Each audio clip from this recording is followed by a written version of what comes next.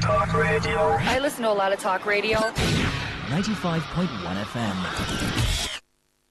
Waiting they create party for my waiting they cause they let you rejoice.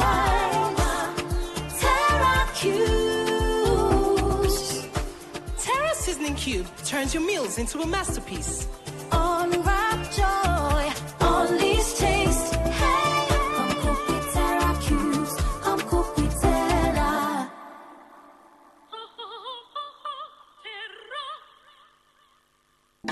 No buy am. But why? No see say this big bull bag of rice no get the new big bull holographic seal. Not true. Introducing the Big Bull Holographic Seal Tape, your favorite authentic Big Bull rice, 50 kg and 25 kg. Now with holographic seal tape. This is to ensure you get the premium product from Big Bull rice. Do not buy if the holographic seal tape is not on the bag or is broken. Big Bull rice. Tasty rice nourished you. Port Harcourt, are you ready? Today, 95.1 FM, the voice of the people. Radio has never been this good. Today, 95.1 FM, Port Harcourt. Good tasty food is worth living for. Worried about your oil every time you enjoy your favorite meal? Introducing Golden Terra Smart Balance Oil. Smart Balance Rice Bran Oil is rich in gamma oryzanol. Several studies suggest that gamma oryzanol may contribute to the reduction of bad cholesterol. Golden Terra Smart Balance Oil. Good food, no worries. Mom's love is pure. She died. Mom's special jollof. It's a smile on your face. Mom's your design. Cheers you up. Mom's tasty stew.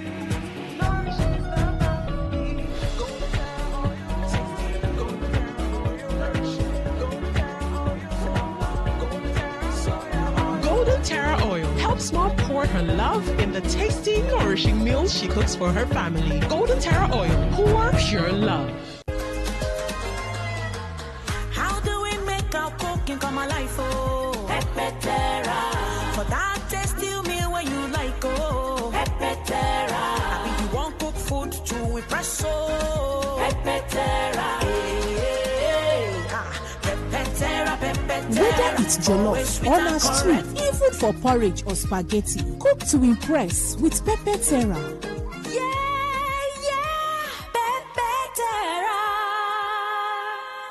Port Harcourt, are you ready? Today, 95.1 FM, the voice of the people. Super love, unstoppable you, fueling your vitality the whole day through. Embrace each challenge with renewed light. With Super Malt, your performance takes flight. With 20 essential vitamins, minerals, and nutrients, one Supermalt multivitamin after breakfast every day keeps you going.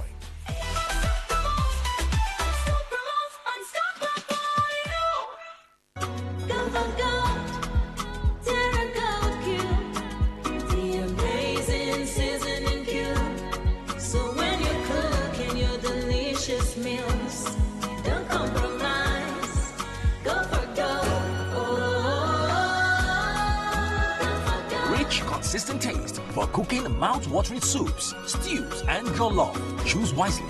Choose Gold. Terra Gold Seasoning Cube. One cube. Endless possibilities. Terra Gold. I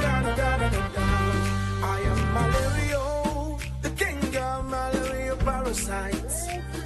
My mission is simple: to take over your body, to cause fever, chills, headache. But one thing stands in my way. Come on, come on, come on. Effective relief from malaria. Comal on. Malaria gone. If symptoms persist. Unleash the power of the airwaves with the ultimate radio experience. Tune in to Today 95.1 FM, the voice of the people. Don't just listen, immerse yourself. That is 100% true.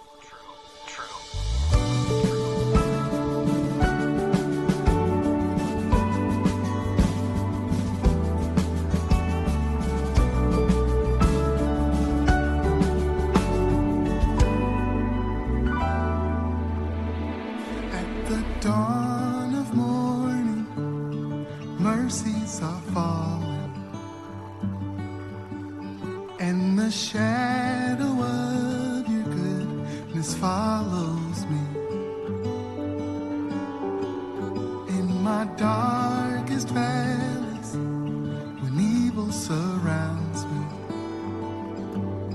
I will not fear. Your presence is here. It's over me.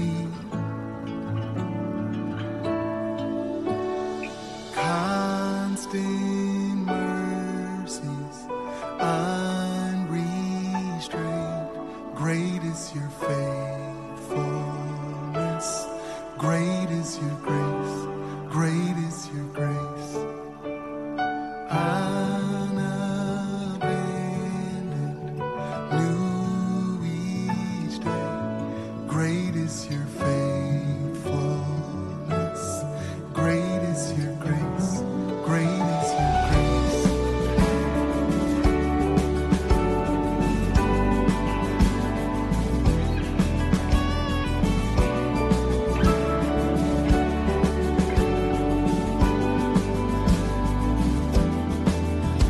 At the dawn of morning, Say mercies are mercies are falling. as your As grace. your grace and mercy rest upon my heart. When my heart is When my raised, heart is racing, doubt overtakes me. say I will not fear. I will not fear. The presence is here over me. Say I will not fear. I will not fear. The presence is here over me.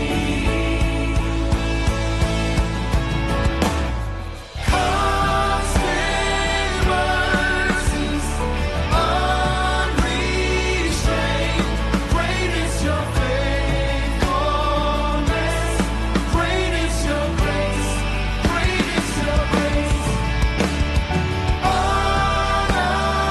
Unabandoned, new each day. Great is your faithfulness. Great is your grace. Great is your grace. And I am not worthy. I'm not worthy. So undeserving. Undeserving. Of your grace and mercy. Grace and mercy. So undeserving. Undeserving. And I am not worthy. I am not worthy. I'm not worthy. I'm not worthy. So undeserving. So undeserving. Undeserving. Undeserving. Of your grace and mercy. Your grace and mercy. Grace and mercy. Grace and mercy. So undeserving. So undeserving. Undeserving.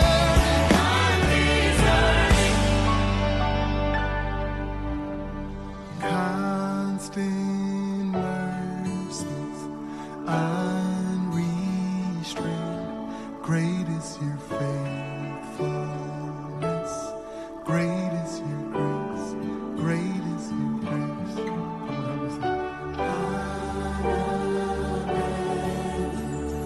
help me sing. Great is your faithfulness. Grace. Come on, thank God for his grace. Can you just offer some words of worship out there? Come on, everybody, just raise your worship. Come on. Come on, just a little bit louder. Raise your worship.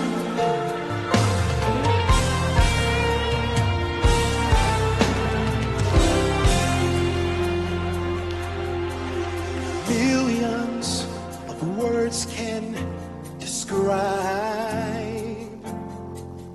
the feeling I have down inside.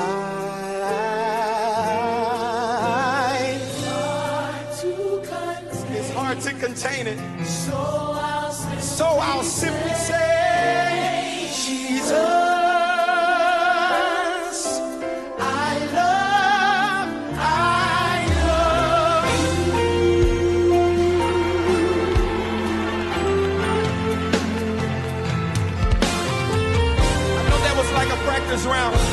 But can y'all try to catch it and sing along with us? Come on, help me say millions here. Millions of words can describe the feeling I have down inside. It's hard to contain in church. So I release.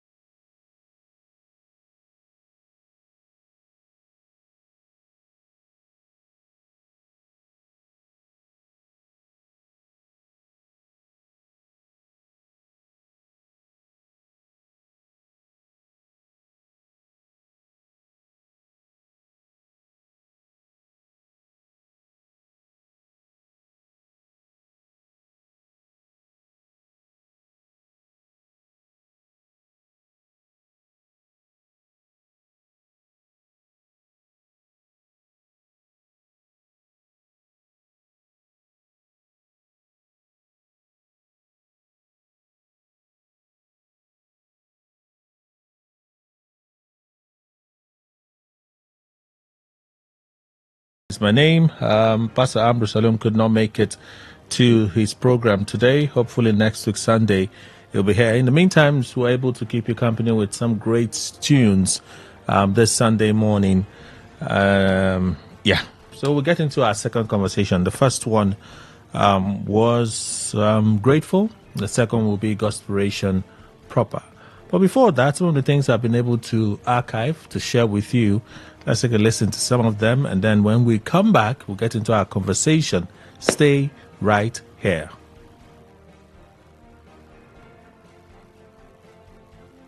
Morocco to play the Women African Cup of Nations, and by God's grace and mercy, we won the tournament. And clap for Jesus! I won the player of the tournament, some players of the matches. But before all of this tournament started, it has been a lot of effort in the place of prayer. Most of the time, I call my fathers in Lord. I call Dr. Daniel Lukoya. He's there to support me in the place of prayer. My pastors in MFA Mountain of Fire Miracle Ministries, who are standing behind me daily, praying, fasting, and standing in the gap for me before every games. I want to appreciate all of them. I want to appreciate our Father in the Lord, Dr. Daniel Olukoya, for his love, for his support in the place of prayer. Because I could remember this very young little girl standing here today to testify.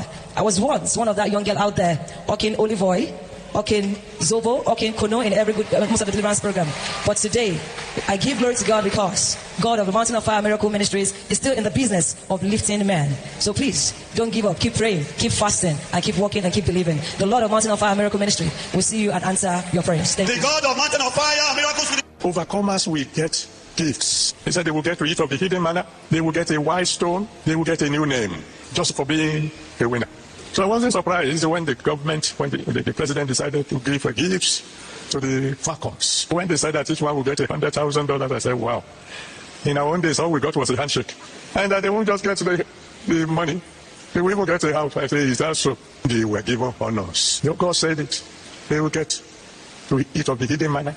They will get a new stone, brand white stone, and there will be a name, Pasana, reserved for them.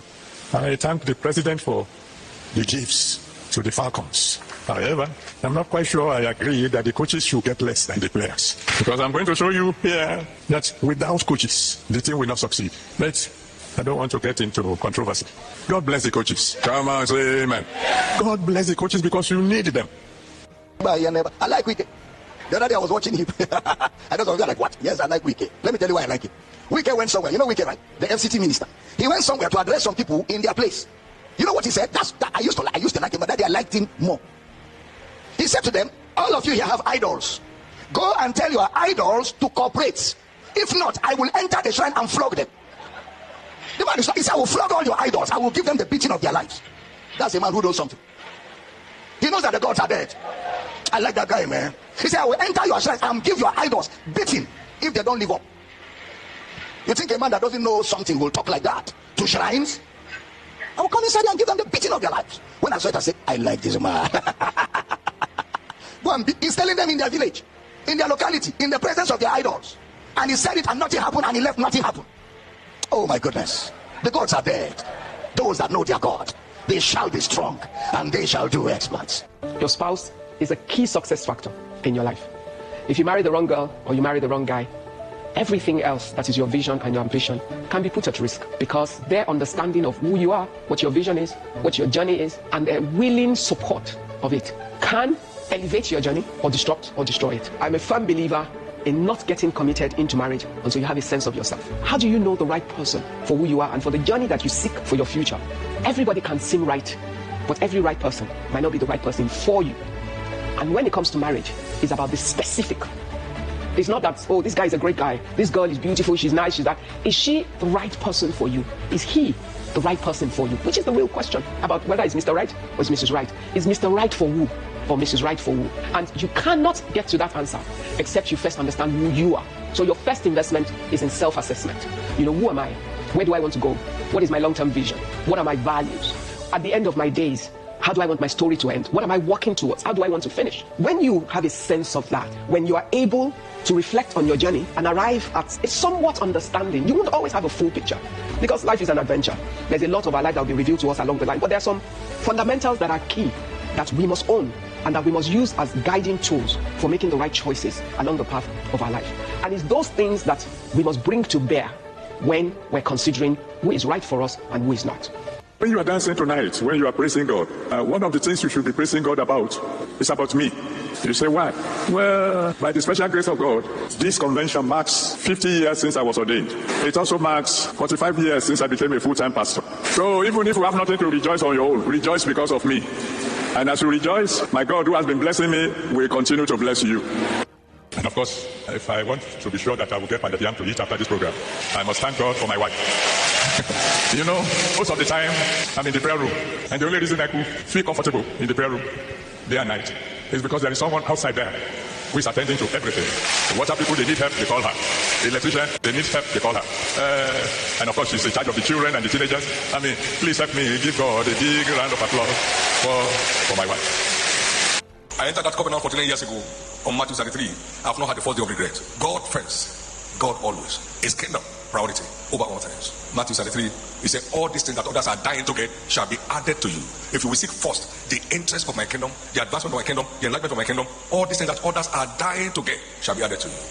I'm standing before God's holy people here.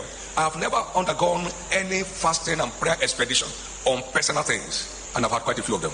I've been on mountains for nights, but that I went to say, oh God, now give me bread, give me butter, give me tea. Yet I don't lack any of them.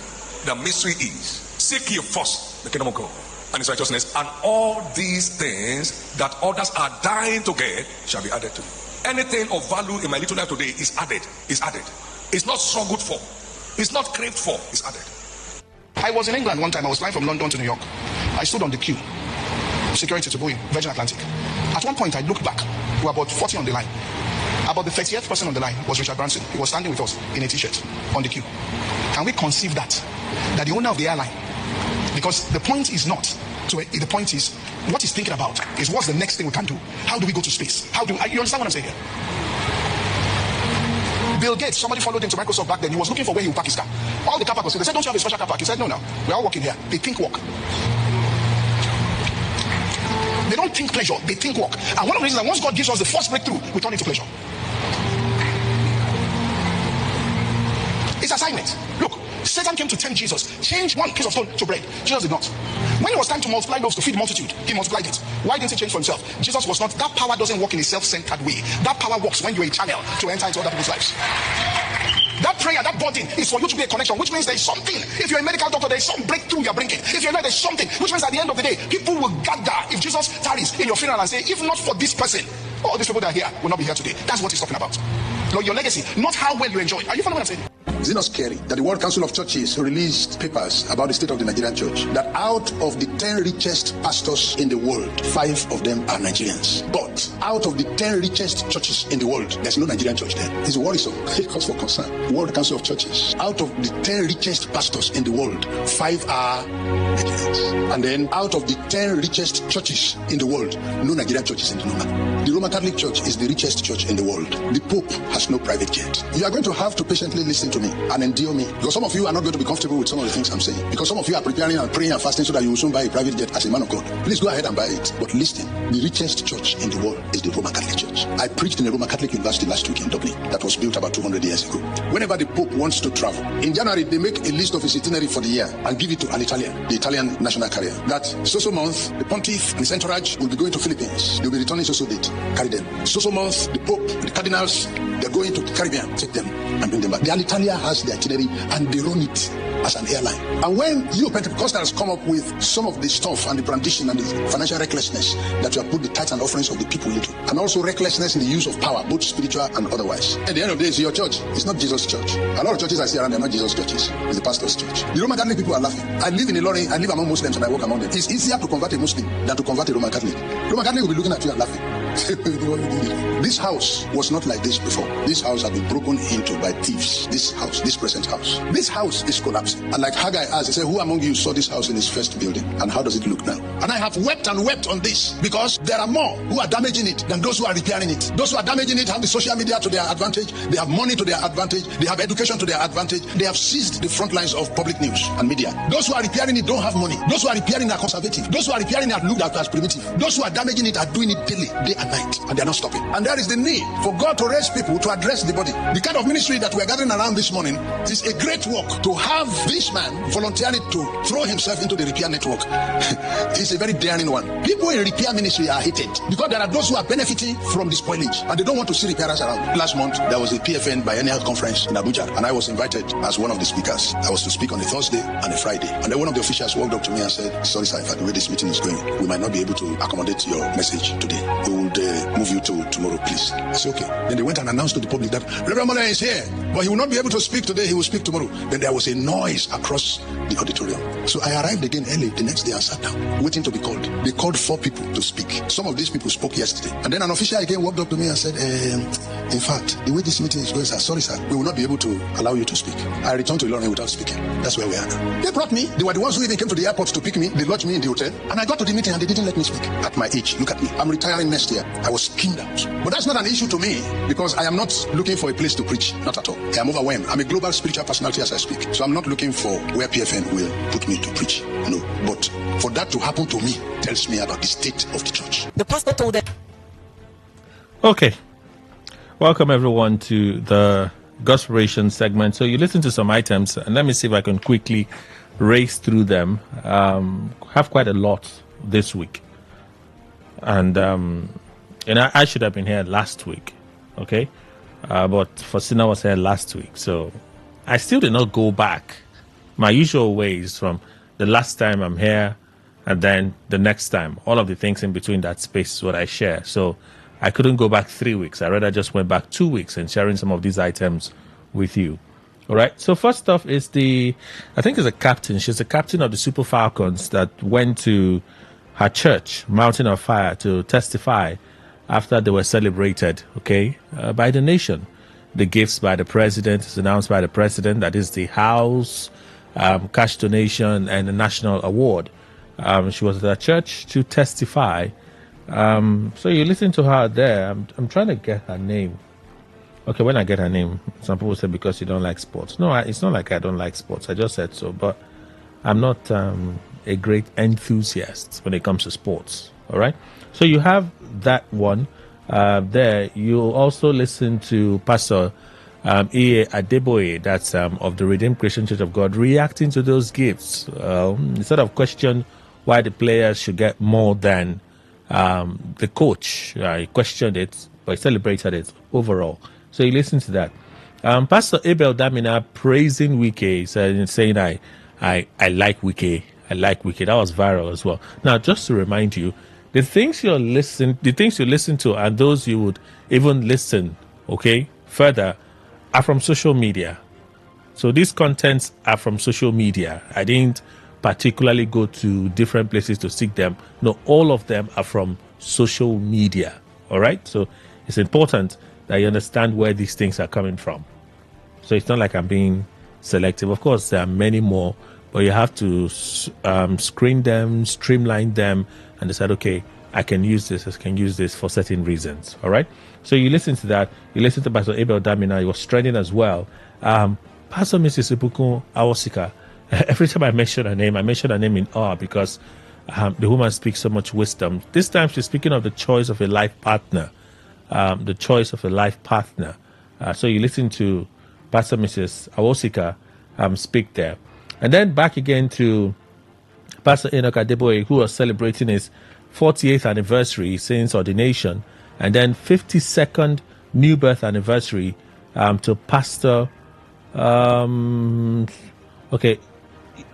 Okay, since he surrendered his life to Christ, that's not entirely correct. But you listen to him encourage the church during the Redeem program to celebrate him there. So you listen to Pastor Adeboye celebrating his 48th year since ordination. There you have it. And after that, we listen to him again. This time we're celebrating his wife. Started by talking about pounded yam, and then he took it further by mentioning the things that she coordinates while he's in the inner room praying and so on and so forth. So there you have it. Pastor Enoch Adeboye speaking of his wife there. And then Bishop David Oyedepo talking about his secret. He talks about his secret. Seek after God, and every other thing will be added unto you. He says, everything is God's. Everything is God. He doesn't go fasting for personal needs. Like he doesn't. Everything is God's. he has got by virtue of his pursuit of God, not by struggle. Okay, so we listen to Bishop Oyedepo there, and after that we also listen to Pastor Kojo Yemade, who was talking about value. I'm sharing the experience of waiting on a queue to board a Virgin flight, and on same queue was the owner of the flight, Richard Branson. That doesn't happen. In fact, that can happen in Nigeria. I'm not sure it can happen in Africa. I'm not sure it can happen in Africa. But Branson joining his own private airliner and stays on the queue. So he's talking about value. Value. That's how we should think. Position ourselves in this space as people that provide value. Okay? So we listen to Pastor Pojo Yemade of the, I think it's Covenant Nation. Yeah, Covenant Nation. That's what it's called now. And from there to, let's see, is that the last one? Okay, the last one will be Pastor Omolen with a strong allegation and statements about the church and the PFN. Okay, number of preachers richest preachers in Nigeria and the rest of them. You listen to it. There is already a rebuttal from the PFN. Some persons are speaking to what they say is the accuracy of what he has said. Some persons have spoken about that. So those are the items at least you listen to. Okay, those are the items you listen to. So a few more. I'll just quickly race through this because I need us to talk for some minutes as usual before we switch to moment of truth. But a few things. I think late in July, we had the 82nd birthday of Archbishop Margaret Benson Idahosa, the Archbishop Church of God Mission International, Chancellor of Benson Idahosa University. 82 years. She doesn't look it at all. That's the wife of late Benson Idahosa. Okay, so you have that now. So let's move on. 63rd birthday to a pastor I admire a lot, Pastor Sarah Omako, Senior Pastor, Family Worship Center, Abuja. Turned 63 a few days ago with some beautiful pictures here of her. Speaking of celebration, the Joel Austin announced the passing of his mother. Okay, Dolores Austin. Okay, Dolores Austin. This was I think July 31st. That's when this announcement was made. She has since been buried. There was a service to honor and celebrate her life. Let me read parts of the statement. It's with a heavy heart that Victoria and I, along with our family, announced the passing of our cherished mother and grandmother, Dolores Dodie Austin. She was beloved matriarch of Lakewood Church, an inspiration to millions of people around the world, and a faithful servant of God, known as Mama Dodie to the entire Lakewood family. Together we celebrate her amazing life and lasting legacy. She passed of natural causes peacefully at her home. She was 91 years old. That's a good way to pass. 91 years old. That's a pretty good way to pass. So there you have it. Now let's move on. Let's see if we can take a few more. Good Luck Jonathan celebrated her in a post. I joined Christian around the world in mourning the passing of Mrs. Dolores Austin, the beloved mother of Pastor Joel Austin and co-founder of Lakewood Church. Mrs. Austin was a remarkable woman of deep faith and resilience. Alongside her husband, she helped build a ministry and so on and so forth. So let's move from there. I can't read everything, so I'm racing very fast because our conversation is very, very important to me this morning. My eyes are just fixed on it. So let's see just a few more and then we leave here. Sinach is honored and nominated for the Dove Awards. Okay, she put out a post. So honored and grateful to be nominated for this year's Dove Awards.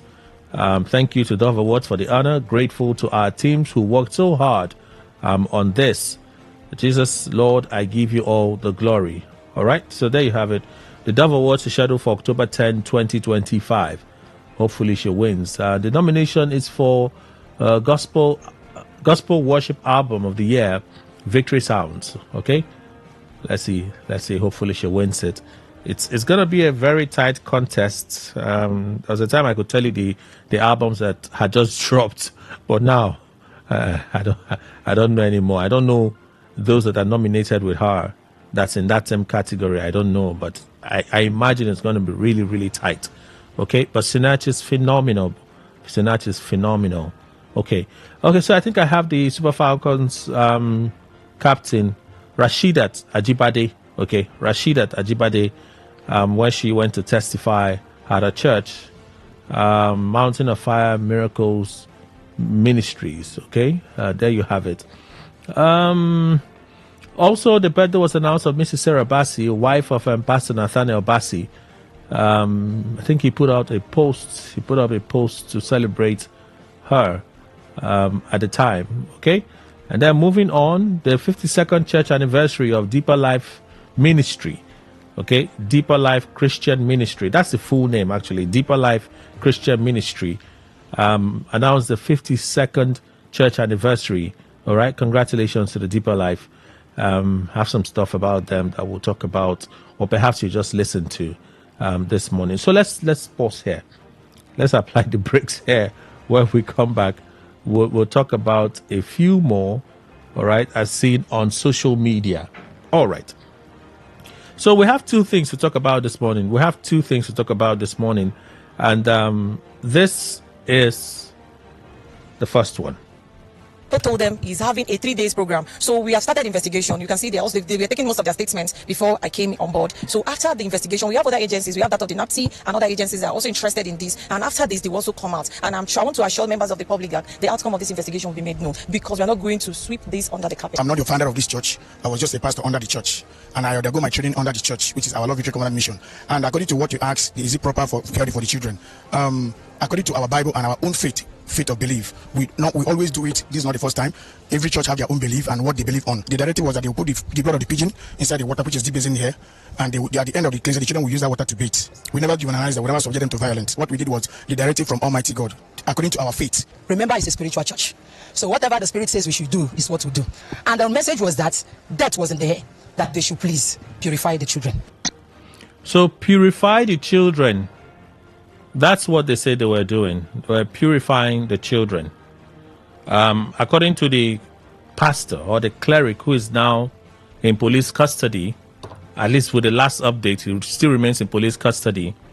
It's part of their spiritual exercise. Listen again. The pastor told them he's having a 3 days program. So we have started investigation. You can see they were taking most of their statements before I came on board. So after the investigation, we have other agencies. We have that of the NAPTI and other agencies that are also interested in this. And after this, they will also come out. And I want to assure members of the public that the outcome of this investigation will be made known, because we are not going to sweep this under the carpet. I'm not the founder of this church. I was just a pastor under the church. And I undergo my training under the church, which is our Love Victory Covenant Mission. And according to what you asked, is it proper for security for the children? According to our Bible and our own faith of belief, we always do it. This is not the first time. Every church have their own belief and what they believe on. The directive was that they will put the blood of the pigeon inside the water, which is deep in here, and at the end of the cleansing, the children will use that water to bathe. We never demonize them. We never subject them to violence. What we did was the directive from Almighty God, according to our faith. Remember, it's a spiritual church.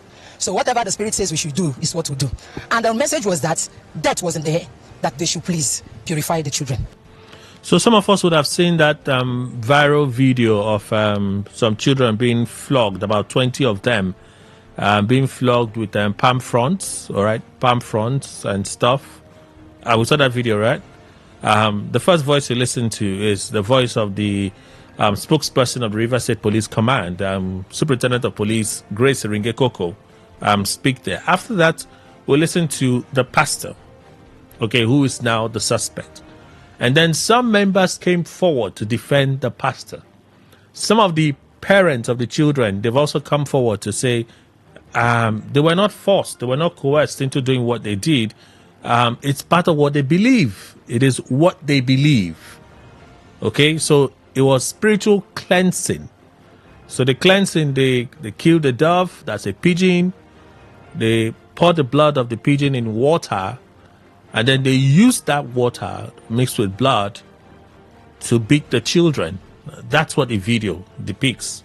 To beat the children, okay? And that is flog the demons out. Whatever death that was hovering around, use that to flog it out and stuff, right? It's what they believe. It's what they believe. That's what they say they believe. The church has been existing, so somebody decided to blow the whistle this time, and then the police has arrested them. I heard the children are in protective custody. That's what I hear. So I asked the question. What comes first?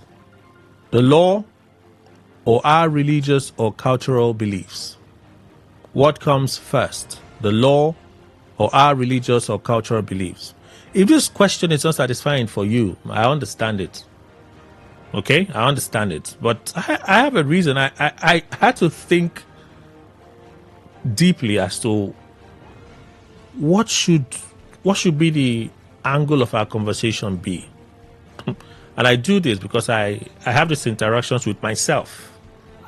No, I'm not weird, but you want to have perspectives on a particular issue, so you don't sound like a one man that knows it all. So you have to have different perspectives on different issues. Okay? So that's why I asked the question. What comes first? The law or our religious or cultural beliefs? It may be obvious, a question, but it's just a line that allows us to, launch our conversation from. There's a second conversation, and this is the second conversation. How many of us watched the video of Emerson? Comfort Emerson. We watched the video, Abby.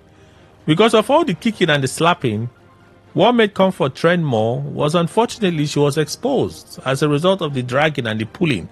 And I don't know if it's fortunate or unfortunate for her, she wasn't wearing a bra. Comfort wasn't wearing a bra. So I feel like she should have thought about it before the dragging started. Like, this was the people my shirt, though.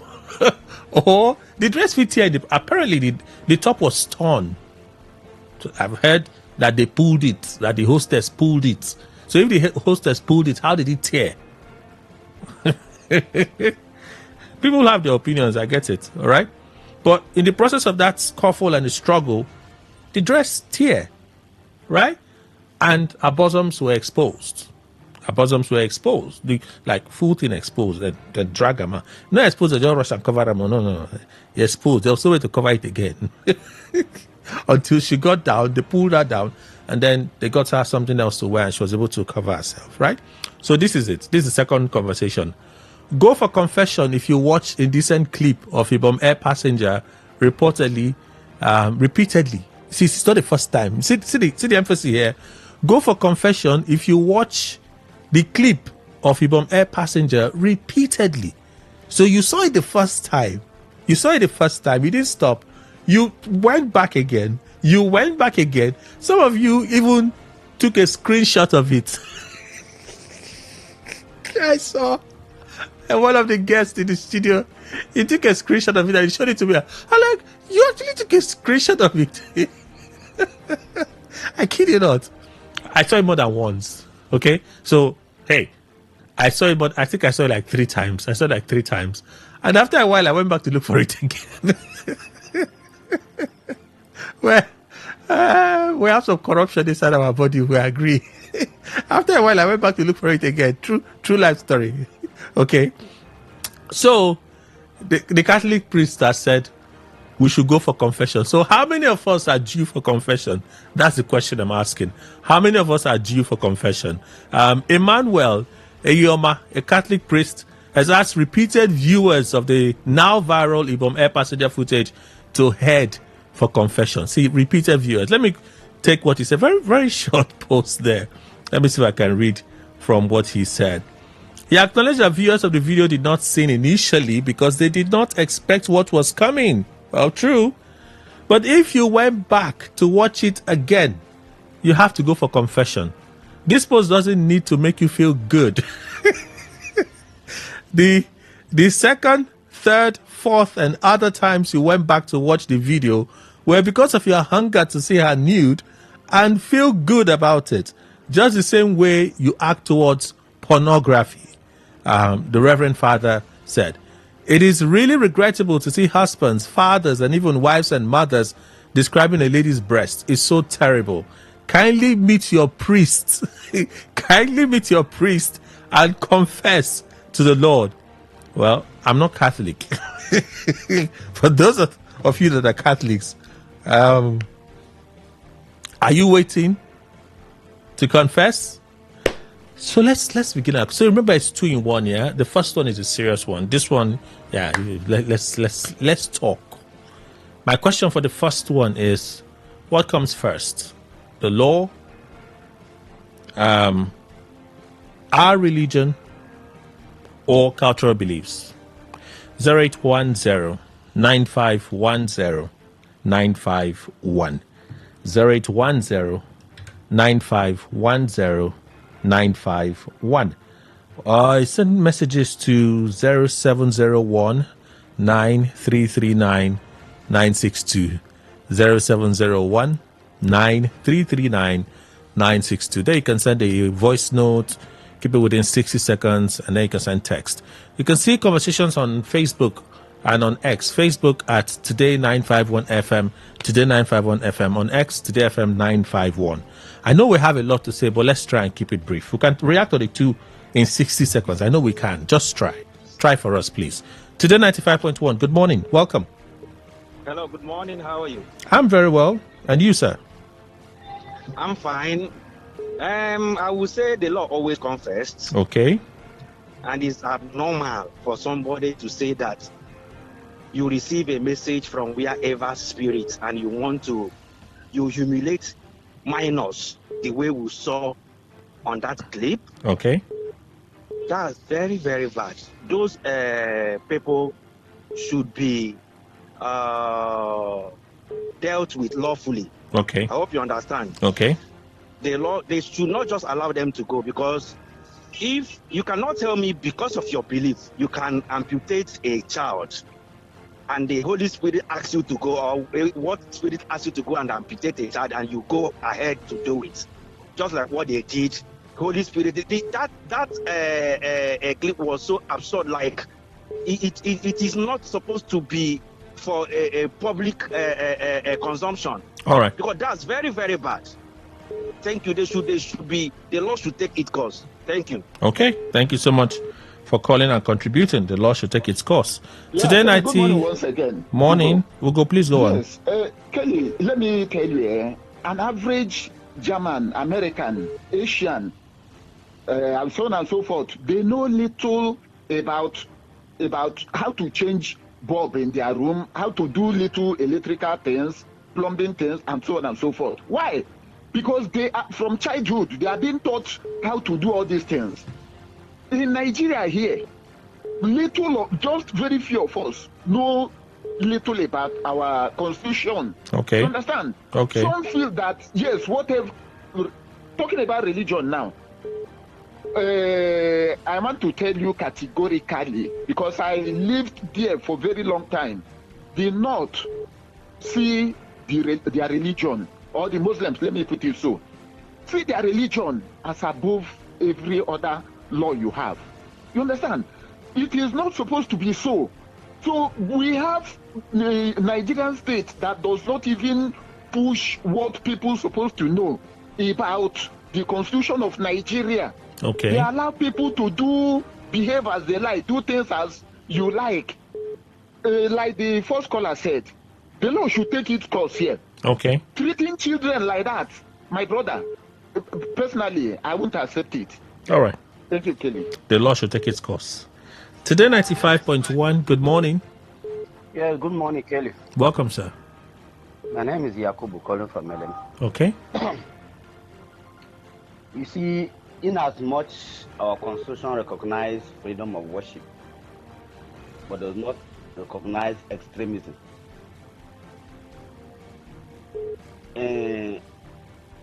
The law should first before religion. All right. Or culture. Having said so, in our laws, the criminal court that is operated here in the south and the penal court operating in the north, there is nowhere it said that somebody should be flogged for violating one religious law. You see, If you say God tell you or spirit tell you, as I've said, law first, is there any evidence where they tell you? Can you bring it to the court? No Okay. evidence. So the law first, my brother. Thank you. The law first. Yakubu, thank you so much. Today 95.1, good morning. Yeah, Mr. Kelly, good morning. Welcome, this sir. is West from Port Harcourt. Okay. I just went through the Bible, that is the manual for the Christians, and I couldn't find where that evil act the man perpetrated is written, or something similar. It's written in the Bible. So if he wants to come in a religious aspect, he's a liar. If he wants to come by the law, Did you read everything in the Old Testament? Hello?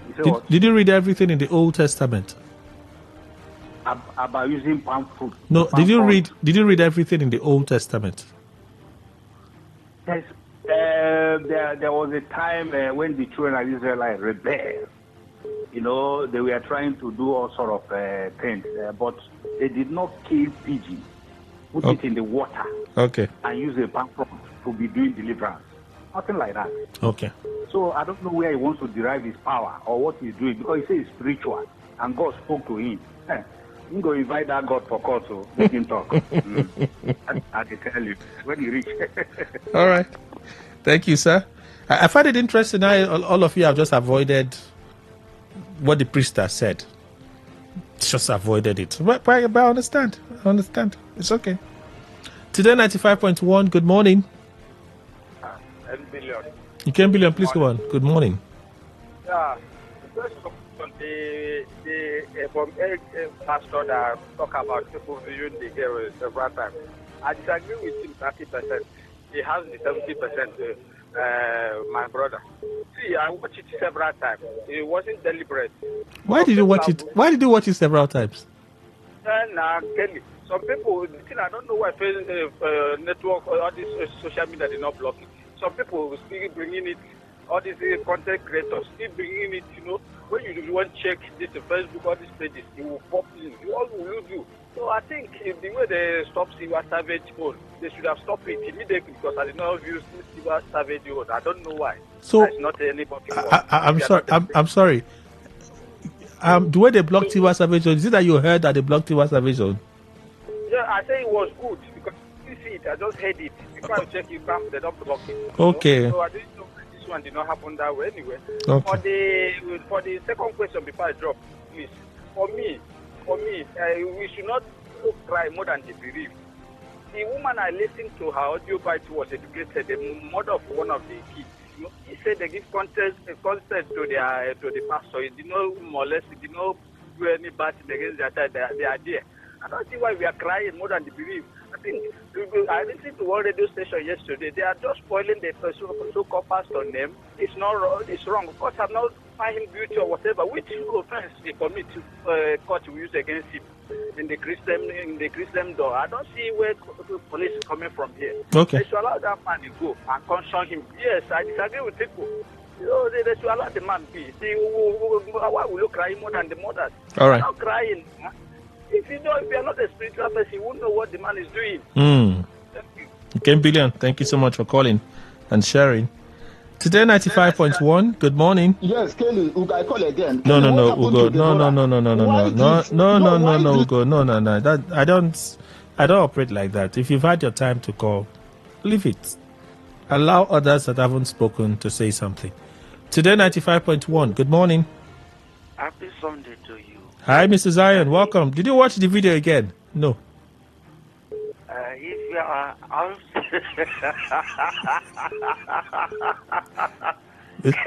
I didn't wait to. I'm suspecting you. I'm still waiting. No, you will wait to my brother. You will wait. Mr. Zion, welcome. Please go on. My brother, I wish no man best way you don't go watch that 24 times.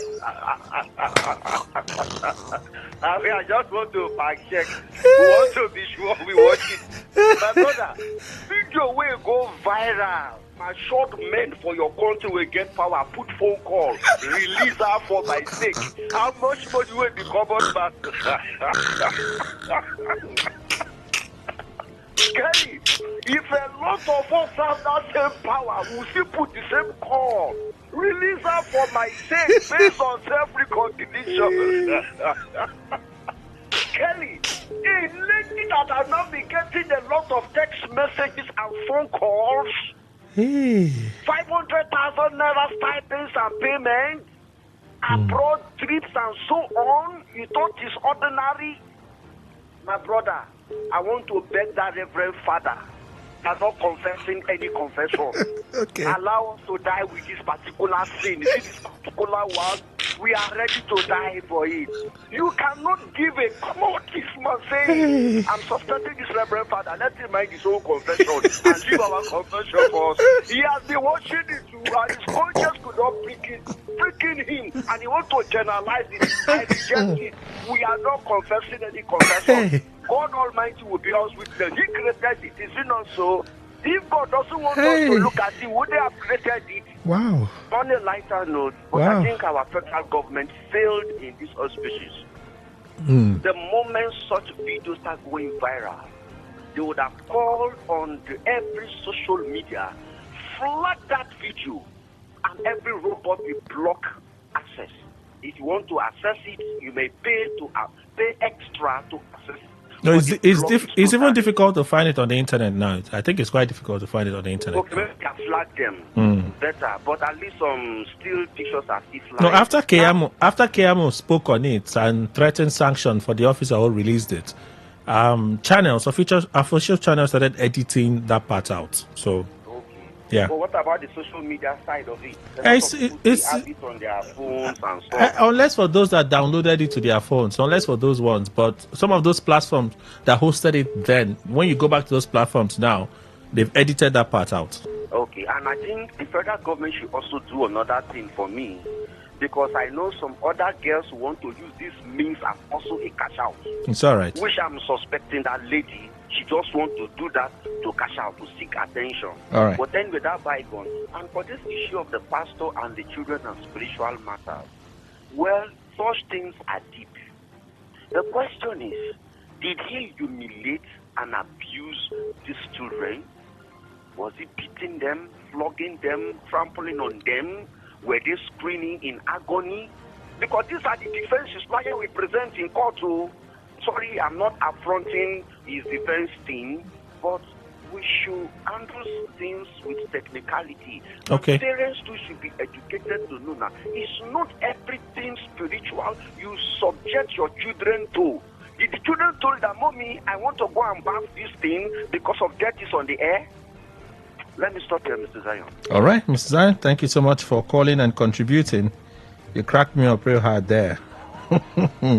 Today 95.1, good morning to you. Welcome. Morning, Kelly. Morning. Mr. Marcus, am I correct? Very, very correct. With your mind and memory. Kelly. Sir. You asked 2 questions. Concerning the pastor that was flogging children in the name of Clinton, you asked whether the law is supposed to confess. Which comes first, the law, religious, or cultural beliefs? Beautiful. Sorry. If I should refer to what has happened before now, I want to take us back to Sanhedrin court during Roman Empire. That is the Jesus time. Such matter came to the court like this too. Religious matter where they gave the Christians law or order not to preach with the name of Jesus within the vicinity. When the Christians had responded to Sanhedrin court, I think one of the judges, Gamaliel, looked at what happened and what they said, called the attention of the court. Let us leave these people to go. He said, if they are of God, they will stand. But if they are not from the God, they will wither like other ones. That we may not stand against God Sanhedrin court said that we may not stand against God. Okay. God first here. But I'm saying this different from what that man was doing. The pastor who claims to be a Christian, killing pigeon with the broom and this and that blood. Clearly, no Christian does that. They should hold that man and get him punished. Secondly, you ask of the father's comment. Anybody who watches that in 2, 3 times should go for confession. Father is not correct. Okay. Let me come in. Quickly. Because this now will handle this matter in the court. If the case has gone to court. No. Will not even watch it 3 times. They will watch it 10 times. In court. Me, I watched that thing 2 times. Not because I did not see anything that will attack me there. Okay. Nothing there will move me. All right. If he's quoting based on what Jesus said, he forgot what Jesus said and what he said in the Bible. If you look at a woman, Jesus said, if you look and use the word and feel sexy within you. But if you see a woman that is naked and you have no such intention with you, you did not commit any crime. Okay. It's not correct indeed. All right. Thank you. Thank you. Thank you, sir. I'm tempted to do more calls, but I need to read some messages. Okay, so let's read some messages first. In my opinion, yes, everyone who watched repeatedly has to go for confession, because the continuous sight of our body would definitely make you think of so many evil actions. What is evil action? Our belief comes first. Okay, this one says, our belief comes first, but the law ensures our beliefs are in constant check. Brightner from OG said that one. I don't know when people say sexual relations is evil. I heard that. I talk to people and say it's evil. I'm like, what's wrong with you people? The thing that God created and is good. He only talks of the timing of it.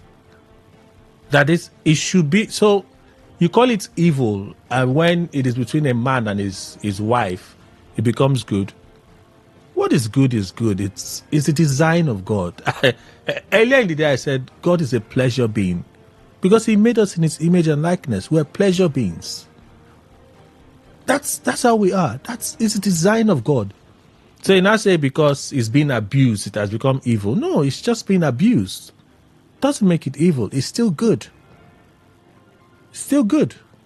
I have a vehicle. I rough handle my vehicle. My vehicle is a good vehicle. I manage it wrongly, and then the vehicle becomes a subject of abuse. Does that make it a bad vehicle? The vehicle has just been abused. I hope you understand what I'm saying. Like some people act like they are disgusted by sexual relations. I'm like, okay, that works for you, no problem. But don't tell me that what God designed and designed well and put in us, that desire is evil. No. You can say that we try to abuse it, but that doesn't make it evil. No, it doesn't. Okay? This one didn't tell us his name. Okay, Dede Henry said the confession room go over. The room go get overflow. The confession room go get overflow. Okay. We got plenty we go Dede. It's just that I'm not Catholic, all right? The law or not, I think the pastor will go free if charged to court because the law even guarantees freedom of worship and religion. Like the member said, they were not forced, and that's their belief. And by law, they have the right to their beliefs and religion. The pastor has no case to answer. My thoughts. Efe Wisdom for Rukwaku. Thank you, Efe, for reaching out. A voice note here. Let's listen. Yeah, Kelly, I'm asking, you see that we are operating double standards in Nigeria. All right, Ugo, you called already, so let's allow others. Kelly, I think the law should come first because our culture, our beliefs, our culture might permit us to kill our fellow human beings, but our law forbids it. As for the second question, I totally agree with the priest. Just as for an instance, if you see a lady who is on trousers, eating herself somehow close to an open place, and the first time you see her nakedness, the first time it will not be counted as a sin, But when you continuously look at her, it becomes a sin. Would you Chidebere from Oyibo? Because you now become lustful. You become lustful. I get what you're saying. You become lustful. That's why some people will see it once and then they remove their eyes and just walk away. Because when you lock it there, your mind begins to imagine things. But that's the way we are. So let's not pretend. We're visual beings. Good morning. See the pastor, his members, and also parents of the children saying being humiliated should be arrested and prosecuted. The law should take its course. Who knows if they are true owners of the children due to the rate of child stealing? Victor from Oyibo sent that message. If I'm unable to take all of them, I would, but for some time, I may not be able to take all. I was trained by Reverend Fathers and Reverend Brothers. I was supposed to attend seminary school after getting admission, but I declined the offer.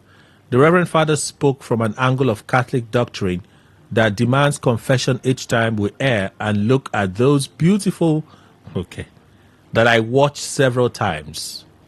It demands that I go for confession to enable me receive Holy Communion in righteousness. I watched it several times because I wanted to see. So you watched it because you wanted to see her breast.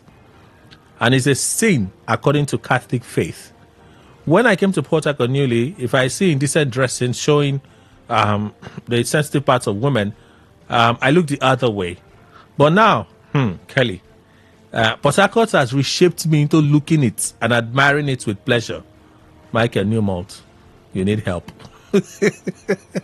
You need help.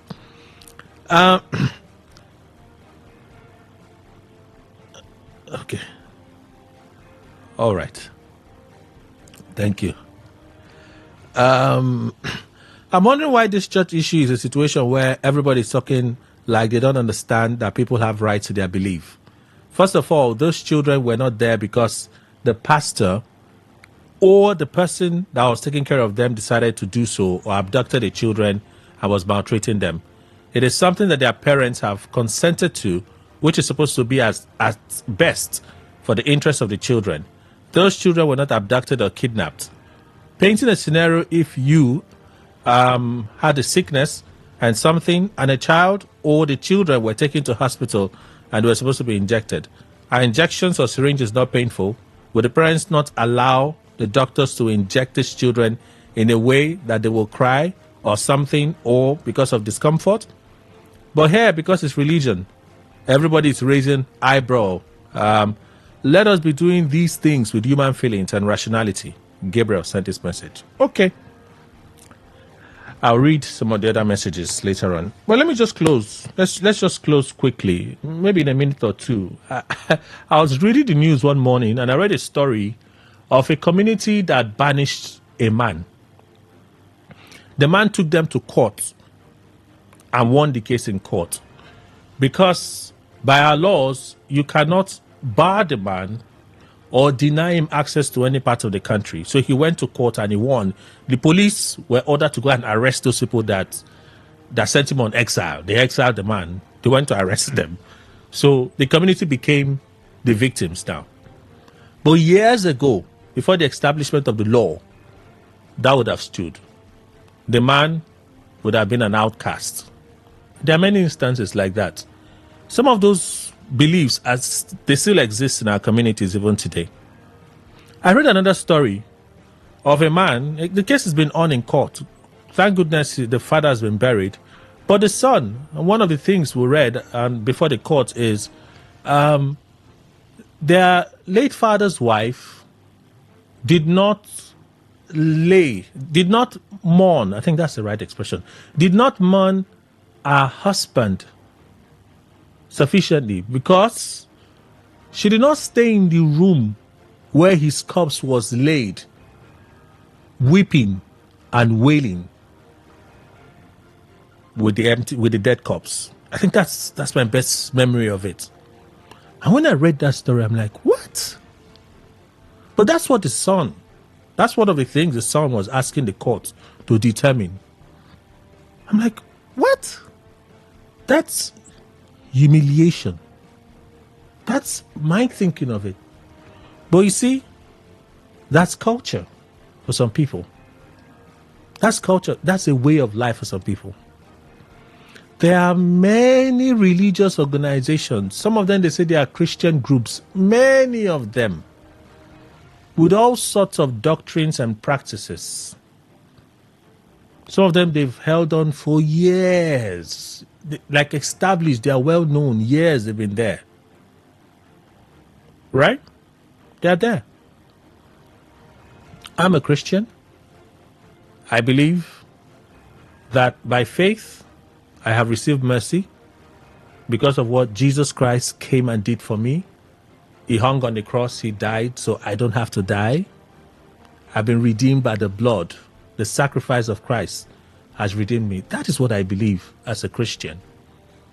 Right? But there's also law.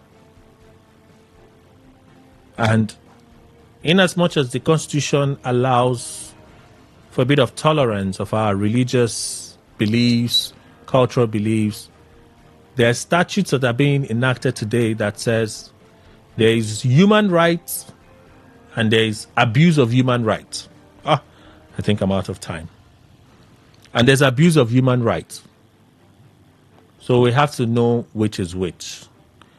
The fact of the matter remains that the answer to the question is pretty obvious.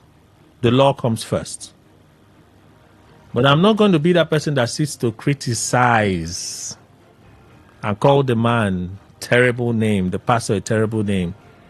There are some religious organizations that will tell you that even if it's death, do not transfuse blood into their body. The doctors say, no, that's what they need to survive. They say, no, it's not what we believe in. We know these things now. Don't we know it? We know it now. Right? As barbaric and as freakish as it may be, that's what some people believe. Can we respect all of them and go ahead like it doesn't matter? That's where the law will come in to say, no, there's a boundary to everything. In this case, you seem to have crossed that boundary. Let's see how the law plays out. For the rest of us going to confession, I wish you well. I'm not a Catholic, so I make my peace with my God.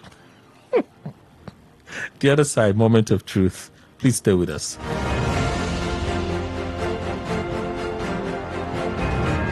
Talk radio. I listen to a lot of talk radio. 95.1 FM.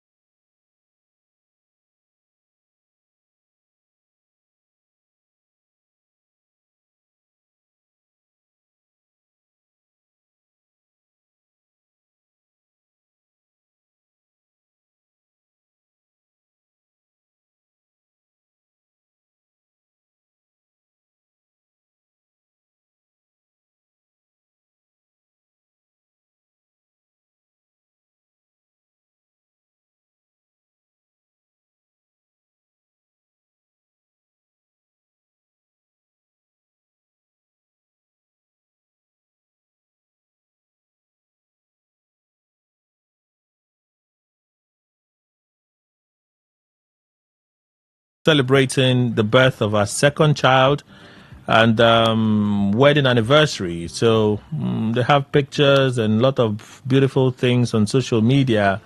I think it's 3-year wedding anniversary and the birth of their second child. All right. Mercy Chinwo is married to Pastor Blessed. Trying to get that detail. Give me a moment, but everything I'm supposed to share with you here. So, yeah. 3-year wedding anniversary and the birth of their second child. Yes. I've been seeing a lot of congratulations, mama on social media. And okay, Chapo, don't hear. So congratulations to Mercy Chinwo and her family. Oh, there you have it. 3rd wedding anniversary to Pastor Bless and Mercy Chinwo, Uzo Chikwa, lead pastor, Waterbrook Church and gospel music minister. So that's it. So I was correct, actually. 3rd anniversary and birth of their second child. Okay. So let me read some of those messages that came in earlier. For time's sake, I just had to skid out. Greetings, Kelly, and happy Sunday for starters. Thanks be to God in the life of Pastor Adeboye, Bishop Oyedepo, and Deeper Life Ministries for their heights. Okay. Then for the Ibom Air passenger, pitiable and pathetic. As a person, I prefer that information should be yanked off from the internet space because it tells more of me viewing the nudity of my mom. Oh. Conclusively, for the pastor and the kids, pitiable, we advise the law should take its place first. Thanks, Honorable Marlon. I think that's what's going to happen. That's the conclusion I was trying to say, that ultimately the law will take its course. I don't see any other way around it. If they're able to defend it in court, that, see, these are actions, and so on and so forth, and they didn't go contrary to the law, because the argument is going to be, what does the law say in terms of the right of the child, protecting the child, and so on and so forth. All of those sovereign laws and stuff, human rights, and that's why, in some of our communities today, we still have laws that would bar a woman from inheriting even her father's properties, wealth. As a woman, you can't do it, right? So a lady that has the means can go to court and challenge it, and when the law sees it as an infringement of our rights, the law will stand above our cultural beliefs. The same thing happens with our religious beliefs. Yeah. So if your religion says you should take a knife and stab someone to death, it's part of a religious festival. If you kill somebody, you've committed murder. You've committed murder, so the law will take its course. That's the truth of the matter. Perhaps if they punish you and then there's a saving grace, maybe everybody will learn, truly it was a religious matter, or let's amend this law and stuff. So I feel that's what's going to happen. But would I be in a haste to condemn and declare it as being barbaric and satanic? And no, I would not. People have what they believe, so I leave them to believe what they believe. I was convicted. Grace one day touched me, and mercy has redeemed me. That's the truth of the matter. It's not like one is so perfect, but I'm a product of grace. Someone else believes a different thing, that they have to earn it by work, by pigeon killing and all of those things. That's what they believe. So, we believe what we believe. We have our freedom of religious affiliations. They're out there. So let's wait and see what will happen.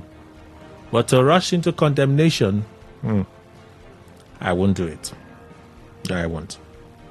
Okay, so let me read out some of the other things I was supposed to read to you, and then we'll listen to some clips again before we get into Moment of Truth. A number of items as well. Today I mentioned that, yes, I do have a number of things to share with you. So let me just quickly mention these, and then we move from there. Okay, so okay, I've been able to get back to. So hold on. Dr. Kumuyi is 84 years old. Wow, 84. That's something. Some of the things we saw trend as well. This one, a lot of persons had issues with it. Why? I don't know. God does not hate enjoyment, but the body you pamper, shine, and make up will perish one day. Take care of the spirit, for that is what will go to heaven. The body does not want you to be an overcomer. Pastor Adeboye, another person did not like it. I don't know why, but and when he makes these statements, because of social media, everything goes viral now. The pastor was talking to his congregation. He was talking to his children. Those that submitted their head under his authority, they're the ones he was talking to. The wife of Pastor Sam Adeyemi posted, "We remember Pastor Taiwo Daniel Odukoya, August 7, 2 years on since he passed. You're still shining brightly through your son and the ministry and all your children." All right. His son, Tolu Odukoya, is the head pastor now. I've forgotten the name of the church now. Okay, but there you have it. 2 years on since he passed on. Quite a shocking news to hear that Pastor Taiwo had passed on. So Taiwo was husband to late Bimbo Odukoya. Okay, for some of us that remember Bimbo was that phenomenal relationship coach. She used to have a program on TV, and then she would just talk about relationship issues. She died in Port Harcourt now. This is a little flight accident in Port Harcourt Airport. Plane touched down and caught fire. In fact, they said if we had good emergency response at the airport, most of the persons on that plane would have survived. Unfortunately, she didn't. The cable had another thing we saw trend. "I'll die on a Sunday after eating pounded yam," says Adeboye. He said this also a few days ago.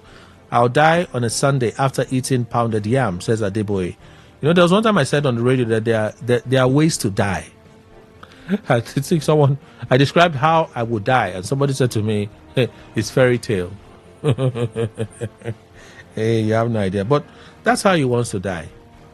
When you know it's time, you gather your children, say, "I love you all. It's time for me to depart in peace."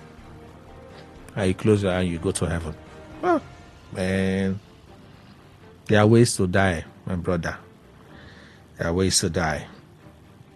Okay, so let's race through a few more. I just have a few. Talked about Bessie Chinwa and her husband and their new baby.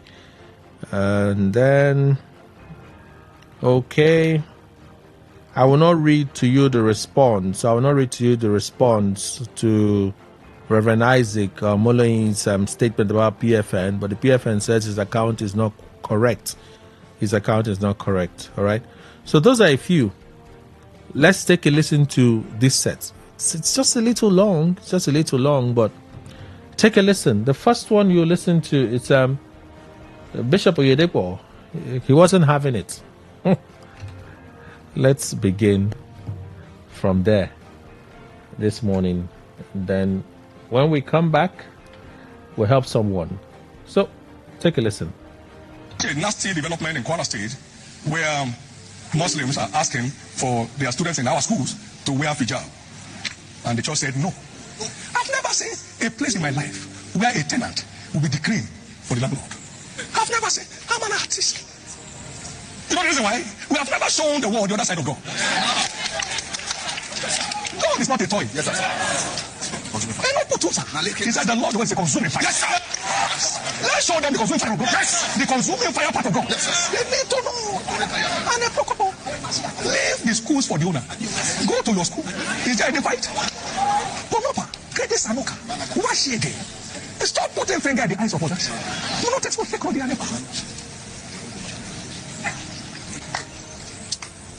The world should be warned against the church. Yes. The church is a time bomb.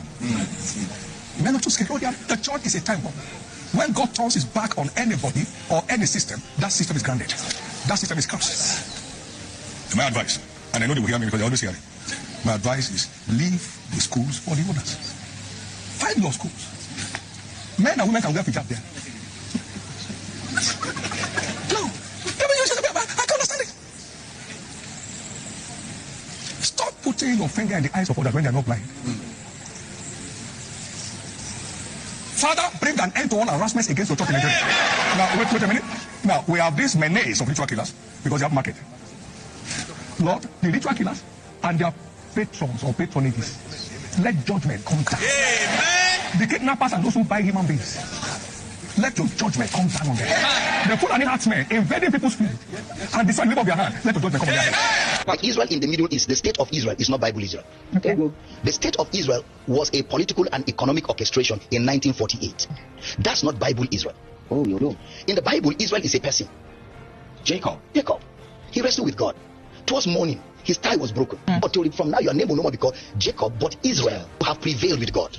Then the children of Jacob now form the 12 tribes of Israel.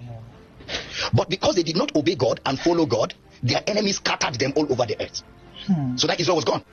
Oh, in 1948, there was a political arrangement by the Rothschild.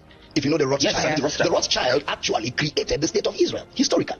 Wow. So the Israel you have today in the Middle East is not the Israel in the Bible. So where is the Israel of the Bible? It's no more. Scattered. It's no more. So why now some people will say, oh, we are the real Israelites, we are the Jews, we are the Israelites? Well, if you study the Bible very well, the coming of Jesus demystified Israel. The coming of Jesus retired Israel. Because when Jesus came, he put an end to the dichotomy between the Jew and the Gentile. Jesus took the Jew, the Gentile, put them together, and out of the Jew and the Gentile brought out a new kind of humanity that never existed before, which is now the true Israel of God, which is not measured by circumcision in the foreskin, but circumcision of the heart. That's where the Bible teaches it. So today, the Israel of God are those that are born of God by believing in the gospel of Christ. It's no more a state somewhere in the middle. Now, those of you who were there yesterday, we were still at the old arena. I announced to you that we had a good problem. Most of the camp was full of people. We had to beg all those who were trying to come in to come over here. Because there was a go-slow that spilled over to the expressway. And as we're seeing on the screen, that is the old arena. It is still overflowing with people. We have a good problem. A good problem is when the pastor has more people than he can accommodate. And if it is like this year, and by the grace of God, by this time next year, we will have doubled. We have to do something and do it fast. We have to build many more dormitories. For example, if you look at the choir, the altar was built to take 10,000 of them. We have outgrown that. You can see some of them sitting on the floor. Many times the camera doesn't cover all of them. But we have to build, we have to enlarge the altar before December. Same with the altar in the old arena. Now, with new accommodation that we must provide, then comes some related developments. Let's put it. Our water system that has served us for more than 20 years have been stretched to maximum limits this year. We must develop a much bigger water system before this time next year. Enlarge buildings. There will be the demand for enlarged electric power supply. As we enlarge dormitaries, we have to enlarge our sewage system. We have a lot of work to do, even before December. It's a long time I made this kind of appeal last. And we can't dodge the issue anymore. How many of you are glad that God is enlarging our coast? Some of my children to step forward. I'm not asking them to come forward to the altar. I'm just saying we're going to need several billions of naira. So I'm asking my children, those of you who can, nobody's forcing you. He has never let me down. Like I was telling you yesterday, when the devil is saying you must remain poor, you have to say no way. It takes a lot of money. Just try to imagine how much it takes to feed this crowd. You can't be poor and do this. And that's why my God will make you very rich. I've cried to him for billionaires. I know he heard me. I know he answers prayer. Is anyone here who would like to be one of the billionaaires? And then say your amen so loud. How wonderful will it be? Just 2 or 3 of you can come and say that don't make any announcement. How much billion do you need? I will give it to you. Who would like to be one? So shall it be in Jesus' name. But right now, you need at least 10 of my children who can give me 1 billion naira each. And then I need 100 of my children who can give me 100 million naira each. And I need 1,000 of my children who can give me 10 million naira each. And then I need the rest of you who can give me anything you want from 1 million to 2 to 3 or even 1,000 naira. My God will bless you beyond measure. Please decide what you will do. When you are sending in the checks, write it to RCCG Camp Project. RCCG Camp Project. Don't write my name there. You write my name on your check. I will use it for Pandediano. So it must be written to RCCG Camp Project. Then it will write at the back, Camp Development. Camp Development. Please do something quickly. God will take care of you. God will give you good problems. Always place impact ahead of income. Don't let money be the consideration of the things you do with your life. Joseph was not looking for money when he was interpreting the dream of the butler and the baker or the dream of Pharaoh. Let making meaning be more important than making money. When we're talking about the young girls who are very industrious and aggressive and coming out, someone whispered to me, said the young boys of this age, and I know they are not here, they are more interested in 419 business and quick money online. While the young ladies are eager and struggling, they're just money. Making meaning should be superior to making money, and money will come naturally.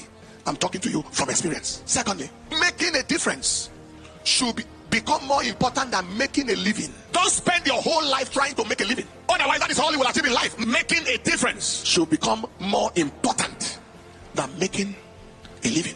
If making a difference become more important to you than making a living, income and influence will come naturally. Listen to this now. Look at me. I have invitations from everywhere to go and preach. If I'm to honor invitations, I won't be in this church maybe a year or 2 years. If people know he's agreeing to come for invitation, including Sunday, you won't find me here on a Sunday, right? But these places that I'm going to go to preach, after I minister, they will give me honorarium, plenty zeros for coming. But I have assignment at home. I am preaching Ignite Conference a whole week, no honorarium. Nobody is giving me what is dime of honorarium. Not Dynamics Church, not you church, nothing. I'm going to Madagascar to preach next week, no honorarium. I'm going to Angola and I'm going to Uganda in a month's time, no honorarium. My life assignment occupied my life, but I am not in short supply at all. I am not struggling to make a living. I am making a difference by his mercies. And the inflow that comes effortlessly and naturally. There are people who say, can you give me your account number? I say, I'm not sure, because I don't know who you are. Have you ever heard such a thing before? Somebody say, I want to pay money to your account. I'm not sure. There are those, they don't even ask you for the account before you give it. Say, do you need my account number? I am telling you, practical. Making a difference, put it in front of you. Touching your world, put it ahead of you. Making a mark, put it ahead of you. And the income, the influence, the inflow will come naturally, whatever you do with your life. I think the brother who taught the other Tuesday, I don't want to mention your name, you know yourself, 2 times of mentioning successor. There's no leadership without a successor. I didn't want to, comment on that day, but I felt that was too much of asking for successor. Your father in the Lord is still here, and if God wants to give a successor, he will at his own time. And when you look at Abraham, you look at Moses, they were not the people that chose successors. God chose Joshua. He didn't, announce that to everybody when Moses was still, even in his 110, before he became 120. I'm wondering, why is this young man emphasizing successor? Are they tired of me? Are you tired of me? No. And understand, it's not only Lagos Church. You need a successor in Lagos. We have the whole of Nigeria. We have the whole of Africa. We have beyond Africa. And if God gives you a pastor founder that is stronger at this age, and I stand and I preach and I move here and there, and the voice by the grace of God, especially with a good kind of PA system that the headquarters operate, and our people who are handling it, especially with all that, everything is very clear. I run to GCK, I run to Australia, I run to Canada, I run to US, come back, I run to Ghana, I run to Liberia, I run everywhere, and you're asking for successor. It makes me think maybe you are tired of my being straightforward.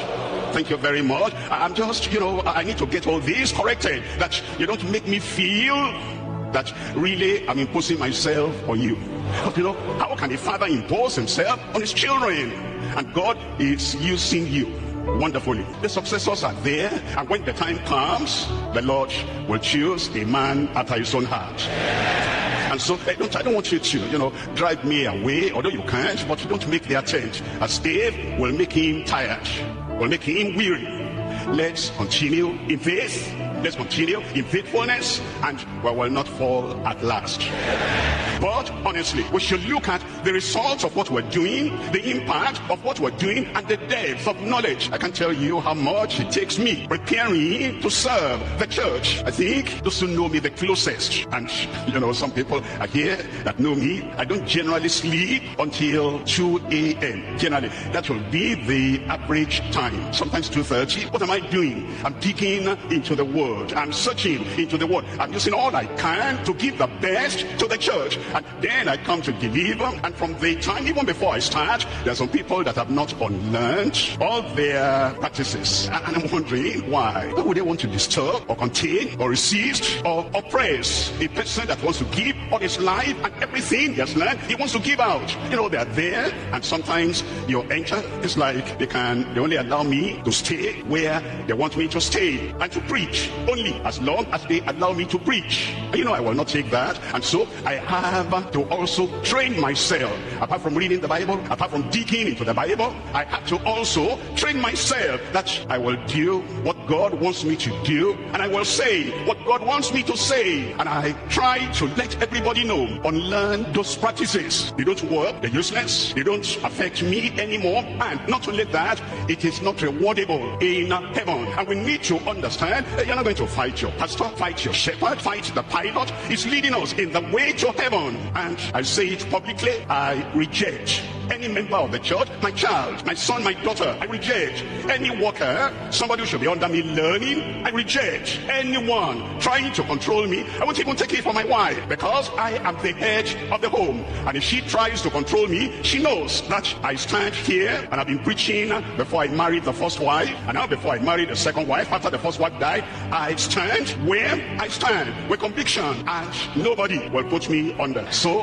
I want to plead again with you, choir, usher, security, other people, family members, anyone, don't try to kill my conviction. You will not succeed. It will only make me to resist you. I'll say the truth, so that when you get to the other side, you will not say, he didn't tell us. I told you, and I'm telling you, and I'll keep on telling you, under your whip, under your knock, under your shout, under your resistance, I'll keep on teaching until I go. I dedicated 2 jets, just at the airport. One of the jet that brought me is the first time you fly. I dedicated it. So I know what I'm saying. Are you following what I'm saying? I try not to say because I don't want to harass you, but you need to listen to me. I was studying recently about what Pastor Apostle Ayo Babalala did. I stand to be corrected, but what God did through Smith Wigglesworth, if they had documented what God did in the life of that man, I'm telling you, people will be coming for pilgrimage. He was anointed. Oh, I described to our church members some of the things I heard. So anointed. He was praying one day, and a python crossed his leg and dried up. He didn't even need to say, it dried up, just crossed his leg. What are you talking about? Anointed man, every beauty, grace. But no money. So all the grace just went like that. Where are his children? Where are his children? I'm sure some of them will hate God. He sent his word to heal and deliver from destruction. See all these kids, 4 of them. Then ORU. We didn't go there and say Shandala Baba. It's money. In the days I was growing up in ministry, when a pastor travels, he buys FPG, buys Adire, buys everything, because he has to stay 6 months to sell those things to have tickets to come back. Destroyer of visions, of anointing. You need to wake up. Recently, my attention was brought to someone said something about me in Nigeria. I went somewhere to preach, and I was talking to young ministers, and I told them to focus on their focus. Particularly, they need finance to actually fructify their vision. And someone misquoted what I said and, took my message from one place and to the other and said, I was talking about the veteran faith. If there's something people know about me, is that I honor people a lot. I bend over backwards to honor, particularly men of God. If you look at what I'm talking about right now, I normally don't respond to things, but because they're talking about the veteran of faith, that is why I have to, talk about it. So I was talking to young men how that they need to focus, and they would do more if they make more money, if they had more money to express their ministry. And someone took that thing out of context and began to talk how that, normally I don't answer such things. You must know what you answer, because you need to focus on your focus. That denomination in Nigeria, when I was a teenager, I attended the denomination. I went there for prayers. How can I talk down on that kind of pastor, the founder of that kind of ministry? It's because there are distractions everywhere. When you are on the gallery, when you're on the track running, and you're running a relay race, and the person that passed the baton to you, give your adversaries or your competition a long gap. You don't keep looking back. If someone says on the gallery, hey, you got pregnant when you were 18, that can slow you down. Keep running. That's why the Bible says, looking unto Jesus, the author and the finisher of your race. He started the race. He passed the baton to you. He ran ahead of you to receive the baton. All you need to do is just to be focused for the 100 meters dash to give him back the baton. He's the author and the finisher of your faith. I pray for you in the name of Jesus that you will not be distracted. Distraction will not limit you. In the name of Jesus. I am Eunice Uraola Ogini, the first daughter of Apostle Joseph Ayo Babalola. My father, in his lifetime, preached the gospel of Christ without compromise.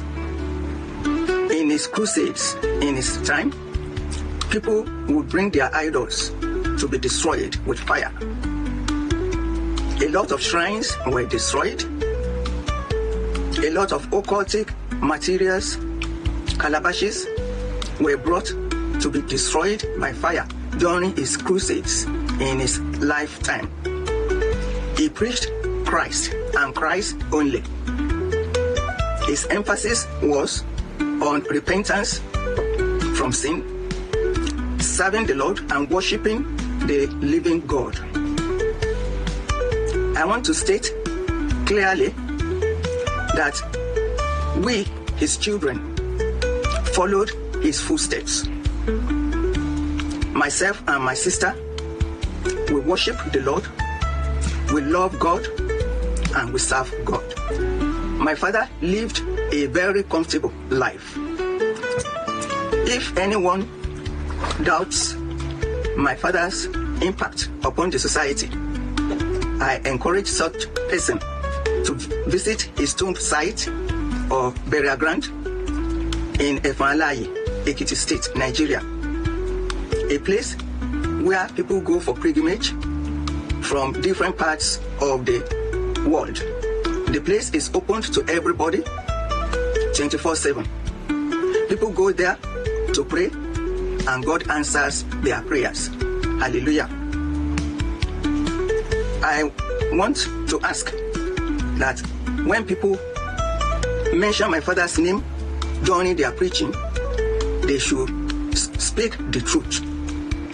They should be sincere and speak nothing but the truth with love and genuine or great respect. Ministers of God, I would say, please honor the Lord when you are on your pulpit. Try as much as possible to verify every information in order to avoid lies and speculations. Please remember the advice of the Apostle Paul in the book of Colossians chapter 4 verse 6, where we believers are advised that our speech should be gracious and seasoned with salt. Poverty is a risk. It turns dignity into slavery. When a man has need, he can turn to a beggar. And that's not what God wants for you. The rich and the poor meet together. The Lord maketh them both. Proverbs 22 verse 2 and in verse 7. It went further and said, a servant, the rich, ruleth. You can't fight it. The rich is always ruling over the poor. And the borrower has no choice but to be a servant to the lender. You can't talk freely in front of your lender. I'm sorry. Say, shut up. I'm sorry. Sit down there. Thank you. You mean on the floor, on the chair. There are many policies going on in the world today as initiated and sometimes imposed by a few individuals in the world. Those of you who know what I'm talking about, you can mention a few names. Because their hands are everywhere. They make donations to establish their influence. And that's why the church cannot afford to be poor. The church cannot afford to be onlooking and be singing only about heaven without relevance on earth. I preach heaven. That's our ultimate home. But on our journey to heaven, we need to create an atmosphere that will make us enjoy heaven on earth. And whether you know it or not, it has root in financial control. People that do great things, they have no regard for the environment. They understand it. They speak it and stand, and they don't, whether you are uncomfortable with their dreams or whether you feel it is too big, you cringe when they're talking. That is your problem. If you've heard Bishop Oyedepo, you cringe now. He doesn't even talk like there's any lack. I went to America, my friend, Reverend Fionanda, told me, he comes and says, why you saying nonsense? I said, what? He said, is that the richest preacher in the world? What do you think? I think the man is richer than everybody. That's in America. I said, I think so. He told me, I told you. I said, why do you say so? He said, look at how he talks. He's talk. When he had nothing. I showed them in the office. I won't call the person. Somebody built a house in ministry and he called everybody to build a house. He entered the place. He said, this is not a house by reason of what I will build. I'm saying fact of the matter. First day I saw him, I could not believe what he was saying. He came up, it was in 1987, Holy Ghost Convention. He came up, he said, I understand so happened yesterday, but I was not there. My presence makes a difference. I tapped the person beside me, who is this man? But all those things he said are showing in his life today. And those that said don't say it, you offend people. Well, we are all small people. God is helping us. We don't know. You get what I'm saying? You say, I like that guy. He doesn't really talk. He's humble. He's very humble. You're comfortable. You laugh when he say because he belittles himself. You like people that belittle themselves. You're comfortable with them. But someone that is talking as though there's no restriction. Make you look like you're a lazy person. Okay.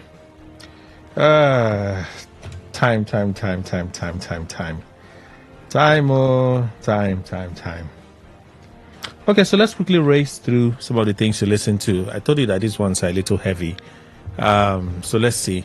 So we started off with Bishop Oyedepo blowing hot about hijab controversy in Kwara State. And then from there, I don't know what Abel Damina was talking about when he said the Israel in the Middle East is not the same Israel in the Bible. It doesn't exist anymore. I listened to that. Pastor Enoch Adeboye is speaking on need to expand the RCCG camp. What the kind of fire this one attracted on social media. When these things break and I see the reactions, I'm like, what's going on? Why are we so angry? I'm like, really, why are we so angry? He was talking about this. You see, the same space where they were shouting, oh, man of God, every time it's money, 10 people give me billion, that billion. He's not asking for your money. Even listen to his tone. He was calmly talking to his children. Like you're offended that the father is telling his children to bring billions, let them build, expand, See, he outlined the things that they needed to do. So the same space where they were dragging him for that call, in the same space they were sharing the physical evidence of the camp during the camp meeting and still castigating the redeemed. I'm like, what do you people want? It's social media. So we listen to Senior Pastor of Redeemed Christian Church of God, Enoch Adeboye, speak on the need for immediate expansion work on the redeemed camp. All right. From there to Dr. Paul Enech, speaking of value, don't pursue money, okay? Pursue making impact. Pursue making impact, value will come. You listen to that. You listen to Dr. Kumuyi. Bless this more issue day for Deeper Life. Succession issues. He wasn't happy. He really wasn't happy. He wasn't happy at all. But you listen to Dr. Kumuyi speak there. And after Kumuyi came a controversy. I think it started on Thursday. At some point I was lost. Like, what's happening? What's happening? So I don't know why Biodun Fatoyibo made the remarks he made about the founder of CAC. What's his name again? I think it's something Johnson. Joseph, Reverend Apostle Joseph Ayo Babalola. I don't know why he said, he praised him, started off by praising him, and then he closed it with, but no money. Whoa. Initially came out, so that's the first one you listen to was his actual statement, right? And I had to take it from different sources, pieced it together to get the full thing. I'm like, oh, that's what he said. He now came out to clarify that his statement was taken out of context, tried to explain it. But he did say he did everything. He was a mighty man of God, but no money. I'm like, yeah, I do understand the point he was trying to make, but was it necessary to be said? Money is important, but money is a tool. Money is a servant. It's an instrument. But it seems like these days we idolize money. Anyway, so he said that, and then he came back to clarify when people started dragging him for that initial. If you see dragging, see, they never drag NEPA wire the way they drag Fatoyibo of Koza. That's the Commonwealth of Zion Assembly. Then drag him. He came out to clarify. That clarification even made it worse. I don't know why they do that thing. They come out and they say they are making a clarification and they make it worse. Anyway, so he said that, and then after that, the daughter to Babalola came out to respond to what he had said. That's what Fatoyibo had said about her father. So he listened to that as well. And then after that, Bishop David Abioye is speaking on the church really cannot afford to be poor. I agree. I do agree. But amplifying this pursuit of money over values and faith and purity is where there's a problem. All right? And then Pastor Poje Imade, speaking of a friend in the U.S. That asked him a question if Bishop David Edebko was the richest pastor on the earth because of the way he speaks. He speaks with so much command and order. That's the way he speaks, like, I know what I am saying.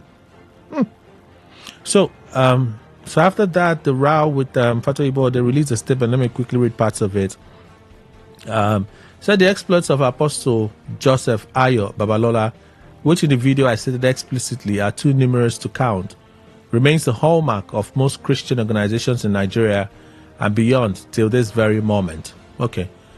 Our church is known worldwide as a place of honor, and I would never in any way of manner take lightly the grace of our Apostle Babalola, his children, or his ministry for granted, or speak lightly of same.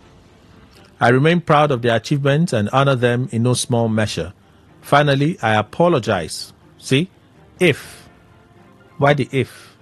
I apologize if any other statement made by me has caused any form of distress, hurt, or discontentment to the CAC, the family of the late Apostle Babalola, or his associates.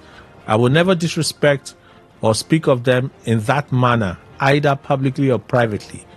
I pray that this puts to rest the entire episode, and we pray that the CAC and the legacy of our father, Apostle Joseph Ayo Babalola, continues to grow in leaps and bounds. Your son, Biodo Fato Ibo, Global Senior Pastor, Commonwealth of Zion Assembly, 14th August 2025.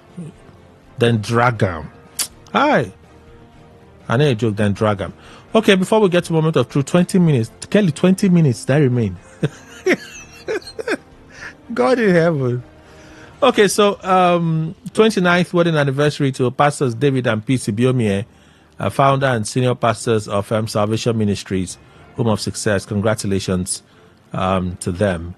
And also this final one, happy 39th wedding anniversary to Bishop Thomas and Pastor Mrs. Lisbeth Aremu of the Living Faith Church Worldwide. All right. So let's go to moment of truth. There's a short story and there's a long story. So I'm going to race through them. If I fall, I will get up and continue. It's not your fault, it's my fault. But we need to help someone nonetheless. First story. My ex and I parted ways when our daughter was still very young. He never looked back or reached out for her. And I didn't go searching for him either. Later, I married a good man who loved my daughter just as much as he loved me, treating her like his own. When she was about to get married, she pleaded with me to invite her biological father. I objected at first, but after much persuasion from people I respected, I agreed with my husband's approval. On the wedding day, my ex arrived at the venue and approached us humbly. When it was time to walk our daughter down the aisle, he called my husband to join him, and together they walked her down. At the reception, he was asked to deliver a speech, and he said he could not do it because he didn't raise the girl. He called my husband to do it again. He only did the father and daughter dance for a few minutes and handed over to my husband again. He didn't come with his new wife. He came alone and was calm and happy. After the ceremony, before he left, he gave me an envelope with $5,000 in it and said, "Thanks for everything." I unblocked him on Monday and left him an appreciation note. My husband asked me to return the money, but I said it's my entitlement and he should not worry. I am never going back to him. Not sure why my husband is withdrawing. I can never go back to my ex. Get the message? I am never going back to him. Not sure why my husband is withdrawing. I can never go back to my ex. The daughter invited him, and I didn't approve it till the last minute. This money can't be returned. It's mine, and I will keep it. I need to know if I'm doing it wrong to keep the money. That's story one. Story two. My mother-in-law, who never liked me, is sick, and they are planning on bringing her to my house because my husband is our only son, but she has 4 girls. They expected me to leave a bank job to sit at home all day and watch over my husband's mother.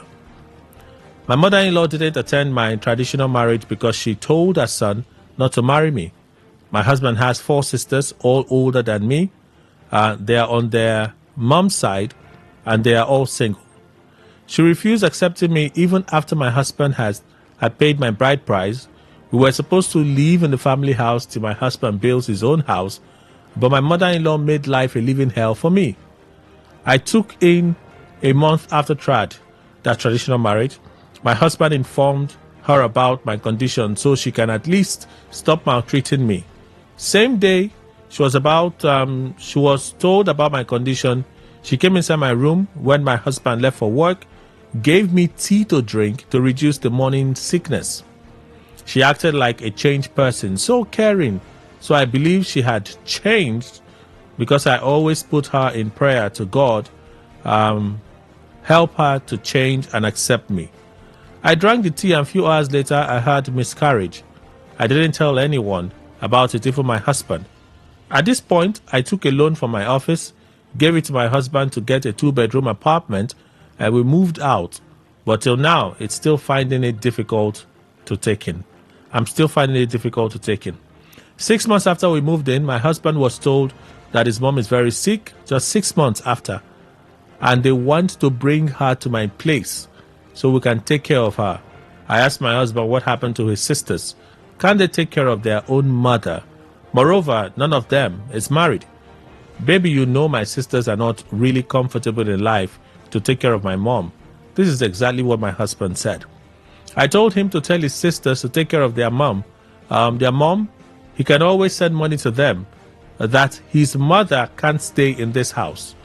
My eldest sister-in-law lives alone in same state in a 3-bedroom apartment. Second one lives in a 2-bedroom apartment, still not married, and a third as well. Now, who should take in their mother? How can I accommodate a sick woman who doesn't love me? How sure am I that she's even sick, or she only wants to come and finish me spiritually? I don't know how to tell my husband his mom is wicked without him thinking offside. My husband's siblings said they don't have chance to take care of their mother, despite the fact that they don't have any commitment. They don't have many commitment. I'm a banker who combines work, husband, and still a TTC mom. My husband said he's bringing his mother and no one can stop him. Please, how can I stop this woman from moving into my house? I don't want her. Kindly advise. 0810-9510-951. 0810-9510-951. Phone lines are open. Good morning. Welcome to the show. Wow. Kelly. Yes, sir. This is Mr. Zion. Yeah. I woke up this morning and the first thought that came into my head, I jealous my wife. I jealous this woman. I know what I'm telling you. Okay. Say the kind treatment somebody's wife is going through, and mine doesn't go through it. Doesn't. Sir, I want to beg this young lady, heaven will not fall. That mother-in-law must not come to that house. She must not come. If your own husband cannot listen to you as his wife, which means he doesn't listen to his sisters, he doesn't listen to his mother, and is not worthy to be a husband. It's just that our sisters of this age are just so desperate for marriage, they don't do their due diligence. Okay. This wouldn't have been a kind of man to marry. Look at what she has gone through. On a normal note, it's not the son's house a sick mother should come. Not that she cannot visit or she can come with the ailment, but subjecting the daughter, which is his wife, to paint a job and come home and take care of his sick mother. Why he has sisters? This guy never loved this woman. All right. He married her because of her job. Okay. He's so envious and jealous of her rising profile. They have connived to kill and destroy the destiny of this girl. If this girl should be my sister, they should not, and she should not accept this man further than this point. All right. If she does, it will cause more harm to her. Are you reacting to the first story or just this one? No, let me just react only to this one. All right. Thank you, Mr. Zion. Today 95.1. Good morning. Good morning, Kelly. Welcome, sir. My name is Samuel Ogutu. Okay. Calling you from Romamase. Let me use the first issue, which you said. The husband has realized, like when Paul was traveling to Damascus and God visited him, he now knew that he is now a disciple of Christ. The man has known that what he did was wrong. The wife, what she is telling the husband, she's correct. Let her keep the $5,000. Okay. But for that woman that lost her baby, So how will she manage her husband then? Because he's there's no withdrawing. problem. The husband knows that he left a man that has realized his mistake. If the man continues, she will also remind him that, I left that man because of his attitude. Okay. Do you want to bring out your own? All right. If you bring out your own, the $5,000 is enough to take care of I and my daughter. Anyway. Please allow me to manage you I love you. For the woman that lost her baby, let her open up. There are a lot of secrets that she's keeping, and there shouldn't be any secret in marriage. Let her tell the man what her ordeal that is making her to say, coming. All right. And that is final. God bless you. Thank you. Today 95.1, good morning. Good morning once again. And Dylan. Okay. For me, the second one is gets me angry sometimes when I hear this issue of my mother-in-law and the daughter-in-law, Kelly. See, if you are not ready for marriage, the way the woman spoke, the way you stand about it, you don't even carry husband along, you don't even respect the husband in the first instance. See, let me tell you categorically, and they will not open, that mother-in-law must come, unless that man is a baby husband. You see, our mothers back then, love everybody, most especially their in-laws. I don't know why this new generation now doesn't want to see their in-laws. See, as the woman sounding so arrogant. Kelly, I have sisters. If I marry now, I decide that I love my mother more than my sisters. My mother to come to me. No woman, even if you are a $3 daughter, to agitate for me.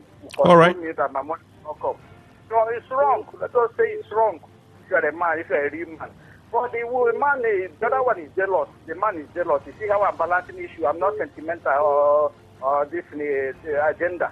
The man is wrong to say the woman should not bring the $5,000. The woman will suffer for her daughter. Okay. The man should be reasonable enough. Allow the woman to enjoy that money. She deserves it. All right. That's how to balance the issue, not be sentimental. In 10 billion, thank you so much for calling and contributing. Okay, let's do a few more calls. I know I had a lot of content today for you people, but let's see how many calls we can take before we switch to the newspaper review segment. Okay, good morning. Morning, sir. Welcome. Please go on. My name is Victor. I'm calling from my sport. Okay. Please, I want to react on the issue of succession in deeper life. No, you can't. You can't. Okay, is it not that you are saying talking? It's things I play by way of information just to share with you. It's not something we talk about. Then what I want to say concerning the woman that talk about the mother-in-law. Okay. I think our sisters will know that there are wives today. Then tomorrow they will also become mother-in-laws. Thank you. All right. Thank you so much. Today 95.1. Good morning. Kelly, my man, good morning once again. Morning, sir. Ugo, welcome. Yes, thank you. Kelly, the man in the house is the problem. That man is a problem to that lady. I am telling you. Which of the stories? I mean the last one, the very last one you read. Yes. If he wasn't ready for this kind of a thing, why did he go? Just like Mr. Zion said, because of the money, he just puts himself to the lady and will not be able to solve the problem of the lady. If I am the woman, then let me not be her. Let everybody be himself or herself. That woman should not come to that house. She will not come to that house. She has enough people that can be able to take care of her. The man himself can be sending money to look at the apartment. One 3-bedroom, the other one 2-bedroom. What else are they looking for? They are well established. This man can be sending money to them there while they are taking care of her. All right. Must it be this lady? They are just fighting her. Okay. Thank you, Kelly. Yeah. Let's do a final call so we can read some messages. Today 95.1. Good morning. Yes, good morning, Kelly. Welcome, Comrade Major the Farmer. God bless you. Happy Sunday to you. Welcome, sir. Let me tell you one thing. The most glorious thing to a man is when you have the opportunity to host your mother or your father.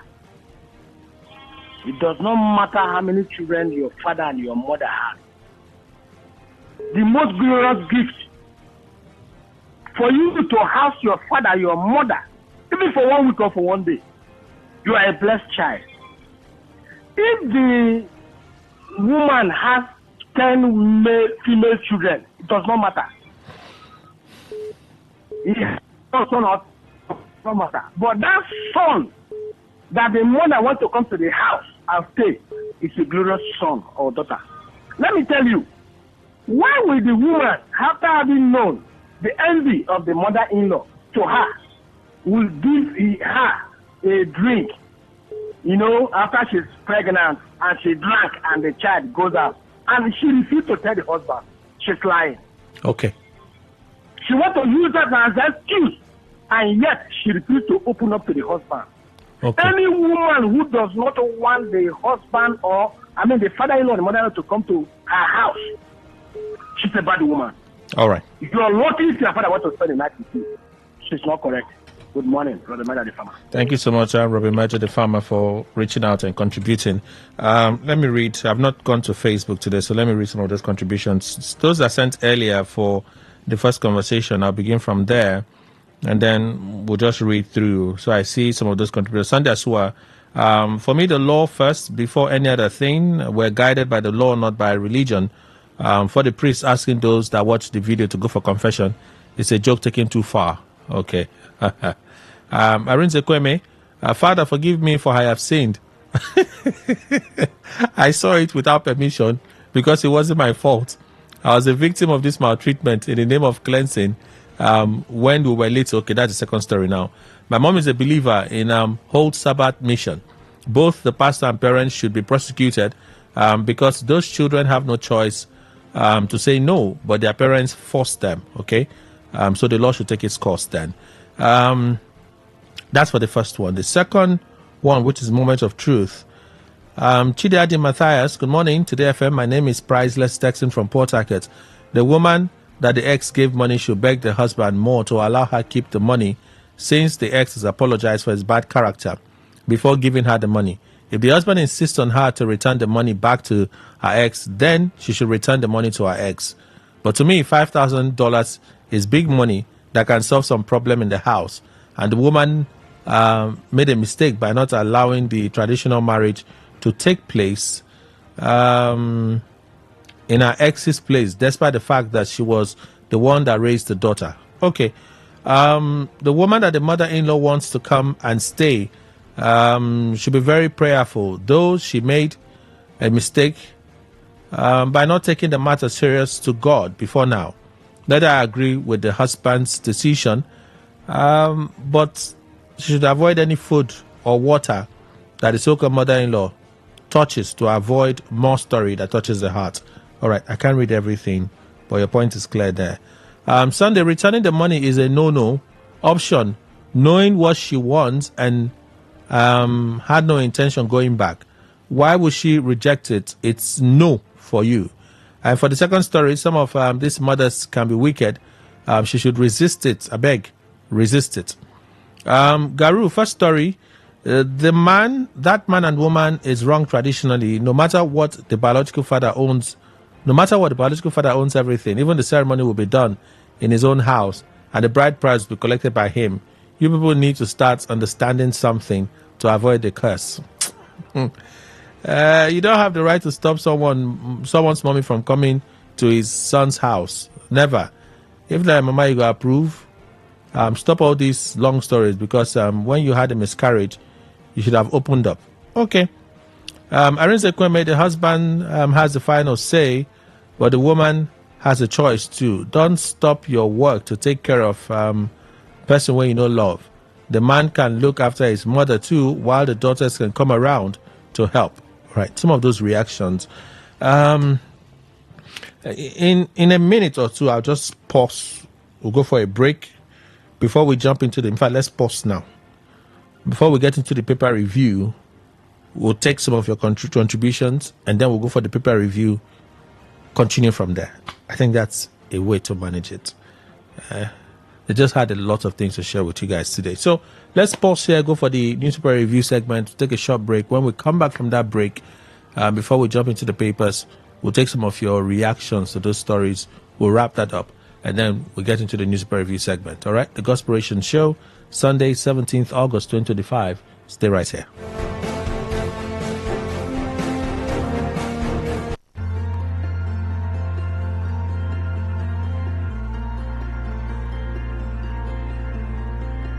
There is a sound I love to hear. It's the sound of the Savior's robe as he walks.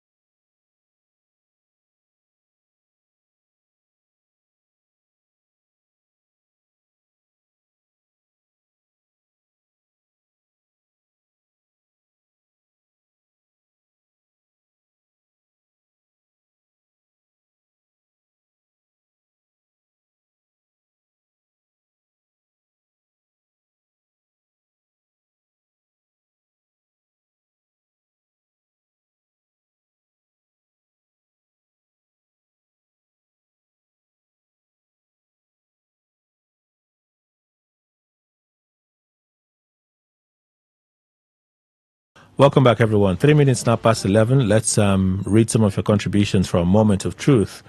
Good morning, Kelly. The second story, I pray because it's all spiritual. Mr. D. The first story, the woman should explain the matter to someone the husband respects to allow her keep the money. Okay? Look for mediators. Thank you so much for sharing. Good morning, Kelly. Madam Christie, the woman should please keep her money. It's not her fault. The second lady made a grave mistake by not telling the husband and shouldn't have taken any rubbish. On these grounds, the mother-in-law should, as a matter of fact, stay away from her house. Thanks. If they agree here now, Abby. Greetings, Kelly. First story. Bride price comes before traditional marriage or wedding. I'm confused. Inviting the father of the girl to his daughter's marriage means that the father was not aware when his in-law to be paid for the bride price, the daughter's bride price. If I'm the man, I will not attend the marriage because I don't know the foundation of the marriage. You don't even know the foundation of the girl. Thank God I believe that too, but you don't even know the foundation of the girl. You abandoned the girl. They invited you because the girl wanted you there. I like the fact that the man was courteous. He acted like someone who had done wrong. I'm not here to claim any glory or prize. It's actually more of a privilege for me to be here because my daughter asked that I should be here, but I can't claim anything. This kind of men, no plenty. They are very few because we're so egocentric. And my daughter, the only thing you contributed was putting your sperm inside. What else did you do? I beg. The woman in the second story should please forgive her mother-in-law and take care of her mother-in-law for God's sake.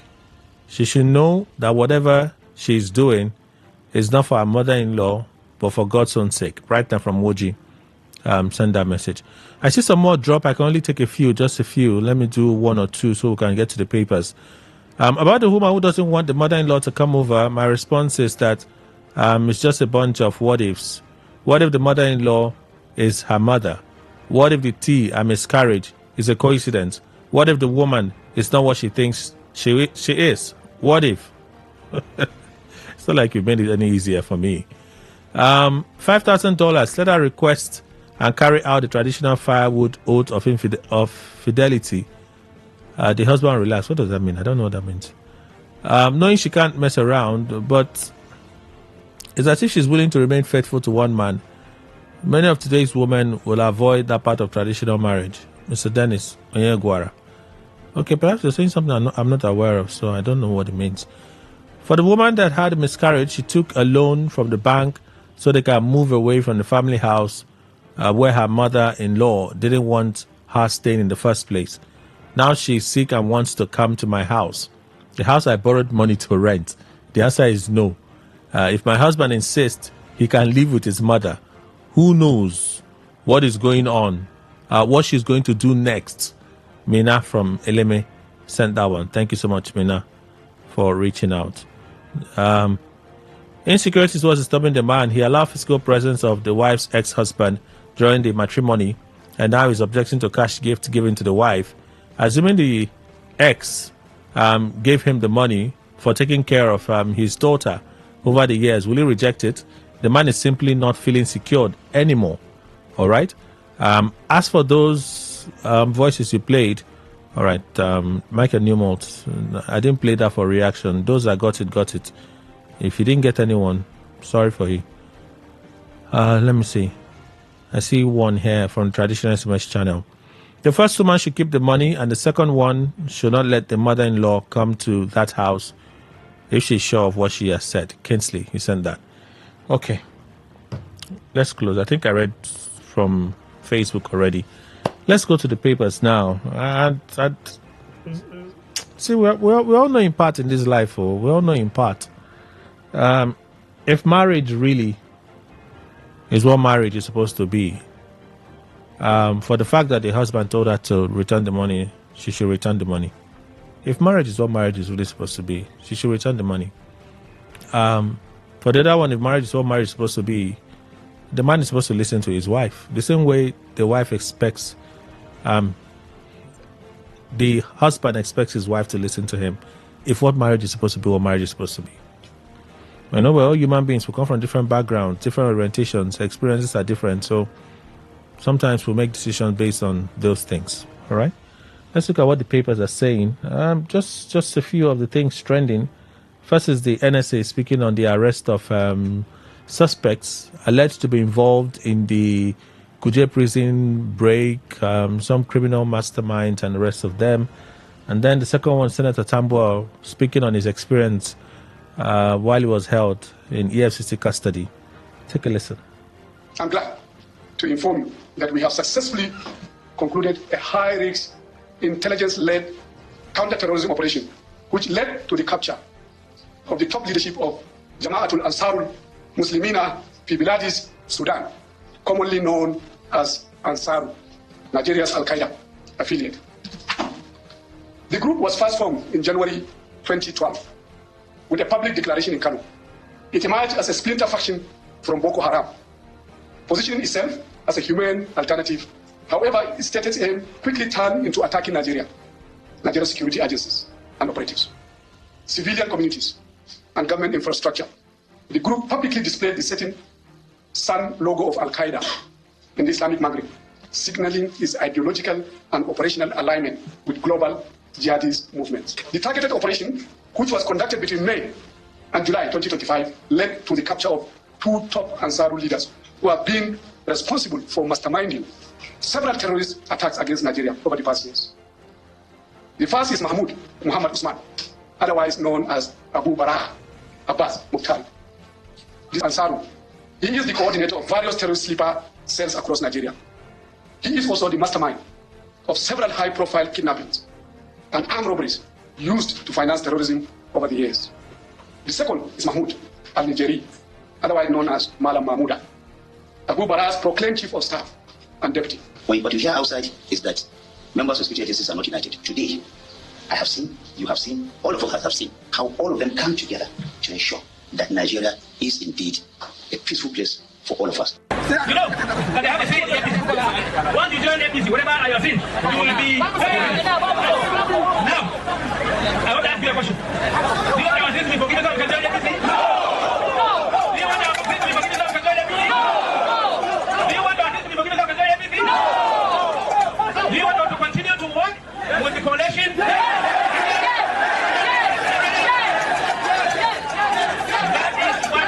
What they don't realize is that I cannot be intimidated. I cannot be myself. And no one can tarnish my record. For my service in the House of Representatives in 2003, when I served as the deputy leader, 2007, when I served as deputy chief whip, 2011, when I served as speaker of the 2016, and governor of the state of 2023, I believe that we have done well in the service of this country and in the service of Nigeria.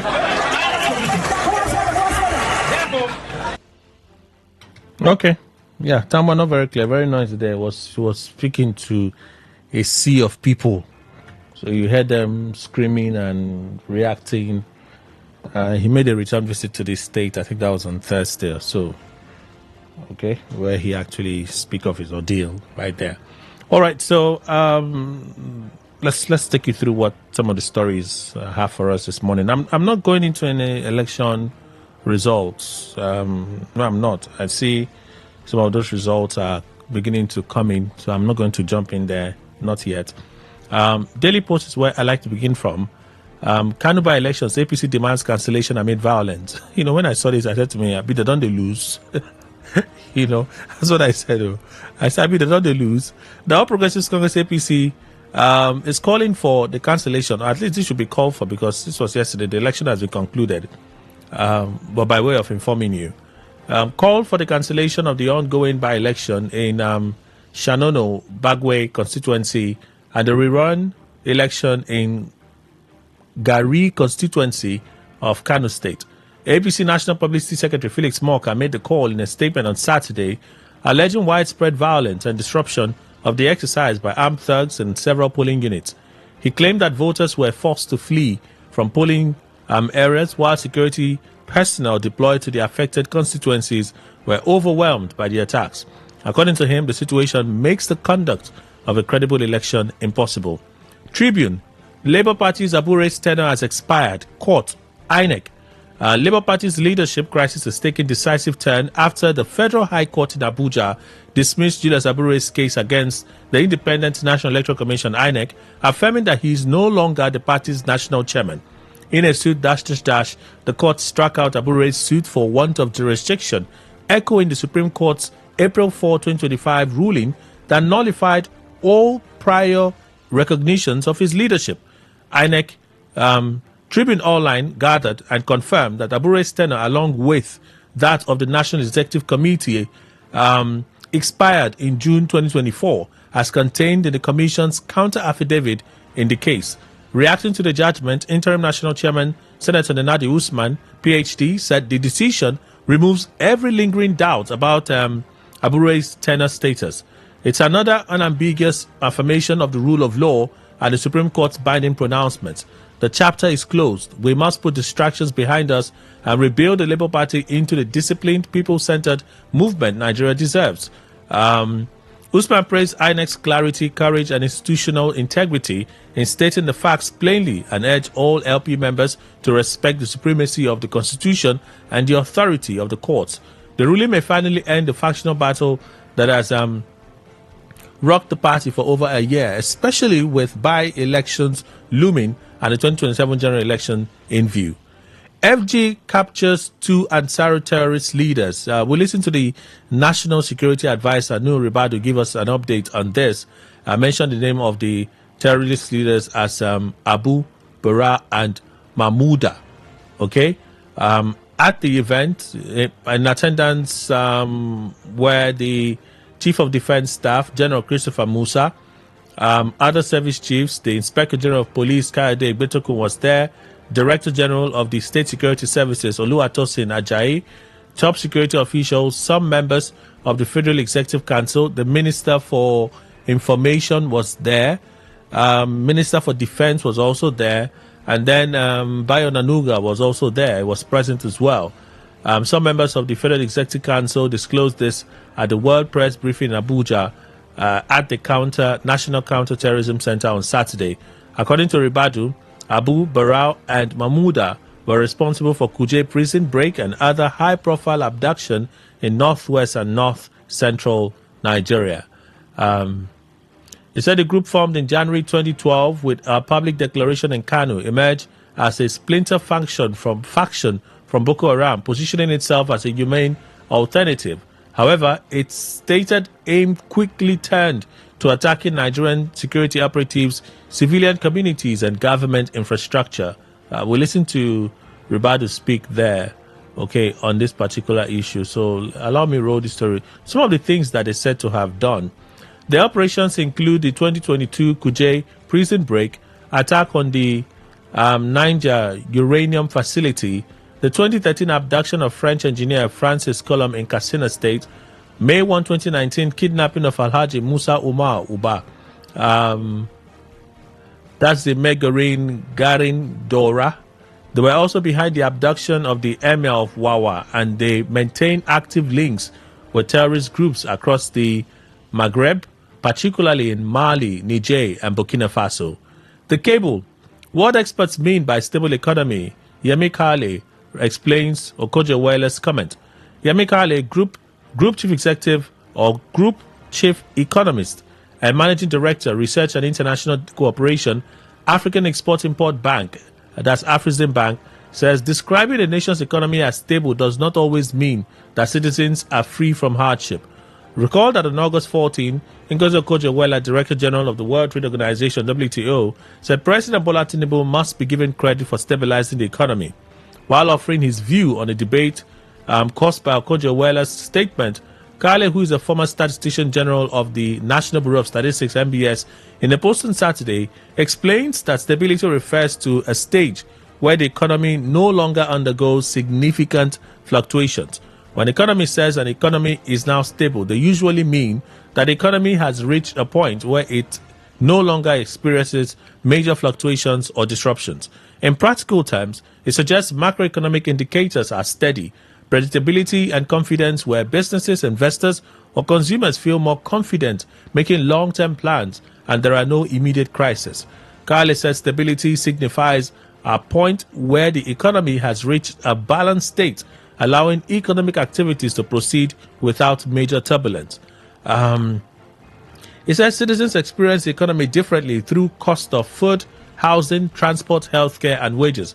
Even in stable economy, Kale added, if incomes are low and basic goods remain expensive, families still face hardship. Stability might not only mean conditions are not getting worse quickly, not that they've improved enough to ease daily struggles. So both stability, which is good, can coexist with hardship, which is bad for several reasons. Stabilization phase after a crisis, stability may mean the bleeding has actually stopped, but citizens may still be hurting from the high cost of living established during the crisis. Okay, it says some more things there, but let's move on. NNPP rejects APC's call for cancellation of Kano by-election. The New Nigeria People's Party, NNPP, condemned the call for cancellation of Saturday's by-elections in Kano State. The All Progressives Congress, APC, had earlier asked the Independent National Electoral Commission, INEC, to cancel the elections on accusations of extreme violence.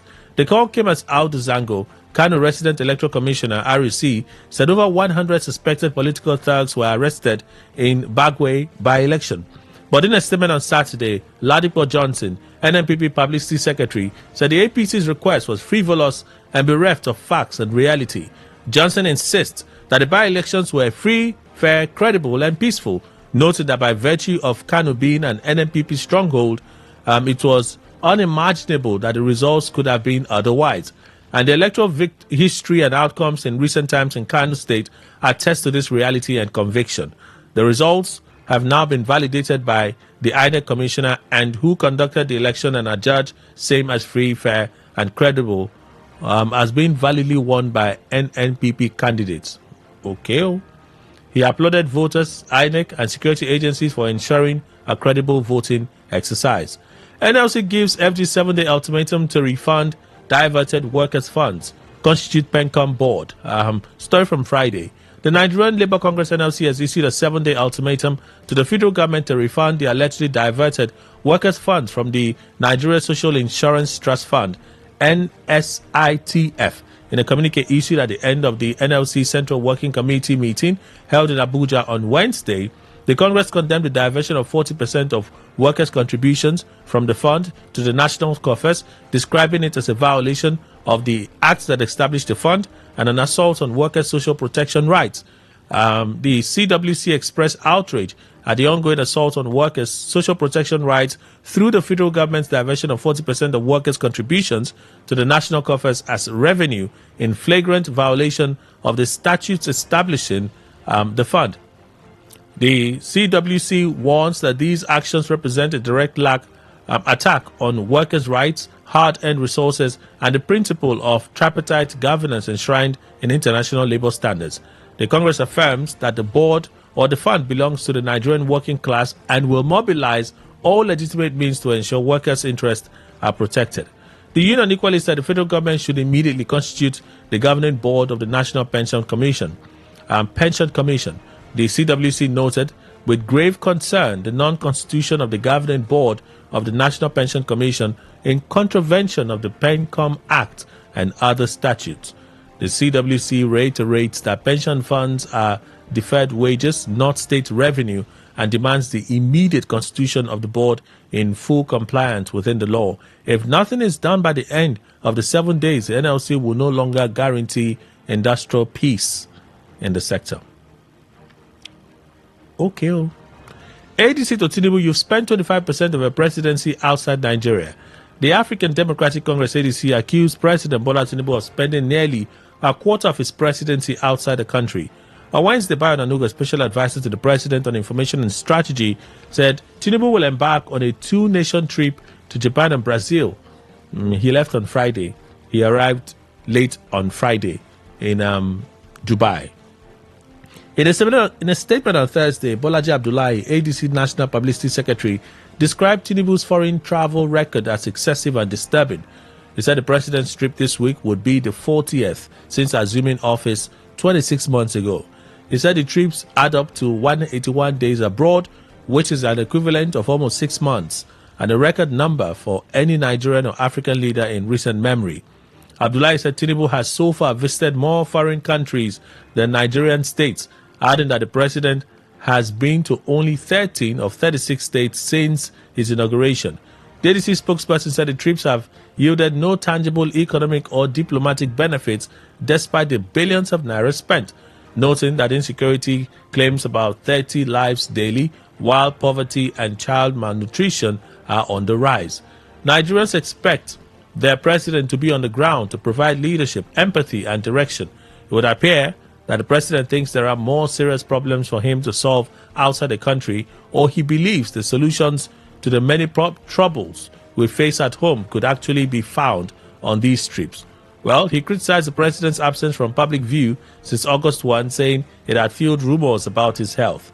Abdullahi went on to warn that speculation about a sick president could damage the economy, discourage investors, and embolden enemies. Okay, sir. EFCC to arraign 23 internet fraudsters arrested in hotel at Obasanjo Library. The Economic and Financial Crimes Commission, EFCC, had said it will arraign 23 suspected internet fraudsters before a federal high court in Ikoyi, Lagos on Friday. In a statement on Thursday, Dele Oyewale, EFCC spokesperson, said the 23 suspects were among 93 persons arrested on Sunday at a hotel within the precincts of Olusegun Obasanjo Presidential Library in Abeokuta, Ogun State. Upon profiling, almost all the suspects arrested have been indicted for alleged offenses bordering on impersonation, identity, and internet fraud. The arraignment of the suspects scheduled in Badges is coming on the heels of their arrest at the pool party where they were celebrating their exploits. The party was initially planned to hold in 2 locations, but was shifted to the hotel in OOPL, that's the Presidential Library, ostensibly to escape possible arrest by operatives of the EFCC. The former president's facility was not a target of EFCC's operations. The suspects were the target and have confessed to their involvement in internet crimes. The arraignment of the remaining suspects is expected to follow shortly. 23 suspects will take their plea before Abdende Dipolu, judge of the Federal High Court in Lagos. Magu to youth, break the circle of corruption. You know the Magu now. Ibrahim Magu, former acting chairman of the Economic and Financial Crimes Commission, asked Nigerian youths to take the lead in dismantling what he described as the entrenched culture of corruption in the country. Speaking on Wednesday at a gala night for the 2025 National Industrial Manpower Summit held at the Banquet Hall, State House, Abuja, Magu said Nigeria's development, particularly in human capital, continues to suffer under the weight of systemic corruption. Addressing an audience of youth delegates, industry leaders, and civil society stakeholders at the event themed Manpower Development, the bridge between potential and productivity, Magu says corruption is not just a government problem, but a cultural issue that has stifled the country's growth and eroded its values. Corruption is not just a government issue, it's a cultural issue, and it's up to you to break the circle. We must confront the bitter truth. Corruption remains the single greatest threat to manpower development in Nigeria. While the nation invests billions in education, but classrooms remain empty and under-equipped, corruption is at work. When our brightest minds leave the country, not because of a lack of talent, but lack of opportunity, corruption is to blame. Magu, who served as acting EFCC chairman from 2015 to 2020, said the consequences of corruption are not limited to financial losses, but extend to the corrosion or erosion of innovation and hope among young people. Let me be clear, corruption kills innovation, it kills hope, and worst of all, it kills the spirit of the Nigerian youth. It says, I've seen firsthand that our youth are not weak, they are not lazy, they are not waiting to be rescued. They are ready to lead. They are building tech startups in Yaba, running farms in Nasarawa State, driving fashion empires in Aba, and developing mobile apps in Kaduna. You are the bridge. You are the ones who will take Nigeria forward. If you refuse to cut corners, if you choose integrity over impunity, and if you understand that true leadership begins with character. What they need, what they deserve, is a system that is clean, fair, and just. A system where success is built on merit, not manipulation. A nation where hard work is rewarded and corruption is punished. And he went on and on and on. Ah, my goodness. Premium Times.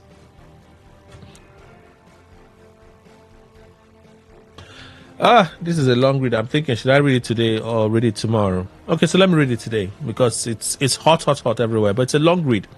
Let's see what we can do. We may not read everything. We'll just read in and out. Yeah.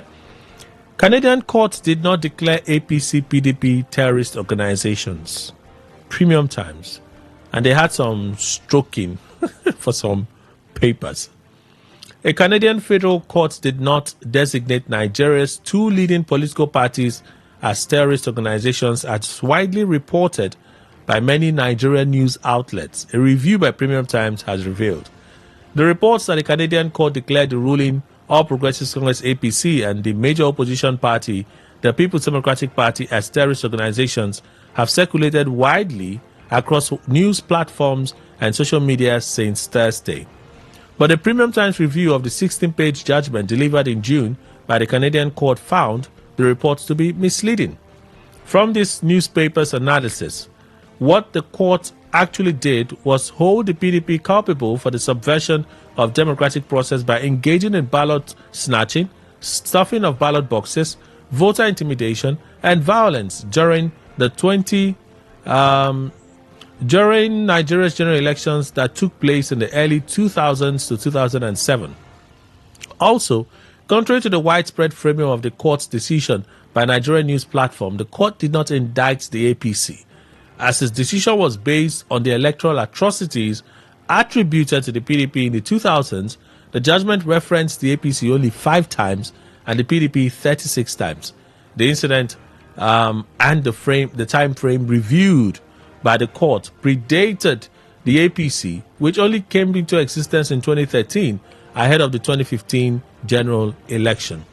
So the federal court in Canada, Ontario in particular, delivered a judgment on an appeal filed by Nigerian politician Douglas Egariba against the decision of the Canadian Immigration Appeal Division, AID, rejecting his refugee status application. Mr. Egariba sued the Canadian Minister of Public Safety and Emergency Preparedness as the sole respondent in the appeal. The appeal challenged the IAD's decision that the applicant was inadmissible to Canada under Section 34, Sub 1F of Canada's Immigration and Refugee Protection Act, based on his membership in the PDP. He entered Canada in 2017 and applied for refugee status under the country's Immigration and Refugee Protection Act, which allows foreign nationals to seek protection if they fear persecution, torture, or a risk of their life or safety in their home country. The court record said he was a member of the PDP between 1999 and 2007. It also said he joined the All People's Congress, APC, in 2007, quotes here, and maintained his membership of the party until 2017. This appears to have been a mix-up, as there was no party using the acronym APC in 2007. There is also no party that has ever been identified as the All People's Congress in Nigeria. The closest to that is the All Progressives Congress APC, today's ruling party in Nigeria, and the only party that has ever adopted the acronym, which only came into existence in 2013. The acronym APC only featured in the portion of the judgment highlighted by his political trajectory in Nigeria. It was never mentioned in the rest of the judgment, where political and electoral atrocities attributed to the PDP were addressed by the court. Mr. Egariba's political history, particularly his affiliation with the PDP, prompted an investigation by Canadian immigration officials. And they went on and on and on. The Immigration Division initially ruled in favor of Mr. Egariba in September 2020, saying there was insufficient evidence to establish that the leadership of both the PDP and the APC intended to cause deaths in Nigeria. But in March of 2024, the IAD overturned the decision and concluded, although there was no evidence or allegations that the applicant had personally engaged in terrorism or subversion, the IAD found that there was reasonable grounds to believe that the PDP engaged in terrorism and subversion of democratic institutions. The IAD further stated that the PDP engaged in political violence and subversion, including ballot stuffing, ballot box snatching, voter intimidation, violence, and murder of opposition supporters and candidates in the 2003 state elections and 2004 local elections. The conduct of individuals who were members of the PDP, including high-ranking officials and those who committed political violence and intimidation on their behalf, was too widespread and persistent over a period of time to dissociate the leadership of the party from their actions, the IAD said. The applicant's membership in the PDP was sufficient to link him to these acts for the purpose of inadmissibility under paragraph 34, sub 1F of the IRPA. The IAD therefore declared Mr. Egariba's inadmissible to Canada after concluding that the PDP engaged in political violence and subversion of democratic processes. It did not make a finding on whether he was also inadmissible due to his APC membership. Instead, the IAD said the PDP's record during the 2003-2004 elections are sufficient and determinative in his case. Okay, so let me close it here now. We don't need to read everything. So that's the summary of the story. So Premium Times says an online news platform, People's Gazette, first reported a judgment in Nigeria on Thursday, claiming that the Canadian Federal High Court upheld a landmark immigration tribunal ruling that declared Nigeria's major political parties, the All Progressives Congress and People's Democratic Party, as terrorist organizations. Well, they didn't explicitly say so. They didn't say so. The newspaper reported that Canadian immigration officials also refused asylum to a former member, Douglas Egariba, over his decade-long affiliation with both parties. The ruling stands as one of the clearest pronouncements by a foreign court equating Nigeria's ruling and former ruling parties with terrorist entities under international law. It reaffirms that party membership abroad can justify exclusion from Canada if the organization was linked to terrorism or democratic subversion, even without a criminal record or evidence of personal violence. The story went viral across social media platforms, gaining over 386,000 impressions on X and thousands of reposts. After the People's Gazette report, several newspapers, including Vanguard, Sahara Reporters, The Cable, Daily Post, all reported the story from the same angle. The Nigerian government has rejected the alleged designation of Nigeria's two largest parties, APC and PDP, as terrorist organizations by the court. The APC and PDP have also rejected the alleged ruling, but both the government and the parties reacted to inaccurate reporting of the judgment. Our review of the document shows. Pride in. Nigerian lawmakers challenge colleague to provide evidence or bribes to present bills. The House of Representatives challenged one of its members, Ibrahim Uyo, APC Jigawa, to substantiate his claim that federal lawmakers pay between $1 million and $3 million to present bills, motion, and petitions on the floor of the chamber. Mr. Uyo made the allegations during a meeting with constituents in Jigawa State on Thursday. In a viral video recorded in Hausa, the lawmaker first elected in 2015 responded to criticism over his limited record in sponsoring bills and motions by alleging that the process is financially prohibitive. Since I was elected as a member in 2015, no individual has given me a bill to pass, either from Uyo, Adejia, or Kafin Hausa. They are just pretending. And also, even the bills and petitions are paid for. You have to pay from 3 million, 2 million, and 1 million naira to present it. And after you present the bill, you must follow up by lobbying the whole 360 members of the House to accept the bill. Uyo also defended his record on youth empowerment, claiming that 80% of his constituency projects target young people, although he alleged that some beneficiaries sell the items they receive. However, the House of Representatives swiftly moved to counter his claims. In a statement on Friday, Akin Rotimi, the spokesperson for the House, said such allegations are unsubstantiated and risk undermining public trust in the National Assembly if not backed by evidence. Statements of this nature must be backed by verifiable facts and presented through the appropriate parliamentary channels. According to him, the legislature operates under well-established and transparent procedures for introducing bills, motions, and petitions, procedures grounded in the Constitution and the House standing orders. The insinuation that sponsoring a motion or a bill is a contract job involving bribes is inconsistent with these processes and must be clarified.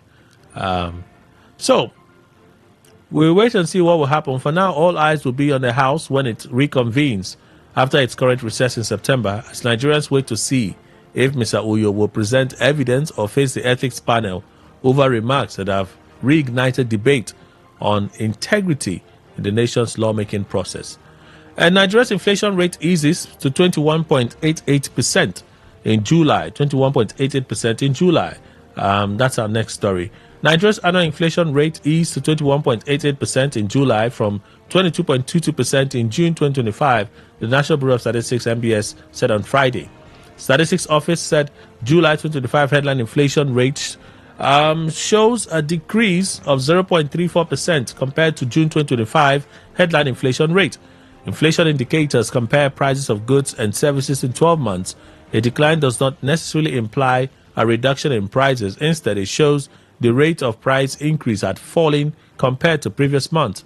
On a year-on-year basis, the Bureau said the headline inflation rate was 11.52% lower than the rate recorded in July 2024, 33.40%. This, it said, shows that the headline inflation rate year-on-year basis decreased in July 2025 compared to the same month in the preceding year.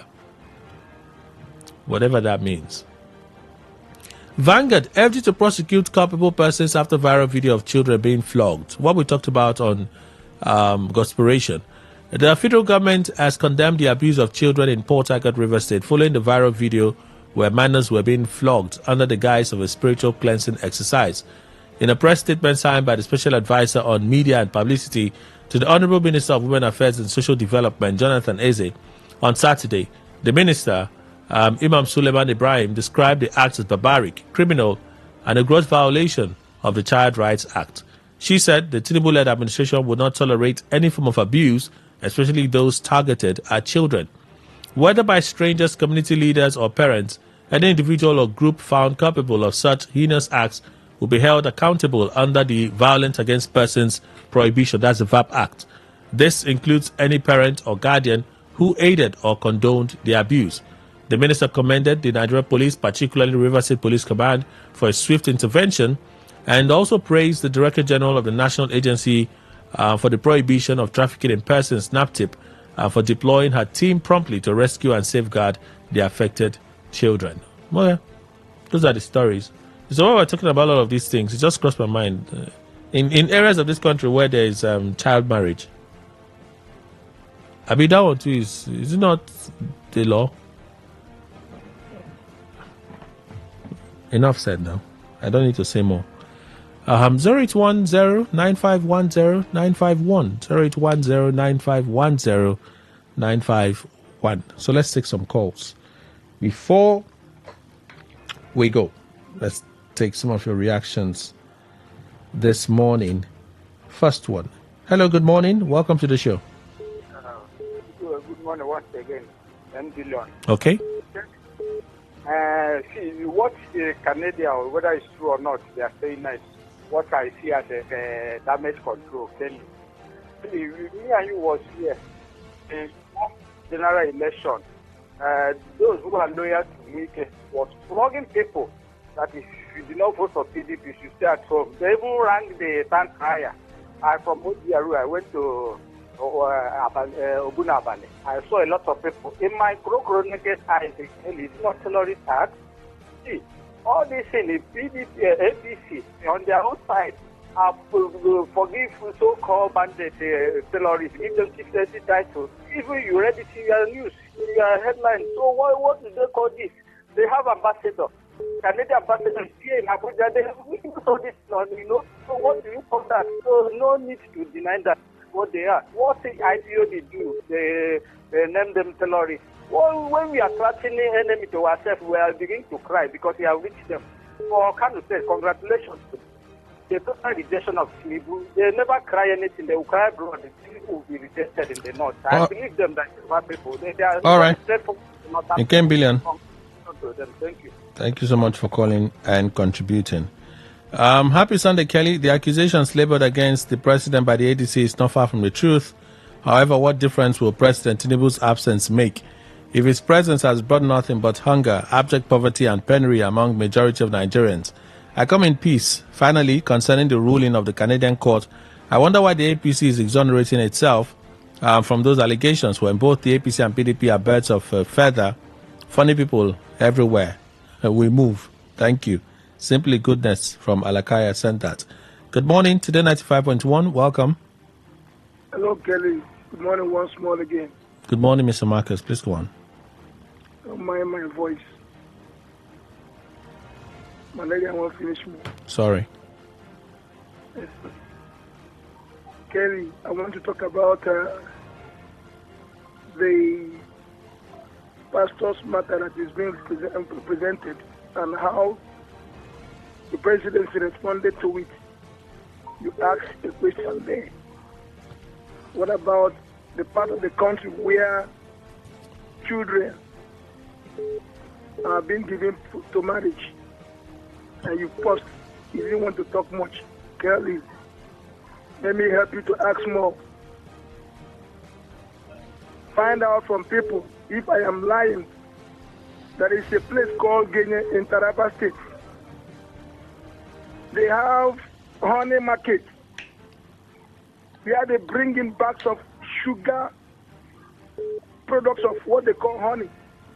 Illegal smuggling from Cameroon to Nigeria with trucks. Those things are in bag like cement bag. They're up to 30 to 40 kg. They'll bring it down there, tear it, buy few original honey, tear honeycomb inside this product. They are all over the market there. If you go there to buy original honey, they take you to the backyard. If you want to buy honey for honey by insect, they take you to jerry cans. Okay. The big market in Kenya. Now that doesn't go there to disturb them. Child abuse is just in south, not north. Okay. They rape and marry children. Thank you. That's according to you. Today 95.1, good morning. Kelly, once again. Morning. Kelly, Ugo, the line is breaking this time. Signal is very poor. So, yes. Are you hearing me now? Okay. Okay. Yes, I'm saying that, yes, before now, I didn't know that APC could cry foul. What happened to them in Kanu is just the beginning. Then again, I asked them to they are jumping to high heaven now because of Wala. Just that one, I see painting a sepulchre. You know, what is not real, what is not obtainable. So they are just, the woman just tried to, you know, a kind of help the president, make him look as if he is doing anything good, which is not. So it is we, the commoners, that will tell Nigerians the state of the economy. So somebody like her will not tell us that the economy is doing well. When we go to market, we can't be able to buy gari with 500 naira. So how will somebody tell us that the economy is surviving? Okay. It's not really surviving. Thank you. Yeah. Ugo, thank you so much for reaching out. She didn't say the economy is doing well. She said he has stabilized the economy. Today 95.1, good morning. Good morning, Ikemenjema. Wellington, welcome.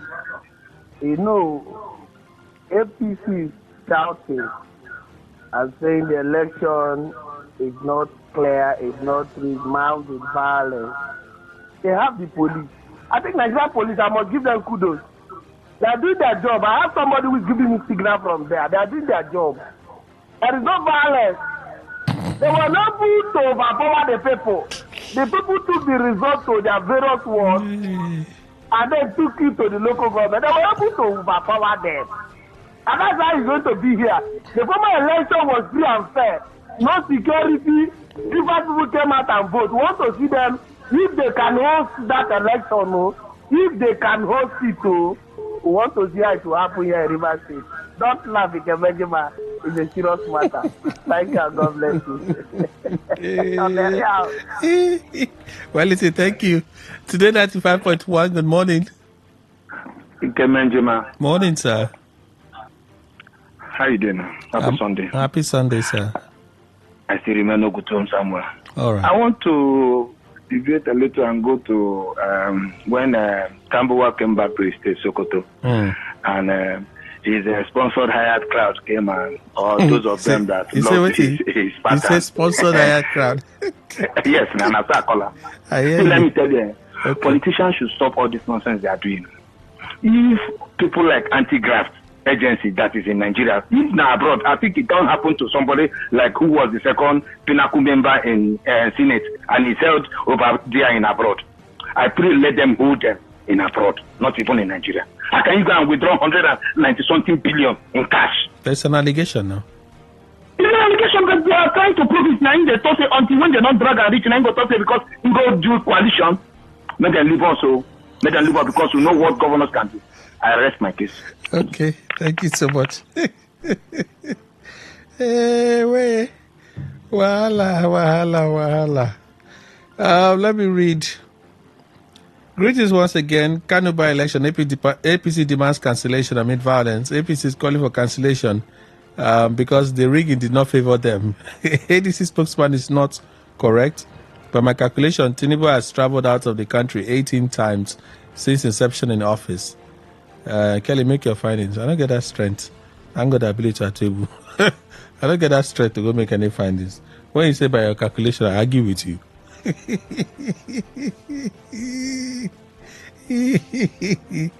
The Nigerian economy has not experienced any stability. What we are currently experiencing is the stability of Tinubu's economic pocket. Okay, Brightner from Woji, thank you. Good morning, Today 95.1. Welcome. Hello, Kelly. Morning. Morning. Happy Sunday. Happy Sunday, madam. Mama on the line. Mama, welcome. Thank you. Magu is advising you. Nah, it didn't tire me. Magu too. This is a country. Wow.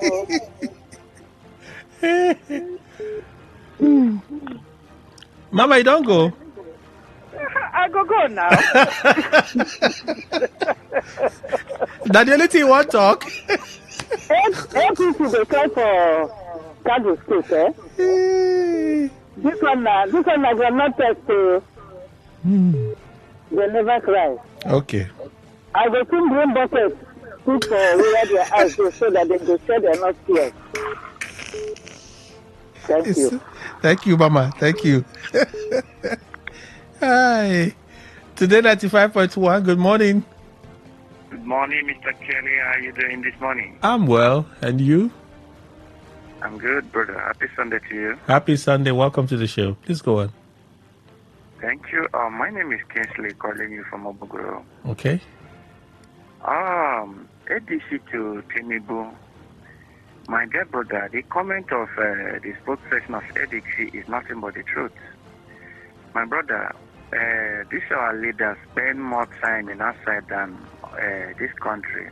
I don't know of any state that Tinubu has visited so far since he assumed office as the president of this country, even while there are need to visit some states.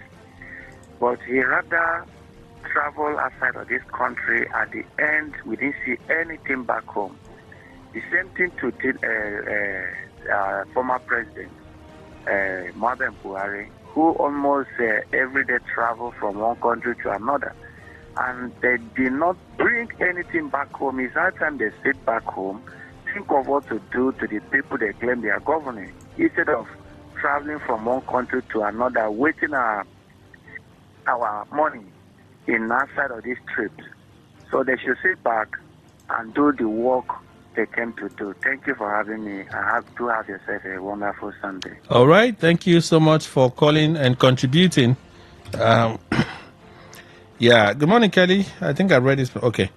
APC asking for cancellation of the election is just unfortunate. They are rejected in total. These results are pointing toward 2027. And for Magu, imagine given opportunity to sensitize the system, but got drawn with corruption. Michael Sunday. You get where I lost for this your comment though. I don't understand. At least I don't read them sharp. The one where I fit make out, I don't read them. Thank God ability Atwebu. You sent a message. I think I've read the message already. So I should fact check. I'm not get that strength. The update about Labour Party Abure faction is a commendable one. Then for APC National raising alarm and calling for cancellation in Kano by-election. I mean, don't they lose? I mean, they spoil all. I mean, they spoil me. Which one? It has to be one. Can't somebody just think out loud? Eh? Can't somebody just think out loud? Why must people be repeating it? When you teach people how to fish, well-trained fishermen can fish better than their instructors. Now in the morning, Honorable Marlon sent that one. So let's see if we can take a final reaction before we go, Jerry. We have the world news at noon, and after the news, we pay some bills and then we join the BBC for what is it? World Book Club. I think our time is even up. Thank you all for being part of the conversation. You know, sometimes when would they get this conversation? I just feel at home, so just relax. We'll be gisting and talking, and you know. APC crying that Canadian court. Imagine a court which gives government, which means government have labeled them terrorist organization. I want to ask them, all those intimidations, harassment, and subversion of voters will during 2023 general election, and they grab it and run with it. It's called what? I want to ask, I beg. For Tambua's statement, he's a real man, and all those in Delta that have succumbed to pressure and joined the Canadian Labour Group. That's our show. We don't close. Enjoy a fine Sunday, everyone. Stay with Today 95.1. Kelly Kemenjima is my name. Hola.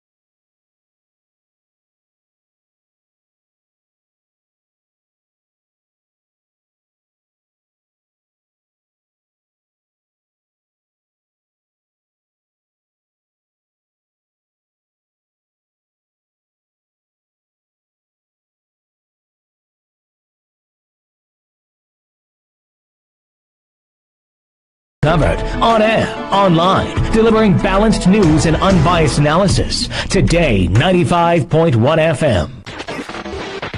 This is Today 95.1 FM. Port Harcourt. News. A very good afternoon to you. This is the World News at noon on Today 95.1 FM, Port Harcourt.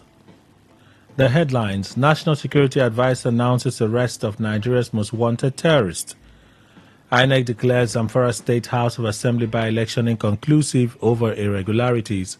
SERAP urges National Assembly to refer alleged payment for bill presentation by lawmakers to anti-graft agencies for investigation.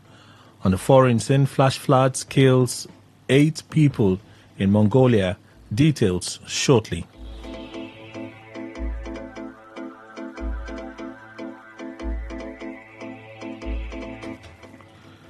The National Security Advisor NSA Nuhu Ribadu has announced the arrest of 2 leaders of the Ansaru terrorist group. Ribadu, who disclosed this at a press briefing on security developments at the office of the National Security Advisor, identified those arrested as Abu Bara and the Amir and Mahmouda Usman, the Deputy Amir. They were said to be responsible for masterminding several terrorist operations in Nigeria, as well as high-profile kidnappings. Ribadu explained that Usman, the self-styled emir of Ansaru, was the coordinator of various terrorist sleeper cells across the country and also the mastermind of several high-profile kidnappings and armed robberies used to finance terrorism over the years. He said Bara, the proclaimed chief of staff and deputy to Usman, was the leader of the so-called Mahmoudawa cell hiding out in and around the Kainji National Park, straddling Niger and Kwara states up to the Benin Republic. The NSA said the 2 men had been on Nigeria's most wanted list for years, having jointly spearheaded multiple attacks on civilians, security forces, and critical infrastructure. Ribadu said the suspects' operations included the 2022 Kuje jailbreak, attack on the Niger uranium facility, the 2013 abduction of French engineer Francis Coulomb in Katsina, and May 1, 2019 kidnap of Musa Uba. According to the NSA, the arrest had effectively dismantled the group's central command while paving the path for its complete annihilation. Following denial by the Nigerian military that its personnel engaged in extrajudicial killings in the southeast, Amnesty International AI says it has concrete evidence, including names and addresses of individuals allegedly killed by security forces in the region. The human rights group claimed that many of the victims were targeted during military and police operations in areas suspected of harboring members of the indigenous people of Biafra IPOB or its armed affiliates, the Eastern Security Network ESN. Director of Defense Media Operations, Major General Marcus Kange, had dismissed Amnesty's claims as certain that security forces do not engage in extrajudicial killings and that operations in the southeast had reduced the capacity of criminal groups. He also accused the rights group of consistently targeting the military with biased reports. Speaking during a televised program, the country director of Amnesty International, Nigeria, Isa Sanusi, however, said the report also documented attacks against military personnel and their facilities. Sanusi revealed that the organization interviewed 100 individuals in the region, 95 of them face-to-face, while compiling its latest 128-page report, A Decade of Impunity, Attacks and Unlawful Killings in Southeast Nigeria. According to the report, over 1,844 persons were killed between January 2021 and June 2023, with documented cases of torture and forced disappearances, arbitrary arrest, and other human rights violations by the military police, the Ebubeago Regional Security Outfit, and non-state actors. Meanwhile, the Inspector General of Police, IGP Kaide Gbetokun, has ordered a comprehensive institutional review of the report. According to the IG, the review will involve a detailed line-by-line evaluation of the report's claims, cross-referencing them with internal records, operational intelligence, and field reports from police commands and tactical units across the the Southeast. The Socio-Economic Rights and Accountability Project SERAP has called on the National Assembly to refer allegations that lawmakers pay up to 3 million naira to present bills, motions, and petitions at plenary to anti-graft agencies for investigation. The group made this call in an open letter by its Deputy Director, Kolawole Oluwadare, to the Senate President, Godswill Akpabio, and the House of Representatives Speaker, Tajuddin Abbas. A member of the House of Representatives, Ibrahim Uyo, APC Jigawa, had in a viral video alleged that lawmakers part with between 1 and 3 million naira to present bills, motions, and petitions at the National Assembly. In the letter, SERAP urged Akpabio and Abbas to name anyone that may be involved in the alleged bribery and ensure the recovery of any proceeds of bribery, while also calling for the protection of Uyo as a whistleblower. SERAP maintained that the allegations against that lawmakers were paying the said sum as bribes in exchange for presenting motions and bills make a mockery of lawmaking and legislative powers under Section 4 of the Nigerian Constitution 1999 as amended. The group warns that if the National Assembly leadership fails to act within 7 days, it would consider legal actions to compel compliance in public interest. We had alleged that lawmakers pay from 3, 2, and 1 million naira to present a bill and must follow up by lobbying all 360 members of the House to accept the bill. The Independent National Electoral Commission (INEC) has declared the Kura Namoda South constituency by-election for Zamfara State House of Assembly inconclusive following irregularities in the 5 polling units. Announcing the results earlier today, the returning officer, Professor Lawal Saudu, said of the Federal University Gusau cited irregularities in Sakajiki and Kwambarawa wards as the reason for the decision. According to the professor, the margin of lead between 2 leading political parties, the All Progressives Congress APC and the People's Democratic Party PDP, is 1,662 votes, which is less than the number of collected permanent voter cards (PVCs) in the affected polling units. Citing relevant provisions of the Electoral Act 2022, Professor Saidu said the Commission had no choice but to declare the election inconclusive. INEC stated that a new date for the rerun election in the affected polling units will be announced in due course. You're listening to the World News on Today 95.1 FM, Voice of the People. After this break, more news, foreign and sports stories. Stay tuned. Every day, every hour, when the big stories break, depend on our 24-hour news team to bring you the latest. Today, 95.1 FM. We thank you for staying with us. Members of the National Assembly Other Committee on Emergency Rule Implementation in Rivers State have reminded the chairman of the Rivers State Independent Electoral Commission, RISEC, Michael Ode, and his team about the provision of the Electoral Act that allows for 90-day notification before the conduct of elections. Members of the Other Committee, led by the chairman, Julius Uobere, who raised the question during their oversight function at the RISEC office in Port Harcourt, also demanded to know the law in application for the conduct of the August 30 local government council election. The members of the committee said the question became necessary to avert unnecessary litigation after the election. For the election, there must be party primary. So how are you going to assure us that you are going to ensure that you follow the due process in ensuring that all political parties that participated or primaries that have been conducted has been accommodated accordingly? From the day of your notification to the election day, does it align with the Electoral Act? If it does not align with the Electoral Act, how are you doing to ensure that these things are done in such a way that it will not lead to litigation? I'd like to know the law in application now for the conduct of these local government elections. Are you seeking to apply the Electoral Act or are you applying the Rivers State electoral law? I want you to look at that critically before the conduct of the election. Responding to questions on the level of preparedness for the election, Chairman of RISEC, Michael Ode, revealed some of the steps taken so far, including security and stakeholder engagement. Ode reiterated their commitment to conducting free, fair, credible and unbiased local government elections come August 30, 2025.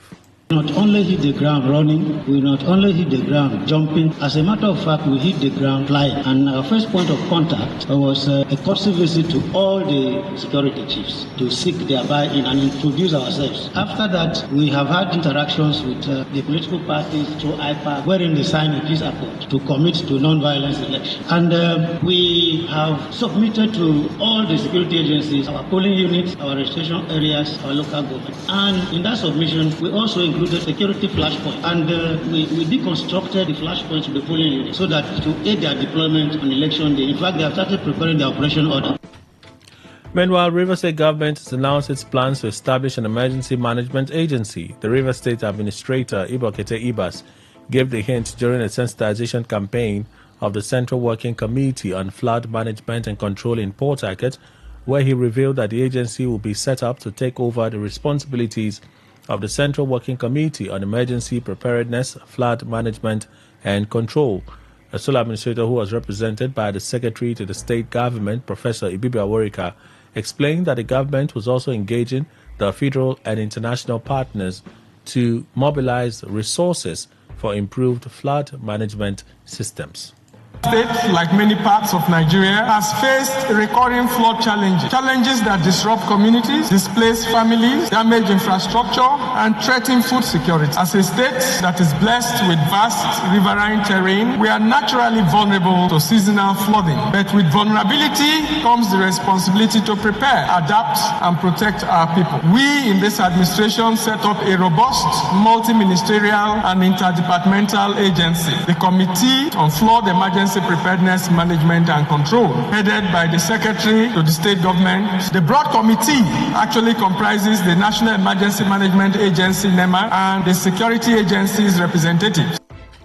Professor Aworika also revealed plans by the state to enforce environmental laws to curb indiscriminate refuse disposal, illegal dumping, and construction of floodplains, which worsen flood incidents. The government will continue to invest in flood control infrastructure, improve drainage systems, strengthen disaster management agencies, and collaborate with NEMA, our security agencies, and other relevant bodies. To my dear citizens of Rivers State, flood prevention and mitigating measures actually start with us. Let us regularly, as I've emphasized, clear our drainages and avoid all the things that will complicate the drainage system. I urge you to take this message of preparedness and resilience to every nook and cranny of River State. Together, we can reduce the impact of floods, safeguard our communities, and protect the future of our children. Speaking at the event, a representative of Ahoda East Administrator Goodluck Yenacho, Victor Emeliwe, enumerated actions taken by the administrator against the high impact of flooding in the area. Ahoda East is a flood-prone area. We are working hard to clear the dead canals and drains gutters to reduce the pressure of the Sambrari River in the Reshi region. We have also made plans of evacuating individuals to a higher ground and emergency kits at the IDP camps. The council is also making sure to avert death during this period of natural disaster. The immediate elder brother to late Joseph Benson Woko, Benjamin Woko, has called on the River State Police Command, the Commissioner of Police, CPO Lugbenga Adepoju, to order for an immediate investigation into the circumstances surrounding the death and burial of his younger brother, Joseph Benson Woko, who was staff of Maxofix Synergy Link Limited before his death was reported to have fallen off a barge on board a vessel in a sea and died while on duty. The elder brother to the deceased, Benjamin Woko, who confirmed the incident to Today FM, narrated how a colleague of his brother called to inform him about his brother's demise and how the remains was found and later buried after paying 1.5 million naira to those who recovered the dead body. Woko, while questioning the rationale behind the burial of a man without the consent of his family members, demanded that all those on board the barge when the incident occurred be investigated and the remains of his brother exhumed for an autopsy to unravel the true cause of death. 1.5 million for him to be buried without the consent of the family members and his mom or his elder brother or his community member or Kiki's family at Ikoromo Center. The location of the body, I don't know where he was supposedly buried. I haven't been contacted by the company, neither have I been contacted by Nigerian Police Force. The family doesn't know where the body of this 36-year-old is as we speak. The information is from John, Mr. Ikwere and Alaji. Up to now, no one has contacted us. They never even made a report. The only report that has been made is one I made when I went to Okrika police station. The more the body stays, we are losing evidence, and all I want is a proper investigation, and all those in the boat and the company should be arrested for questioning what led to my brother's death. For proper investigation, they should bring his body from the mangrove.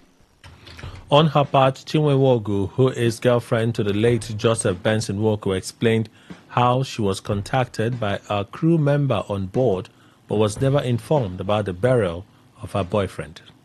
Called on Sunday at 4:55 a.m. by one Mr. Ikwere, who happened to be the employer of late Mr. Kiki, and he said to me that Kiki was late. So I asked him what happened. He said he was called by 4 a.m. by the crew members on board that Mr. Kiki was found in the water and they threw a live ball for him, but he couldn't catch it. So I asked him what was the emergency response, but I didn't get a feedback. So on Tuesday, Mr. John called me and said that his body had been found by the community people. After a while, he called me back and he said that the engineer was accompanied by the community people to go and bury him. As to where he was buried, I have no knowledge.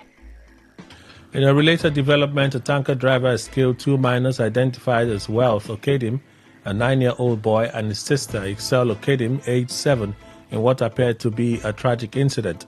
The minors, who are of the same parents, were reportedly killed by a truck driver in front of their compound in Abua Central in Abua Ojo local government area of Rivers State.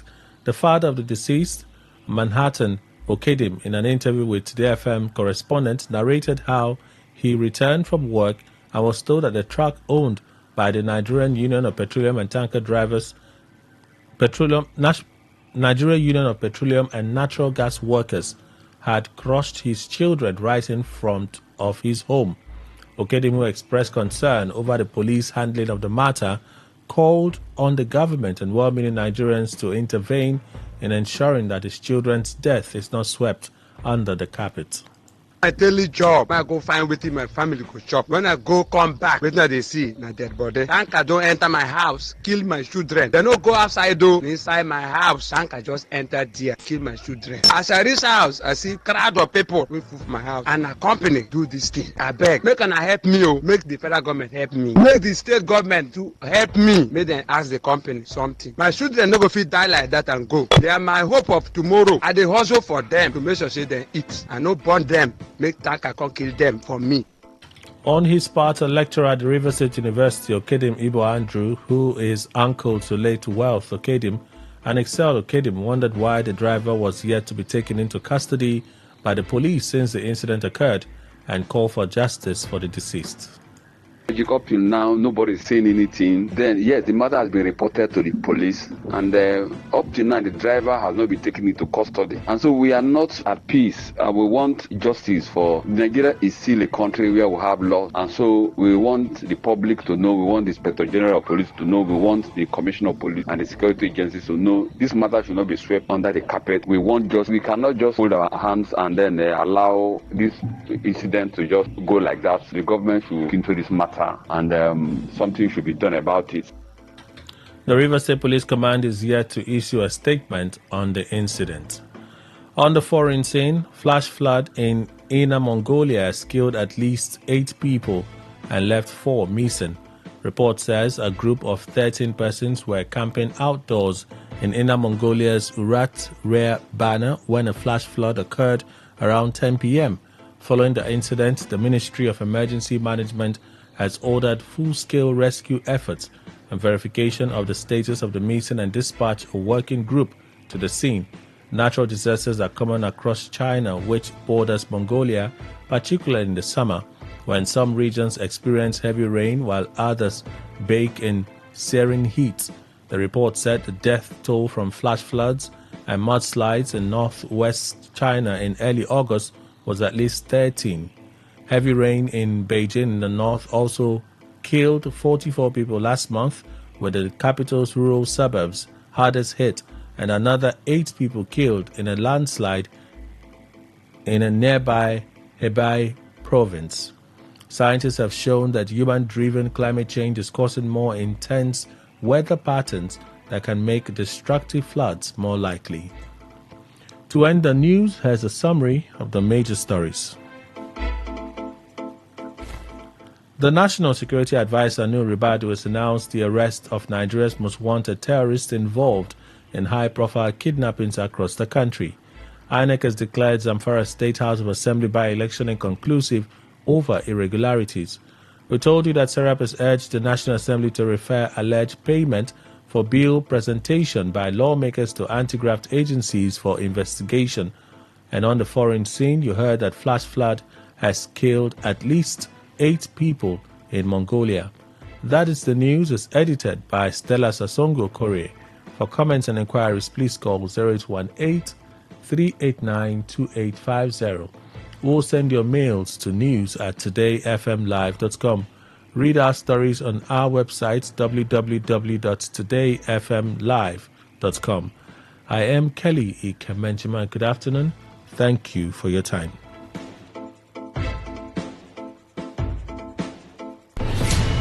Stay informed, stay ahead. Tune in to Today 95.1 FM for the latest news and exciting sports updates. Your trusted source for everything you need to know. Today 95.1 FM, the voice of the people.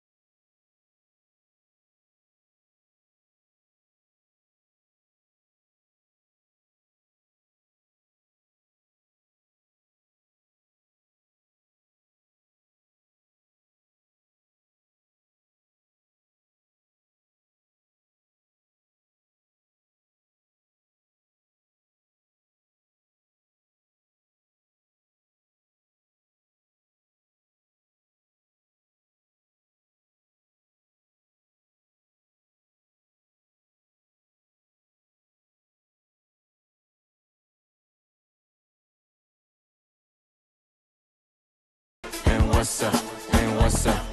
Pressure's getting what's up. They say we don't get money with the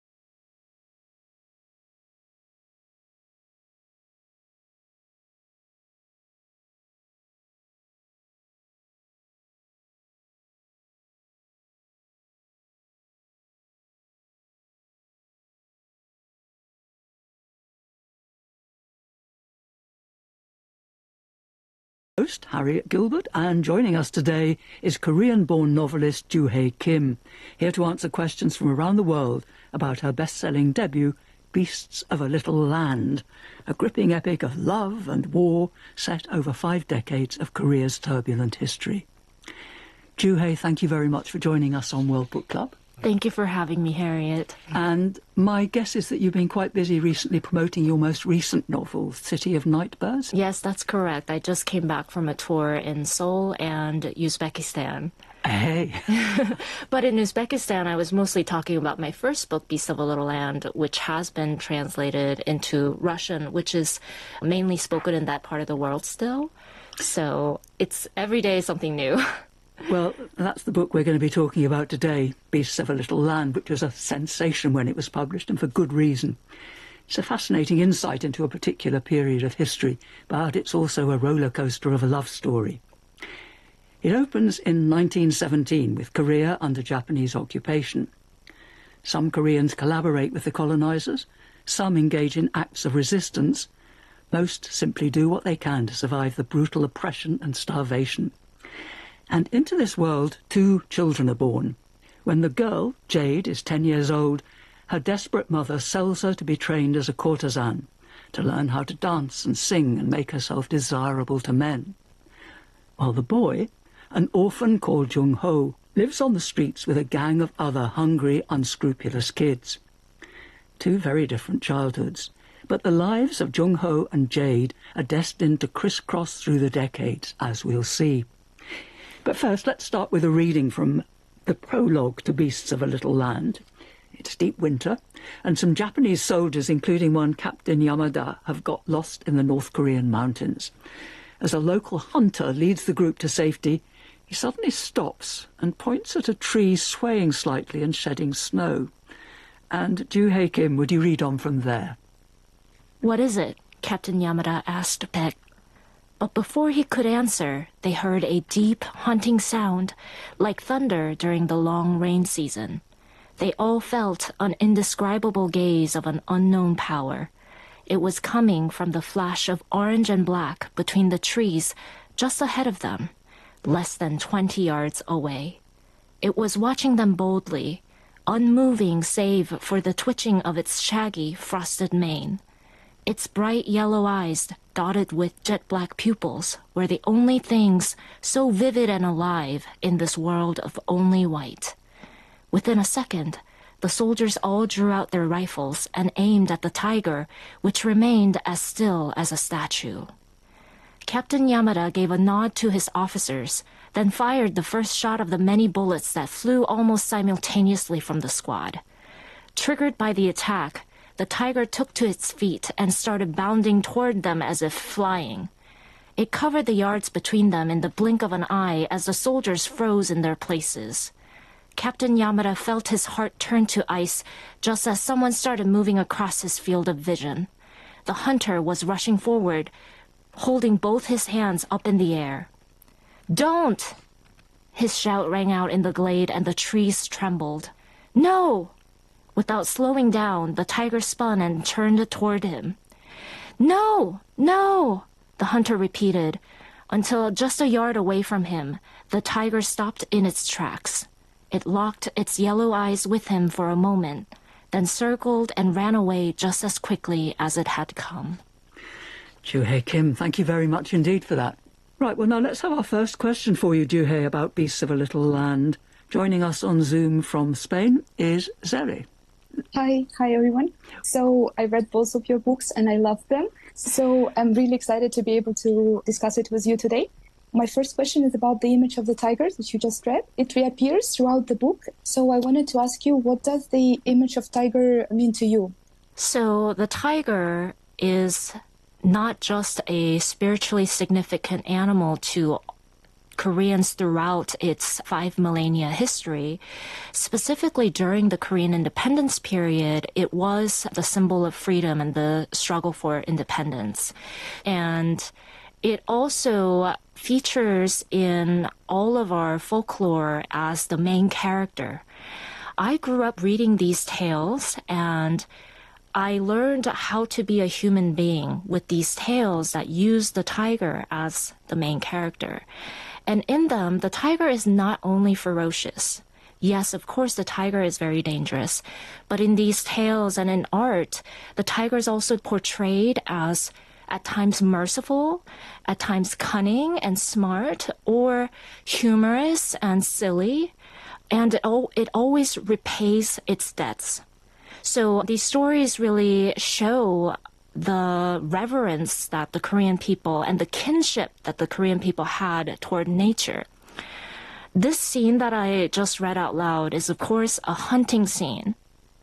Hunting the tiger in Korea has a long history, and the earliest hunting scene of the tiger in Korean art you can trace to Goguryeo, which is one of our ancient kingdoms that are mentioned in Beasts of a Little Land. It used to cover the upper part of the Korean peninsula as well as what is now the Russian Far East and Manchuria. And in this mausoleum mural, you see depicted a scene of a tiger hunt. And I actually love this mural because even though it's an example of horseback riders hunting the tiger with bow and arrow, you really see that the point is not about killing. And the point is really not about cruelty.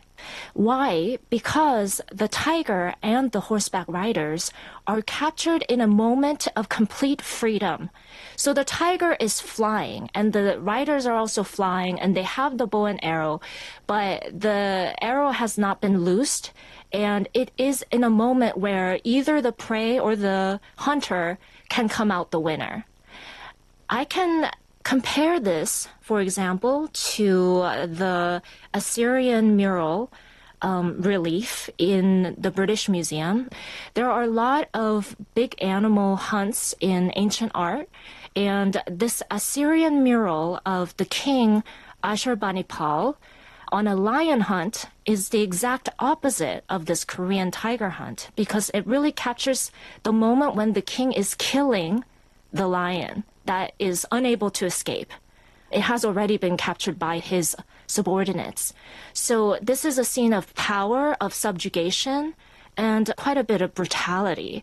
Whereas in the Korean ancient art, there is still this respect toward the tiger that comes through. That feeling of the tiger and the humans at a complete balance is what I wanted to capture in this scene. Thank you very much, Juhei.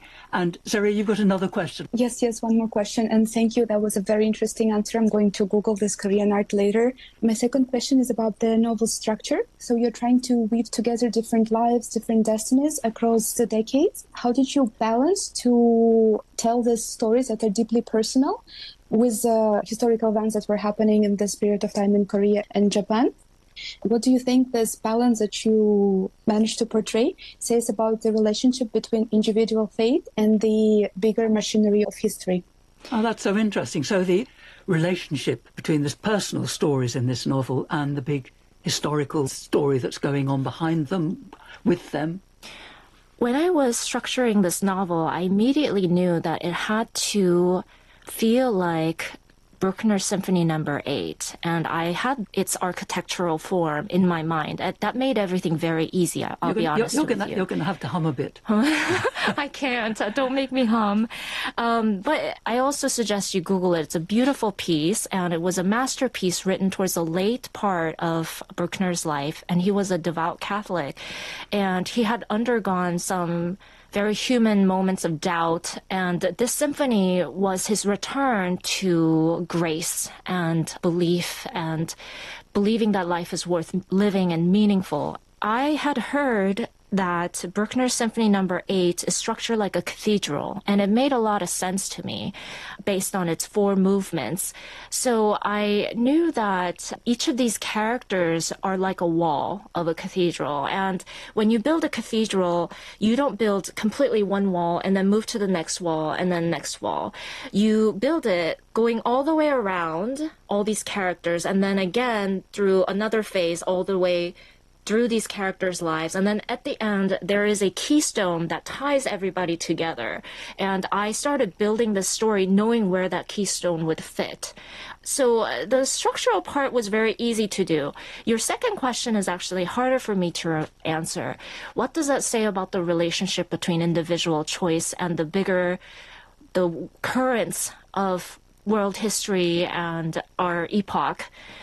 I don't know. I'm just a human being trying to make sense of that as well now, especially in 2025 when we are experiencing so many wars and turbulence and our ecological destruction. I hope that I can say that our individual choice is meaningful and that it all adds up to some redemption in the end. That is certainly what happens in Beasts of a Little Land. It is what happened to these people living a century ago, facing certain death and unwinnable odds, and they did sacrifice themselves to come out on the right side of history. So I hope that that's also true of real life. Juhe Kim, thank you very much indeed for that. And Sere in Spain, thank you very much for your question. Okay, we've got another questioner via Zoom now. She is in America, in the United States. Darian, hello. Hello. Greetings. What would you like to ask Juhe? I wanted to ask, I feel as though the Japanese occupation of Korea is not much discussed in Western media, and I was wondering if this was something that you wanted to bring people's attention to. I didn't realize how undiscussed this part of history was because naturally, as a Korean person, I knew this part of history well. And it was only after the book came out that I heard from so many readers across the world that they hadn't learned this. I even had some people in Japan write to me and say they didn't learn this in school and they were really glad that they now heard about it through this book. And so I feel really honored that I could bring this to light. It's not because you want to shame any nation or people or bring up past wounds. It's really to heal wounds. I even had a Japanese American reader who wrote in and told me she had actually avoided East Asian history all her life because of the shame. Her grandfather had actually been part of the Japanese Imperial Army and he died in Nanjing. So as you can see, she had deep personal history and guilt associated with this part of the world and epoch. And reading Beasts of a Little Land, she didn't feel worse about it. She actually was healed from those scars. And she said that she really hopes that in the future that these countries, Japan, Korea, and China, can coexist in harmony. Because, of course, Japan, as well as colonizing Korea, did occupy China as well in the run-up to the Second World War. Absolutely. So retrospectively, I feel honored that I was able to bring healing and enlightenment to people who may have avoided this or not realized this. And Darian, I know there was something else you wanted to ask Juhe.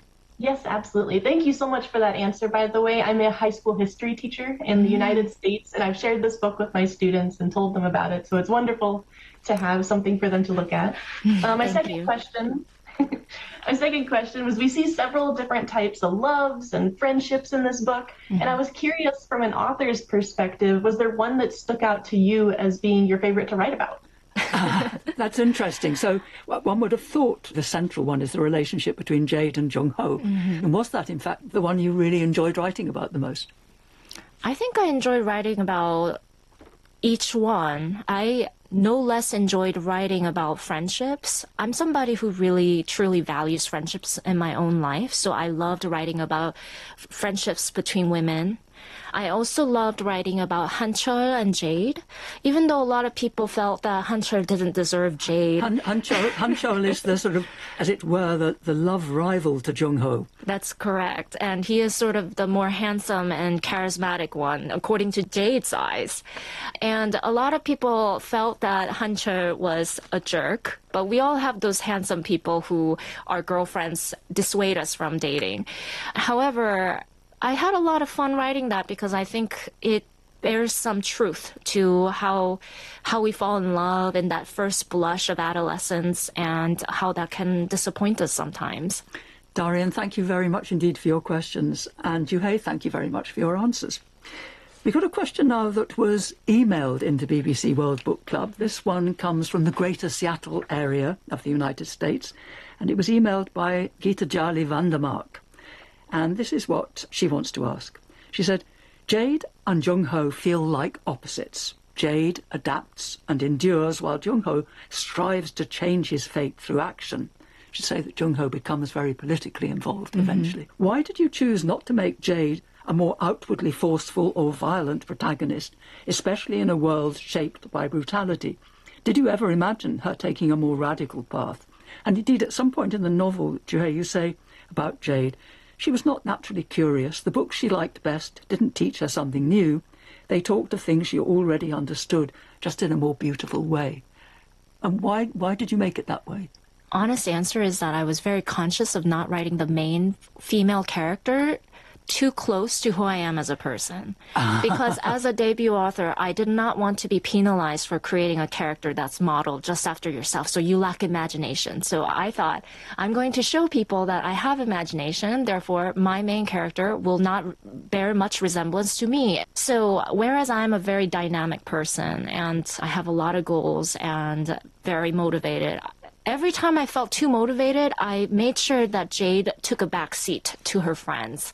And you see her friend Lotus, she's very outgoing and adventurous, and of course Jung-ho is as well. So Jade turned out to be a bit of a late bloomer. What I'm interested to know is why you decided to make Jade and her friend Lotus, and Lotus's sister Luna, why you decided to make them young trainee courtesans. It's because at that time, most women didn't have freedom. Financial freedom, freedom to learn, to make their own choices romantically or personally or otherwise. And they went straight from being directed by their parents to being directed by their in-laws and their husbands. And I really wanted to show the new kind of modern woman that was being shaped. And one of the few occupations that a woman could have at that time that could afford her financial and personal freedom was the courtesan. They are some of the most well-educated and artistic women throughout Korea's long history, and I wanted to honor that. And you hear medieval legends and romances, right, like ballads of courtesans that followed their poor, impoverished lovers, just writing poetry to each other. It's really about poetic romance. They cultivated these romances through poetry, through music, through paintings. It's interesting. I wonder, the word courtesan in English summons up, actually for me, I think it summons up a mistress of a rather high-powered man.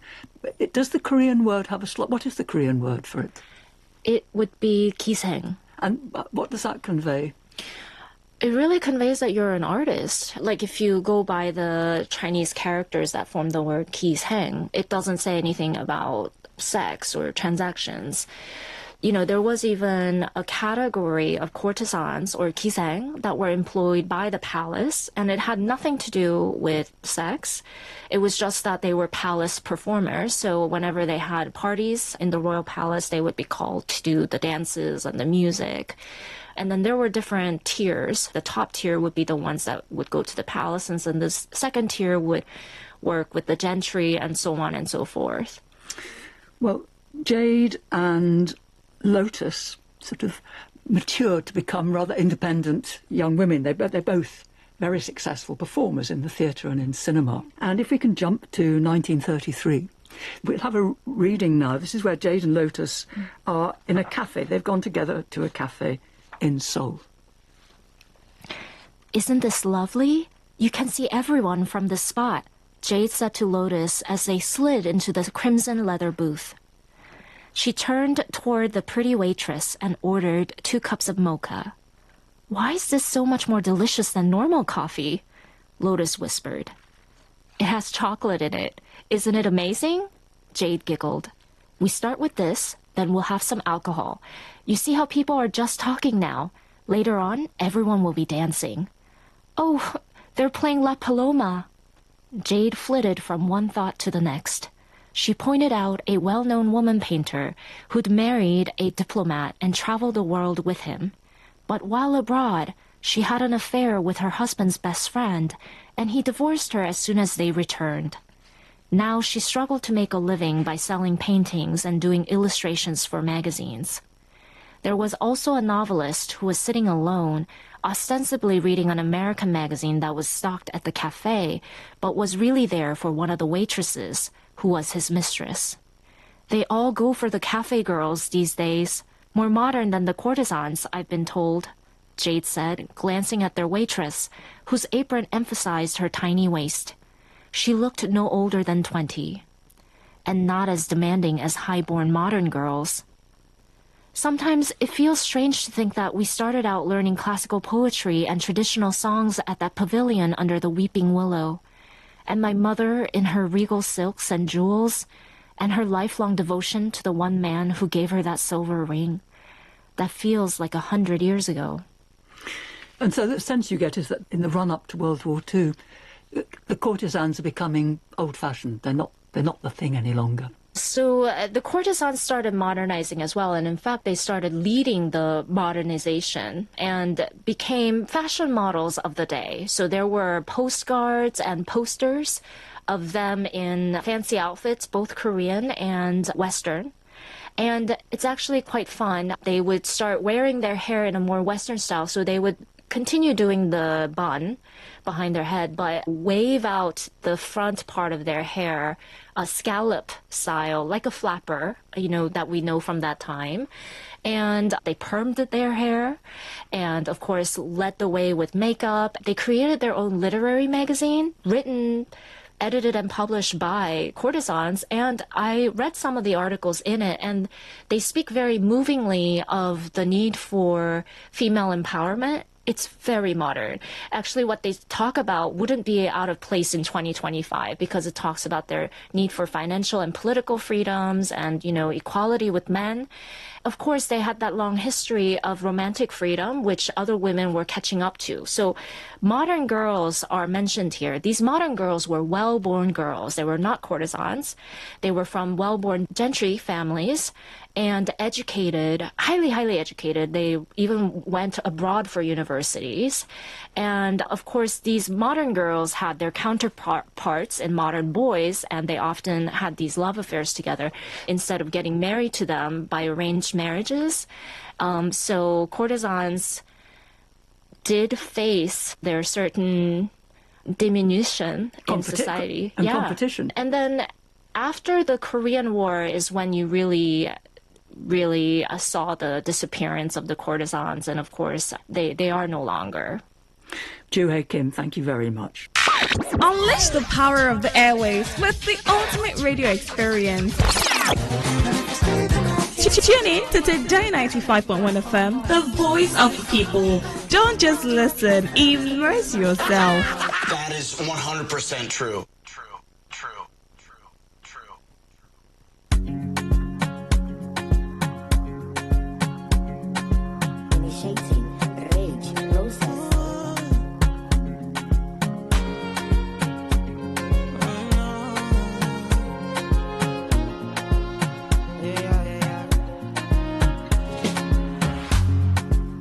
Which kind life way I never see. I carry God so I fear nothing. Steady increase in the commands. Command. Original no be parody. You know feel clear for your memory. Whether now winter or summer. I did Papa don't stop now. Living life. See my fire burning bright within the inside me. Small leeway they might see. They never know I color. To remove fine. Check and balance everything inside my mind daily. Trust me, you can't fool me. Energy don't got logo, who are friendly and conscious. I'm allergic to so. I'm not ready for confusion. They're telling me make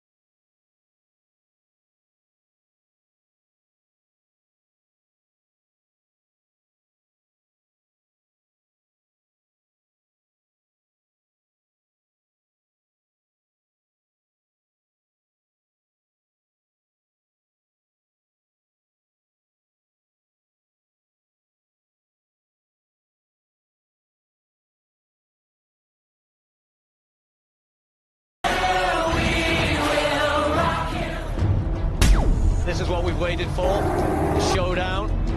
The fastest men in the world. Hearts racing. One light, two lights. They're backing off and backing. Pulse rising.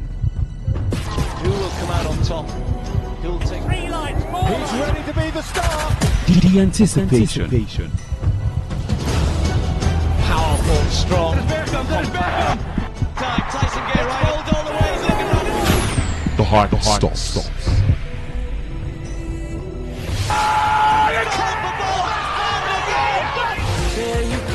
Catch the sports game on Sports Attack Mondays through Fridays 6:30 a.m. and Today's Sport Live 3 to 4 p.m. and also on the weekends 1 to 6 p.m. only on your premium sports radio. Today 95.1 FM. I wanna take you away. Hello, my name is Kanu Wanko, aka Papilo. For the latest and trending sports stories, always listen to Today Sports Live on Today 95.1 FM Port Harcourt.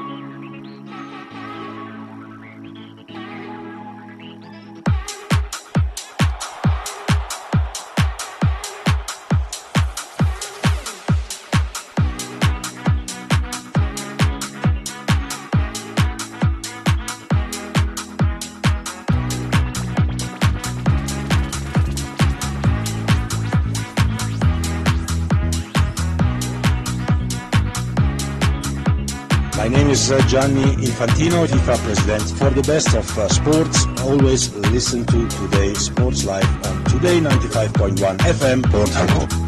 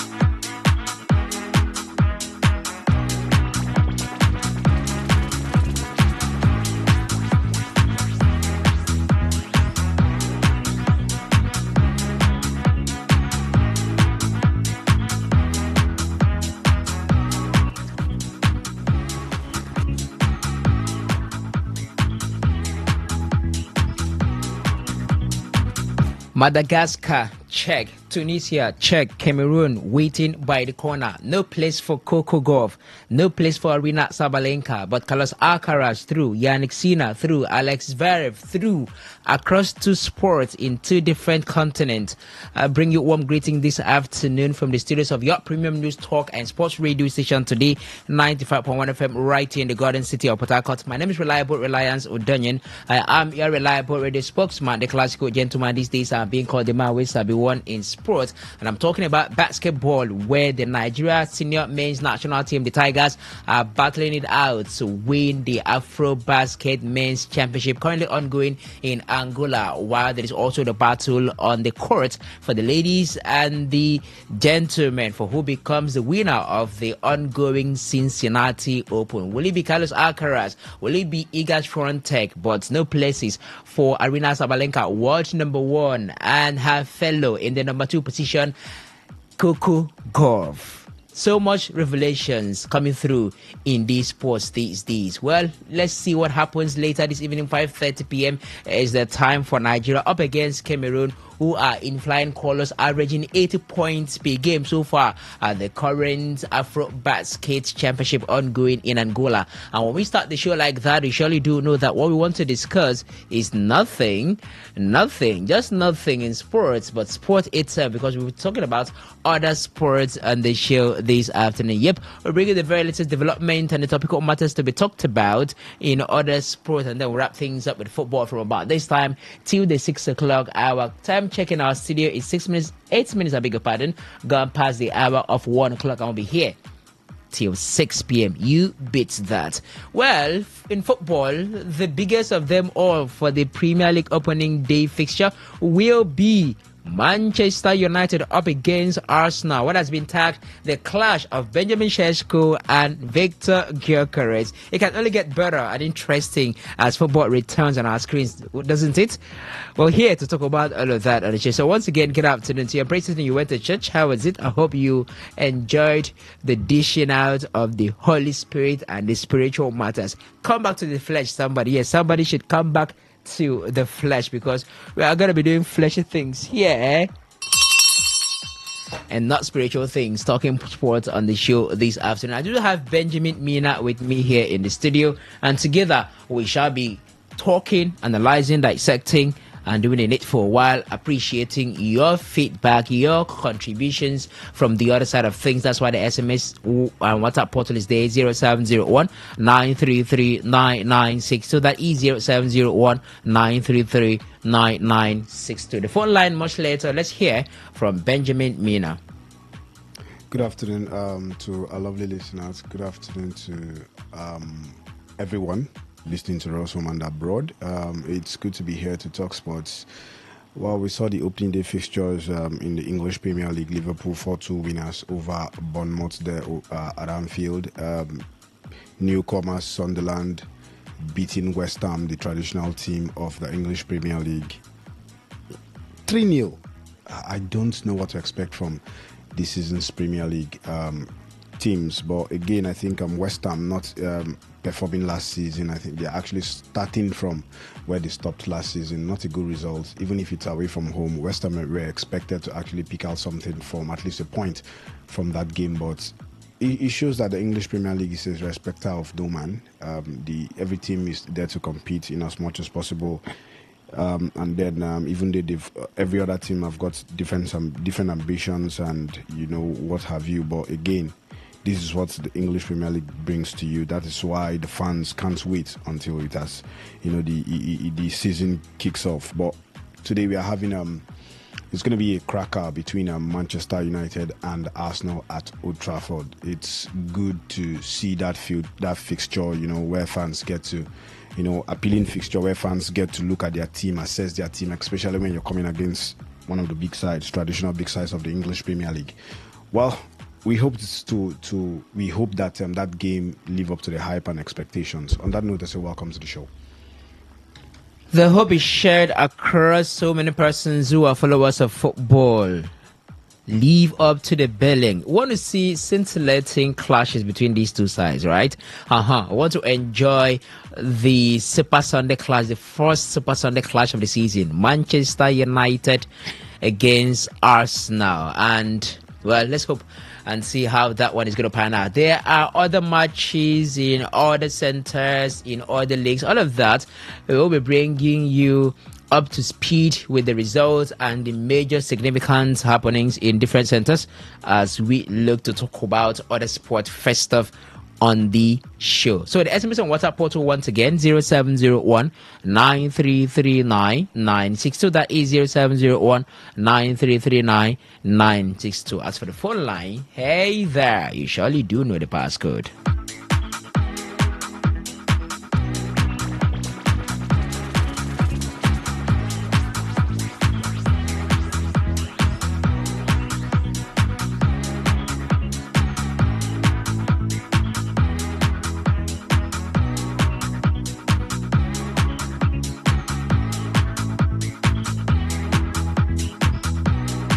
Hello, my name is Kanu Wanko, aka Papilo.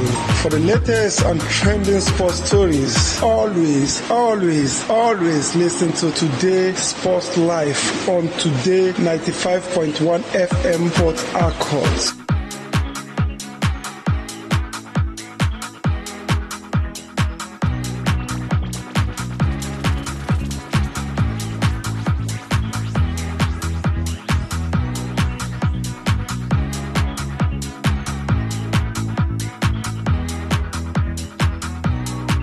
So we start things from home. We start from the National Sports Commission, where this report says that the NSC, that is the National Sports Commission, is said to be angry with officials of the Athletics Federation of Nigeria. Why? Because of its failure to secure a single relay ticket during its national trials in Lagos for the 2025 World Championships holding in Tokyo, Japan. Nigeria is at risk of failing to qualify for any relay event, the first time since the inaugural edition of the World Championships in 1983. It understood. The NSC is also said to be unhappy with the AFN over its recent pronouncement that it is not getting enough financial support to execute its programs. The AFN is currently seeking funds to attend a meet in Accra, Ghana, where Nigerian athletes could make another attempt to secure a relay ticket. In a statement issued by the AFN shortly after the national trials in Lagos, the Federation confirmed its urgent appeal for financial support to enable Team Nigeria's participation in the Ghana meet, which was originally scheduled for this weekend, but now rescheduled for August 19 to 20. However, a source in the NSC told The Guardian on Thursday night that the body has given AFN enough financial assistance to execute its programs, particularly in the qualifiers for the World Championships in Tokyo. It is sad that the leadership of AFN is crying out for funds now for its qualification for Tokyo. What came out of the money NSC gave for the national trials in Lagos, where the AFN failed? I'll take that again. What came out of the money NSC gave for the national trials in Lagos, where the AFN failed to secure a single relay ticket? The official asked. According to him, the NSC is not happy spending money and not getting the desired result in track and field. Anybody who is saying that the federal government has not supported the AFN should be bold enough to announce to Nigerians how much the board has received from the NSC this year, he stated. Benjamin, what do you make of this development? So, I could recall during the saga of Favor Philly, I could recall directly from the president of the Athletic Federation of Nigeria, Tony Bokowa, saying the body needs money to take care of its athletes so that, they will not be switching allegiances. And I'm sure it was one of the topics discussed in one of our TSL, or one of those Sundays within that period of time. So that's just me saying there's a documented pronouncement that the FN needs funds. But here is an official who spoke on the condition of anonymity to The Guardian, saying, "Made them come and talk how much they don't collect for the past couple of weeks, months, which will confirm that the NSC has not been dishing out funds to them, and also failure to secure a single relay ticket for the World Championship in Tokyo." What do you make of these developments, Benjamin? Well, for me, I think I've been saying it here time without number that the various federations, not just the AFN, needs to be held accountable. That's one thing, and it rubs down or cut across all offices or all office holders in the country, because you look at it, one thing that kills us as a nation, or is killing the nation, is the fact that there's no accountability. And if the NLC have come out to say they've given you money, mobilized you for all qualifications, for the relays, and the one that was supposed to hold this weekend that was actually postponed to next weekend in Ghana, then why are you coming back for money? That's the thing, because every year you roll out a budget, because I believe every year you have a calendar of all competitions that you want to, either qualifiers or competitions that you've already qualified to actually go into, and then the NLC gets to roll out the check and then mobilize you already for that tournament or qualifiers that you're going to be having. So, and the NSC are coming out to say they've actually mobilized you. So why are you coming back to say there's no money? I think the AFN needs to actually come out and give us accountability, or be accountable for everything that have been given to them for the calendar year. Truth is, we had the favor of Philly issue, like you rightly said earlier, and it all boils down to negligence, financial, whether we like it or not. Finance is part of that reason why Favor Philly is part of the reason why she's deciding to switch her allegiance, because I know negligence was cited, part of it, but again, finances is something that you need to look at. Everybody wants to be paid properly, for everything that he or she is doing as a job, so for me, I think they need to come out officially. The president of the AFN needs to come out officially to give account of what he has been given all through the calendar year, because you can't be coming out to tell Nigerians that money right now. I think the AFN are actually looking for ways to start robbing blames on the NLC. That is what I'm sensing, because if you've been mobilized, you don't have any excuse. You've been mobilized to prepare for a qualifying tournament. You don't have any excuse why you don't need to qualify. Either you're not good enough or you didn't prepare very well. That's the thing. So I think the AFN needs to come out officially and give us their own report on this matter, because the NSC they've actually given their own take of the matter to say, we have mobilized you, we have given you all the money. So you come out and tell Nigerians that you've not received any money, then give us a breakdown of what you've received and what you've done with this money that you've received. I think Nigerians deserve that. So for me, they need to come out officially and give a good accounting report of the year and all money that they've received already. So for me, this is not a good way to actually start the season. You didn't qualify for the tournament. You should have as well come out to say, okay, we take responsibility for not qualifying for the tournament. Possibly we can do better. We look at our lapses and see how we can get better subsequent qualifiers or subsequent tournament and all that. Or the tournament that we've qualified, or the one that's going to happen in Ghana. Hopefully we get something better and then, cover up for our lapses on this. Instead of coming out to take responsibilities, you're actually coming out to point fingers that you've not been mobilized or you've not been given money. So the AFN have a job to do, and that job is to come out and give account of what they received to Nigerians. Okay, they have to account. But one thing that is very dicey right now is that Nigeria may not have a team in any relay event. In case you need further explanation, relay is 4x100, 4x400 men and women. None has qualified for the World Championship. I think the last qualifying spot is held by Zambia at the moment, and so that is also a concern for the National Sport Commission, according to the NSC official who spoke on anonymity to The Guardian, asking why don't we have qualification for any relay event. Let's cross over. We are being joined right now by Bright Naduzie. Bright Naduzie is a Port Harcourt-based sport journalist who specializes in reporting athletics. He was there in Lagos for the national trials to cover from the beginning to the end. So we will be getting first-hand information from him. Bright, good afternoon to you. Thank you for joining us. Iwiala, my brother. You can see me. And so body ramfanya ba. Umako yarete. Atatangsu. Good afternoon, Reliance. Good afternoon, Jen, in the studio. Good afternoon, Port Harcourt. Good afternoon to you, Bright. The fourth brother of Chiamaka Nadozie. I think my lawyer is listening to the show. At the end of the show, he will serve you paper for you to say that false. But I think my lawyer, Higher King, good afternoon, sir. So you have to do some job for me tomorrow morning.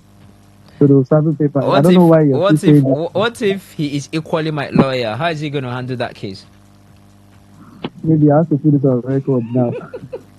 Right. Stay one side. Make I know where you did. Anyway, so let's get to the matter on the table, Bright. Let's start with the arrangement, the organization of the national trials in Lagos.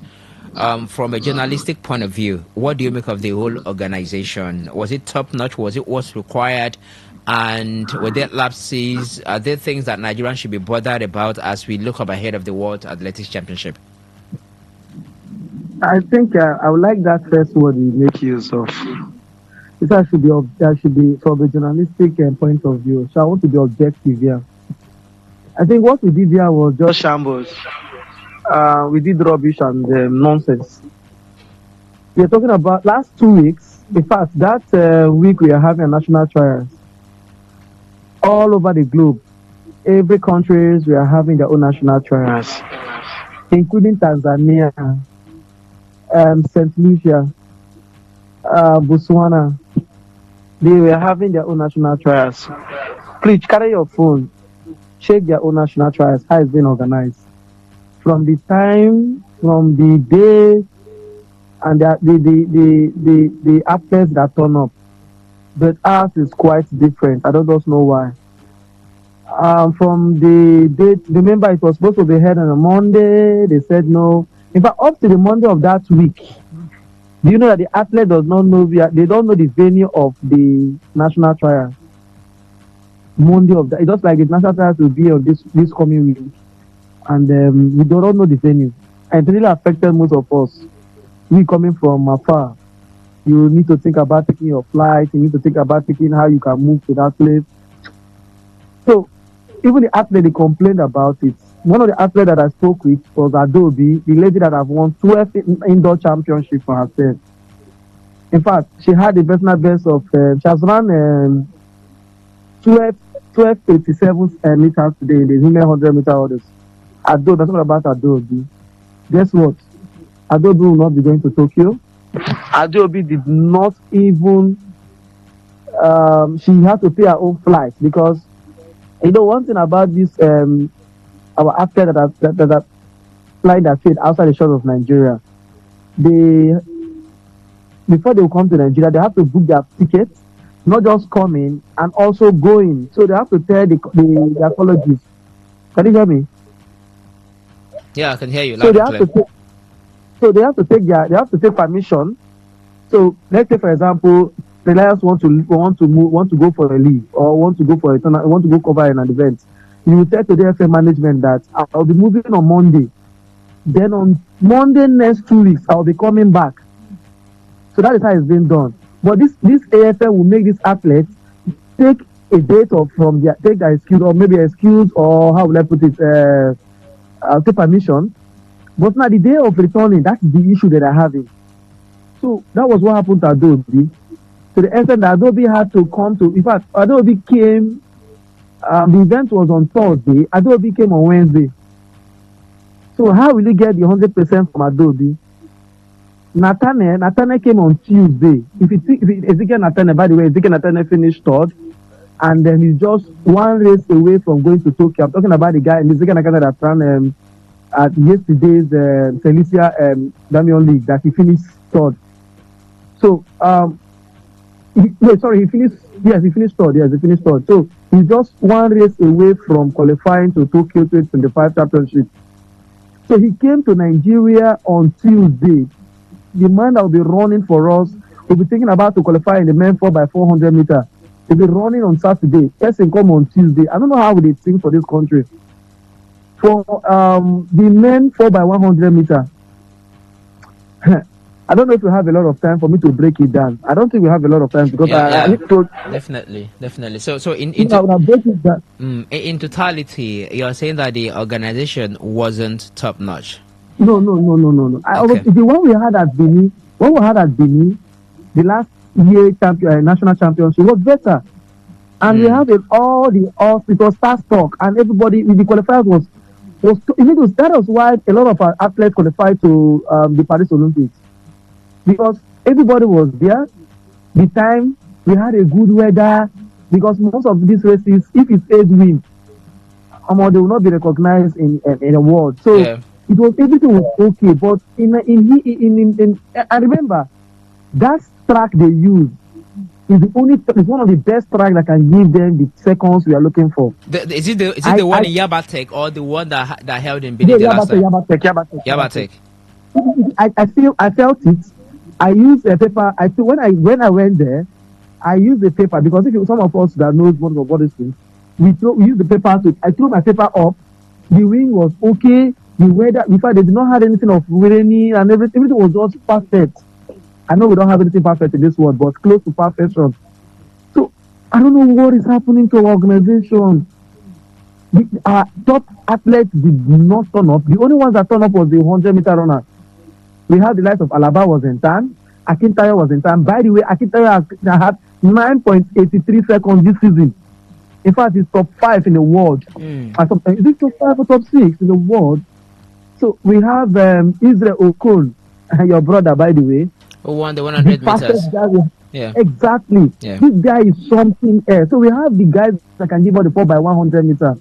I know you were asking about it. Yeah, by the we'll way. Talk about the release. When we get to that part, we'll talk about the failure to secure the release. There's a bit of a lot to talk about there, but who organized this national trial? Now, there's a reason why I'm asking this question. Ordinarily, and according to the books, the Athletic Federation of Nigeria is saddled with the responsibility of organizing a national trial for athletes ahead of a major tournament in an athletic calendar year, right?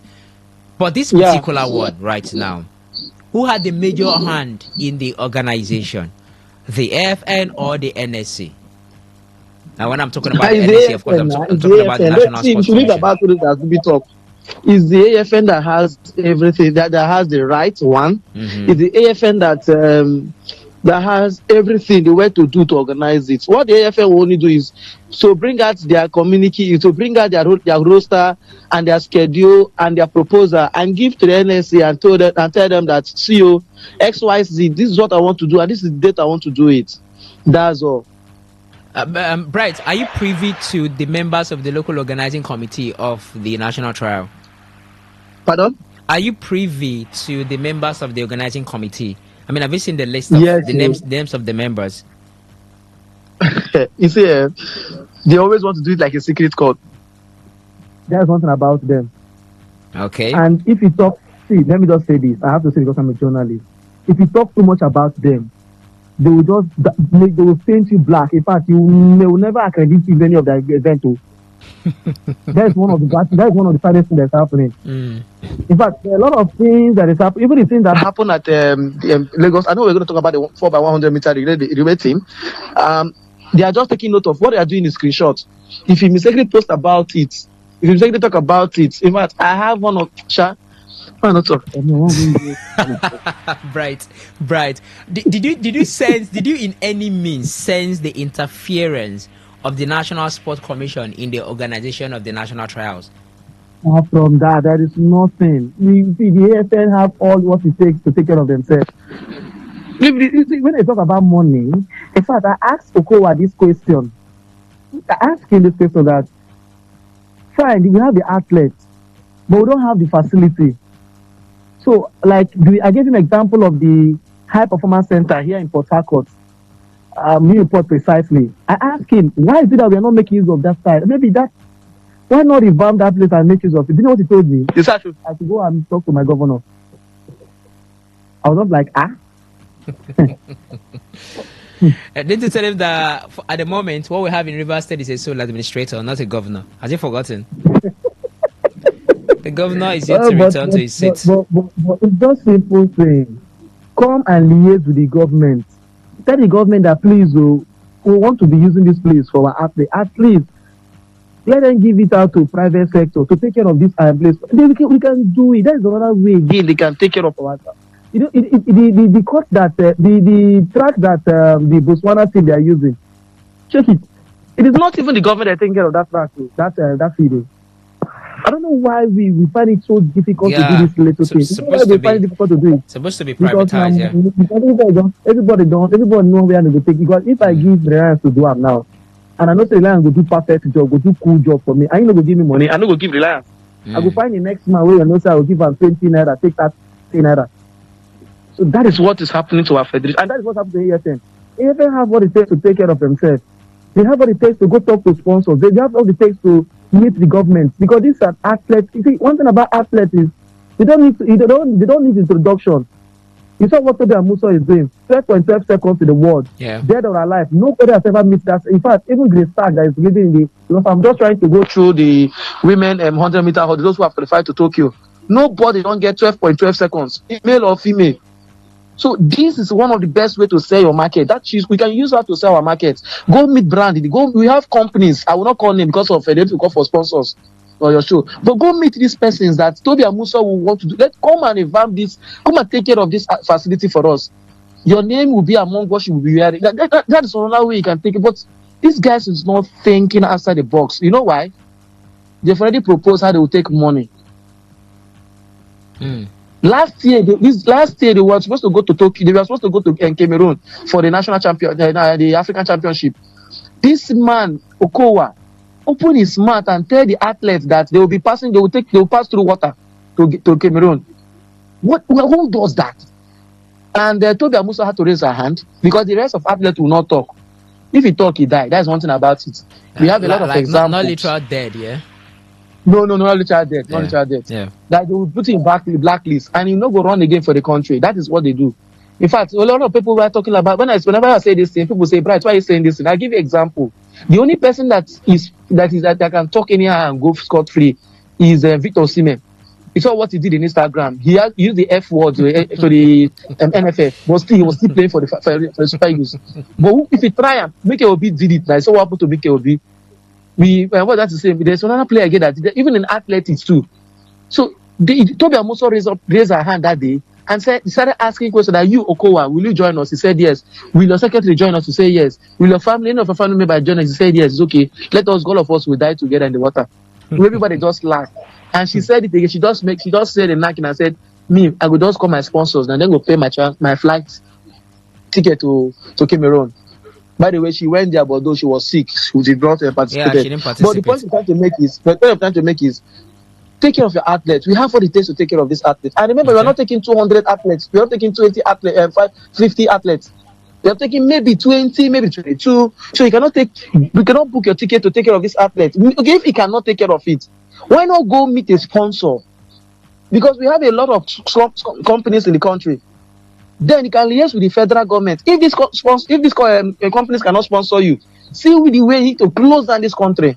Formula One we are talking about today, one of the biggest brands in Nigeria, is taking care of Formula One. Even in Port Harcourt, there's one brand in Port Harcourt here taking care of Formula One, paying some of the money for Formula One. The Rodan Garage too, one of the company in Nigeria too, is taking care of Formula One, Rodan Garage. So why is it that they cannot put their money in athletics? They will still tell you the same. If you speak with most of their MG, the manager, they will tell you that I cannot put my money on nothing because these guys, we want to look for a way to siphon the money. They don't want to take care of the money. Then I just tell myself that if it's a foreign hand that take care of our AFN, if it's a foreign hand that is taking care of Nigeria AFN, Reliable Reliance, I'm telling you today that we will be winning a gold every Olympics. Okay, we'll be winning a medal every national, every African championship. Okay, Bright. Just to reiterate, you're talking about a Nigerian-owned company sponsoring Formula One that is not done in Nigeria, not even done in Africa, and also a Nigerian-owned company sponsoring the French Open, Roland Garros in France, not in Nigeria. I just needed to allow that one to sink in a little bit. Let's talk about the relay team. Now, to the best of my knowledge, there's a high chance that Nigeria will not have a relay team at the World Athletics Championship in Tokyo. This is because, as we speak, none of the relay team has qualified. 4x100, 4x400, men or women, none has qualified. They have the meet coming up in Ghana, which looks like the only window, the only remaining window. You can confirm that for me, for them to qualify. How did we get here? Because there have been several windows. I could recall a point when Onwuzirike, these other guys, is it Nathaniel that has been doing great in 400 meters for the NCAA? I mean, they were in blistering form. And I mean, during that period, I think there were so many opening windows for qualifiers in the US. They had so many events, so many meets in the US that they should have participated, because many of these guys are based in the US and, of course, other countries who share proximity with the US. So, right, tell us, how did we get here where Nigeria might not have a team to rep, to run in the relay event at the World Athletics Championship? Yeah, don't make me do this. Don't make me do this. Let me just do it. If I don't go Ghana, you go. I know they. Okay. I know they. Now my job, I they do. Now my work, I they do. Okay, so relax. One of the things that will make us not to qualify is because we are not taking care of our athletes. That is just it. We want to wait for them to do well in UK, in Canada, in fact, the Western world. Then they qualify by themselves. Then you want to make use of them. Then when it comes to the grouping race, that is when we grouping race, the relay race, you cannot take care of them.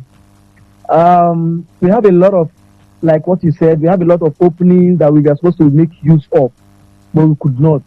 Then we saw the closest one we can use. The closest one we can use was national trials. The men 4x100 meter. What we are looking for was just 37 seconds. That's what we are looking for. No, 36 seconds. That's what we are looking for. That's to beat the mark held by Zambia, I guess. Yes. No, not even Zambia. We are talking about Netherlands there, because it was Netherlands that shifted us from that 4x100. It was even Netherlands. Initially, it was Ghana. Okay. Then we qualified from Ghana. Ghana was 27 then. We were 26. Then other countries started having their own their tournament. They went for some relay races, and we have to push us to 30. Then we are still in the close. We are qualified. We are still in that qualifying rank and everything. The talent. Netherlands come get their own. We're not even in 36 again. We are talking about Nigeria will be in 38 or 37 now, 38 or 39. So which means we will not qualify. The closest one we can supposed to make use of was the national trials next year in Lagos there. So we need to, for you to qualify, for you to have a good race, there are two things we need to consider that the World Athletics will take notice of. One, was it up to standard? Is it wing age? And what I mean up to standard, how many countries, how many world ranking countries that came to participate in that relay race? We invited Benin Republic. We invited the Ghanaian national team to come run for us, to come run at the national trials. Guess what? Our Nigeria team that was supposed to run refused to run. The relay team. They said they were protesting that day because they are not being paid their money. In fact, one of the athletes that came, his name is Israel Okon. Israel Okon said, in money where they promise and to pay for a flight, they no give up. And he take his hand pay money. So in the para. Alaba, the same thing, he's not paid Alaba. Akita, the guy that had 9.89 seconds, that has run 9.89 seconds this season, he was in time. So it simply means we have the best leg to give us 36 seconds. To show that these guys are so good. If you take a 100-meter race that these guys they did, all their hits, I'm talking about Alaba, Israel Okon George, Akintayo, all of them, they had their 10, before they finished in 10 subs, 10:02, 10:03, 10:04, 10:02. These are seconds. So which simply means if you put it together, these guys will give you 35 or 34. So we qualified. But what happened? The Ghanaian team came. In fact, the Ghanaian team, they came early. They came on Thursday. The race was supposed to be on Sunday. They came on Thursday. These guys, they started training, rehearsing till Sunday. They kept it up. They came to track to run the 4x100 meter race. But Nigeria team refused to run because of the not being paid. If you follow the WhatsApp group, remember I have to do some videos. Israel Okon refused to turn up. They started begging Izoko. They begged him. When they say no, they don't know. AFN president had to come. Some officials they went. Alaba refused. Akita himself, get strength. Even show up. They around that Yabatek. In fact, do you know that on Sunday morning at the phone, I asked him that guy after I also go qualify today for the relay team. It's a wrong way thing. They don't pay any money. So they are not taking care of our athletes, and that was one of the reasons why they could not run. See today, they've not been paid their. That's one of the happening in the country. We don't know why we don't like paying our athletes. Don't you think this is where the Athletic Federation of Nigeria is crying out for funds? I don't know how much, because do you think the monies have been given to them that they are supposed to take care of these athletes and pay them their bonuses and whatever they are owing them, but they haven't been able to do that? Because here's me thinking, probably this is why yeah. Let me shake this. If you want me to shake it, I will shake up. Shake. Do you know that River Super they've not been paid, their athletes have not been paid till today? The basketballers that went to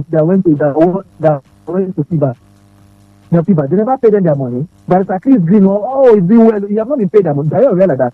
I'm not saying allegedly. I have to. They said, see, who will leave all this trouble? Afro basket, the national, I'm not saying local players. The guys that made us to qualify for the Afro basketball that these are big boys are playing now. Do you know that they have not paid everybody their complete money?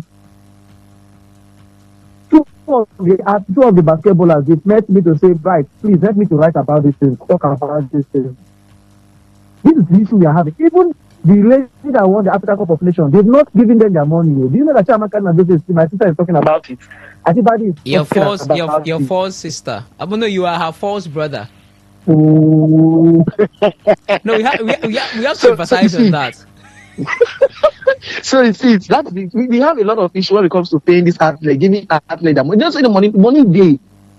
If you want to know if the money is there, okay, take for example the hotel that this athlete they lodged in Lagos. If I tell you how much those guys they write come up from their check, you go shock. They didn't get the money. So the money is there. They just want bigger money so that now everybody wants to sign. That's the issue, and it's affecting our athletes. It's affecting the A games of our athletes. So that is one of the issues they had. That was why we did not have the 4x100 meter relay team. Guess what? In Reliance, we have the fastest African 400 meter racer in the country. In the 400 meter hurdles. Israel and Tanner, he's in TAN. Chidi Okeze was in TAN. Samuel Ogazi was in TAN, but we could not qualify. Why? I asked Chidi Okeze. Chidi said something that if Chidi cannot give us 42 seconds on his own personal race. Now, if these athletes run against top 100 meter 4x400 meter team, they will do well. We are supposed to be we'll be talking about qualifying, but they always want to go with the fire brigade approach. Okay. Remember what happened in the Paris Olympics? The same thing. We qualified in Ghana. We qualified in Cameroon rather. So we always want to, but this time we're not going to qualify because right. Even the regional team. I want to head to that. So up next is Ghana. The meet in Ghana that comes up. I think that should be next weekend. I don't know if you have a crystal ball.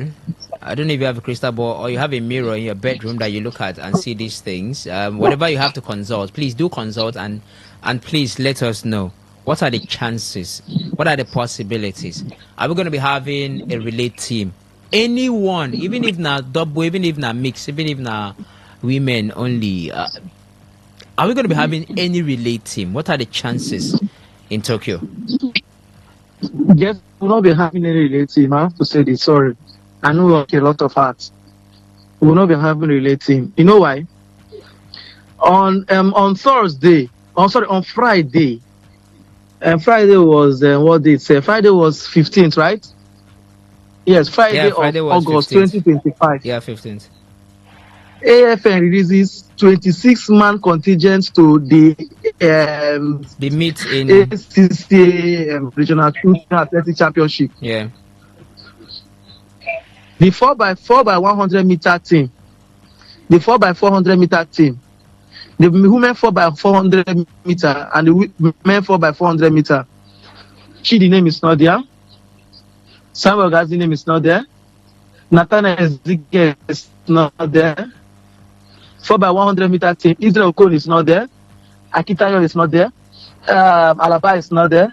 So now what for you? What on for you? Let me just read out the names, so that's for obvious reasons. So for the women, the 100 meters, 200 meters, and 4x100 meters, we have Chioma Nweke, Olayinka Olajide, Iyanolowa Bada, and Maria Thompson. For the men, 100 meters, 200 meters, and 4x100 meters, we have Olaolu Olatunde, James Taiwo Emmanuel, Abdul Ghaffar Audu, and Chidera Nziako. For the 400 meters and 4x400 meters women, we have Patience Okon George, Favor Onya, Okpeyemi Oke, and Anita Enaruna. For the 400 meters and 4x400 meters men, we have Gallery Badmos. Is it Gallery or Gafari? Okay, that's Gafari Badmos, Ezekiel Azukwo, Victor Samson, and David Aikalu. These are not regular names, especially for the relay event. Normally, you expect to see the likes of Chidi Oguzia, Kentayo, Nathaniel, and all. Are you saying that the people we have here, the athletes we have here, don't have what it takes to qualify Nigeria? That's question number one for the relay team. Then question number two, are we technically saying or looking at it in the perspective that AFN couldn't sort out their issues, whatever they have with the elites that are expected to be in this category, so they have to find a way around it by gathering these athletes to come run? Let me answer the first question. These news that are here, we are not going to. We need to go school championship. We need to go inter-house also. We're talking about the world relay here. These names that are here, they will only give you medal in a Nigeria national championship, maybe under 20 championship. Because for Badamos won. He was one of the runner on 4x400 meter in the under 20 here in Ibadan. Yeah. So take with you on the race. One can compare with person like Telibus who they run the hard track for Botswana. So see. We don't have we have the athletes in the country, maybe outside, but the names that are here will not even give you a qualifying standard. Will not even give you. They just want to win, and maybe they win gold.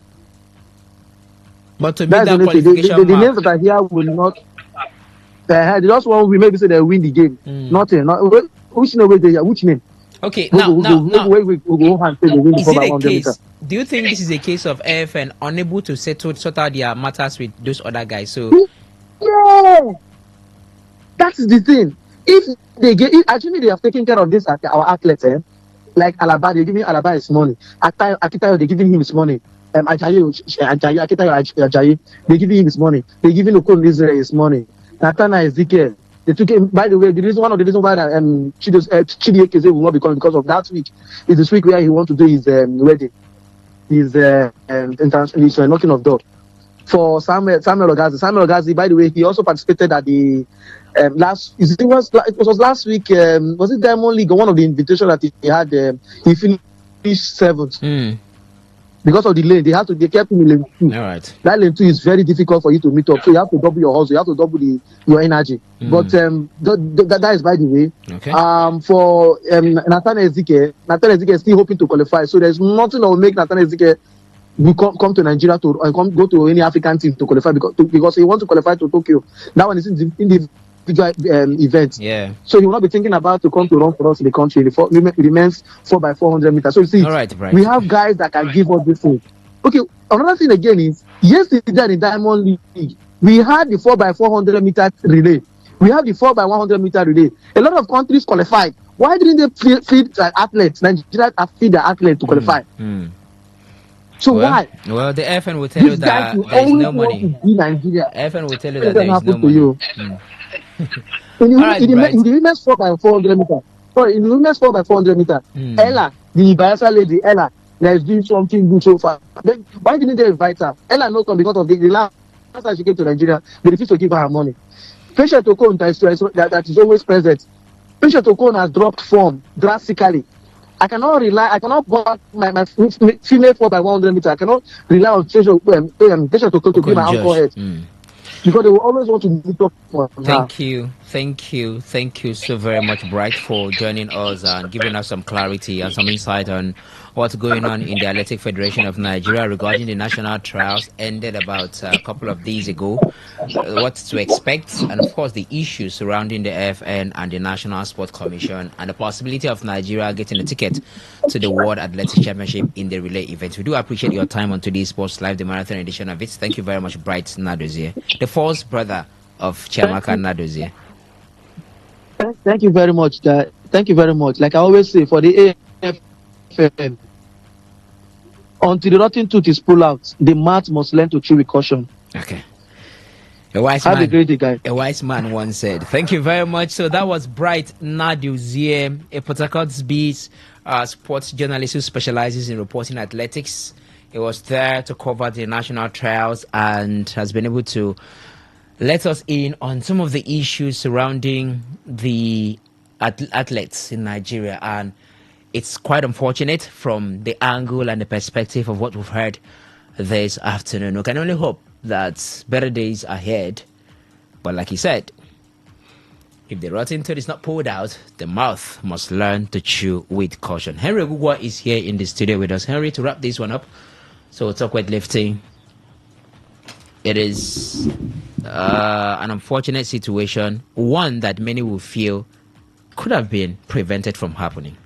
Yeah, good afternoon, Reliance. Good afternoon to Benjamin and to our listener out there. Great to be here. How long will we offer? How many years will we continue saying unfortunate events as regards Nigerian sports? I think nowadays when you get to hear or see things happen, you're not surprised or shocked as regards what has to happen. Okay, these guys came in for the national trials, and I remember what we were talking about when we left the studio yesterday. So part of what we were talking about in the studio. So they were promised monies for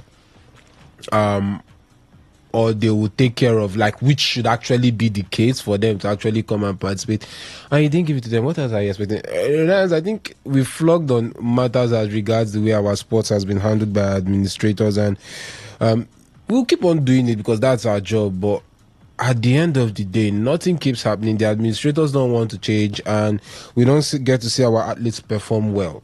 One of the reasons why FIFA Ofili is probably contemplating our options or considering our options at this point in time. So it's not shocking.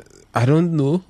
Maybe we might be lucky. They will give us the time necessary to qualify for the World Relay. Who won't give you the dash time? I say maybe we might be lucky. I meant the athletes themselves, the ones that went might. Oh, okay, the athletes. Yes, say the organizers will give you time. Not the organizers, the athletes. That's what I meant. So they might give us the time we need to qualify for the World Relays in Tokyo. But Reliance is actually pitiful and it's actually sad. That's why sometimes when it comes to this country, as much as you try to be enthusiastic, you just learn to keep an open mind. It's more like fingers crossed as regards what Nigeria will give you at the end of the day. And we go now, we don't perform or we don't turn up, we start looking for where the fault is. Maybe the AFN will come out and say there's an inquest as to regards why the performance was poor. But you know why the performance was poor? There's no need for an inquest. It's already clear, it's already evident, it's out there in the open. So it is what it is. We're used to it.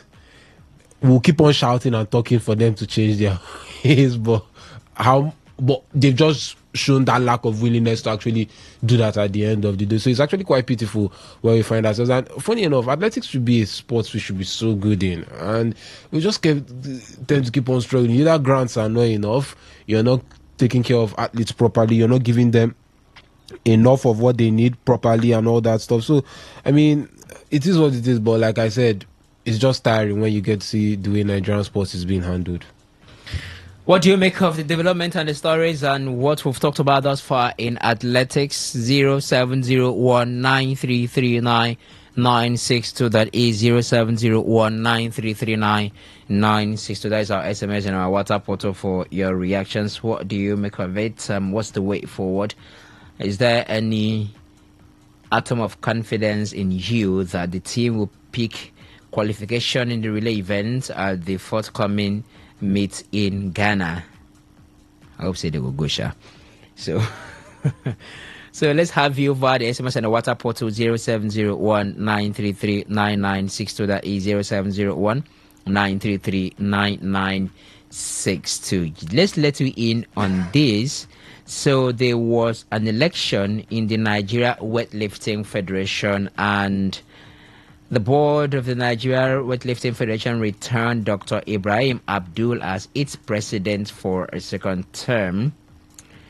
Abdul's re-election took place at the NWF 2025 Elective Congress held at the Gymnasium Hall Package B of the Moshood Abiola National Stadium, Abuja on Saturday.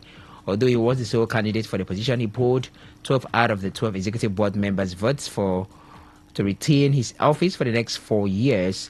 In other positions, which was supervised by the National Sports Commission, the Director of Federation of Elite Athletes Department, Nigeria Olympics Committee, and others, Lawrence Ikwaibom was elected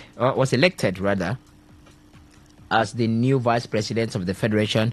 The Weightlifting Africa Federation and International Weightlifting Federation member polled a total of 8 votes to beat his opponent, Mr. Wankwa Innocent, who had 4 votes. Similarly, in the technical rep position, Coach Onubaye Sefia defeated incumbent Christopher Nwade 34-4 votes to be declared a winner.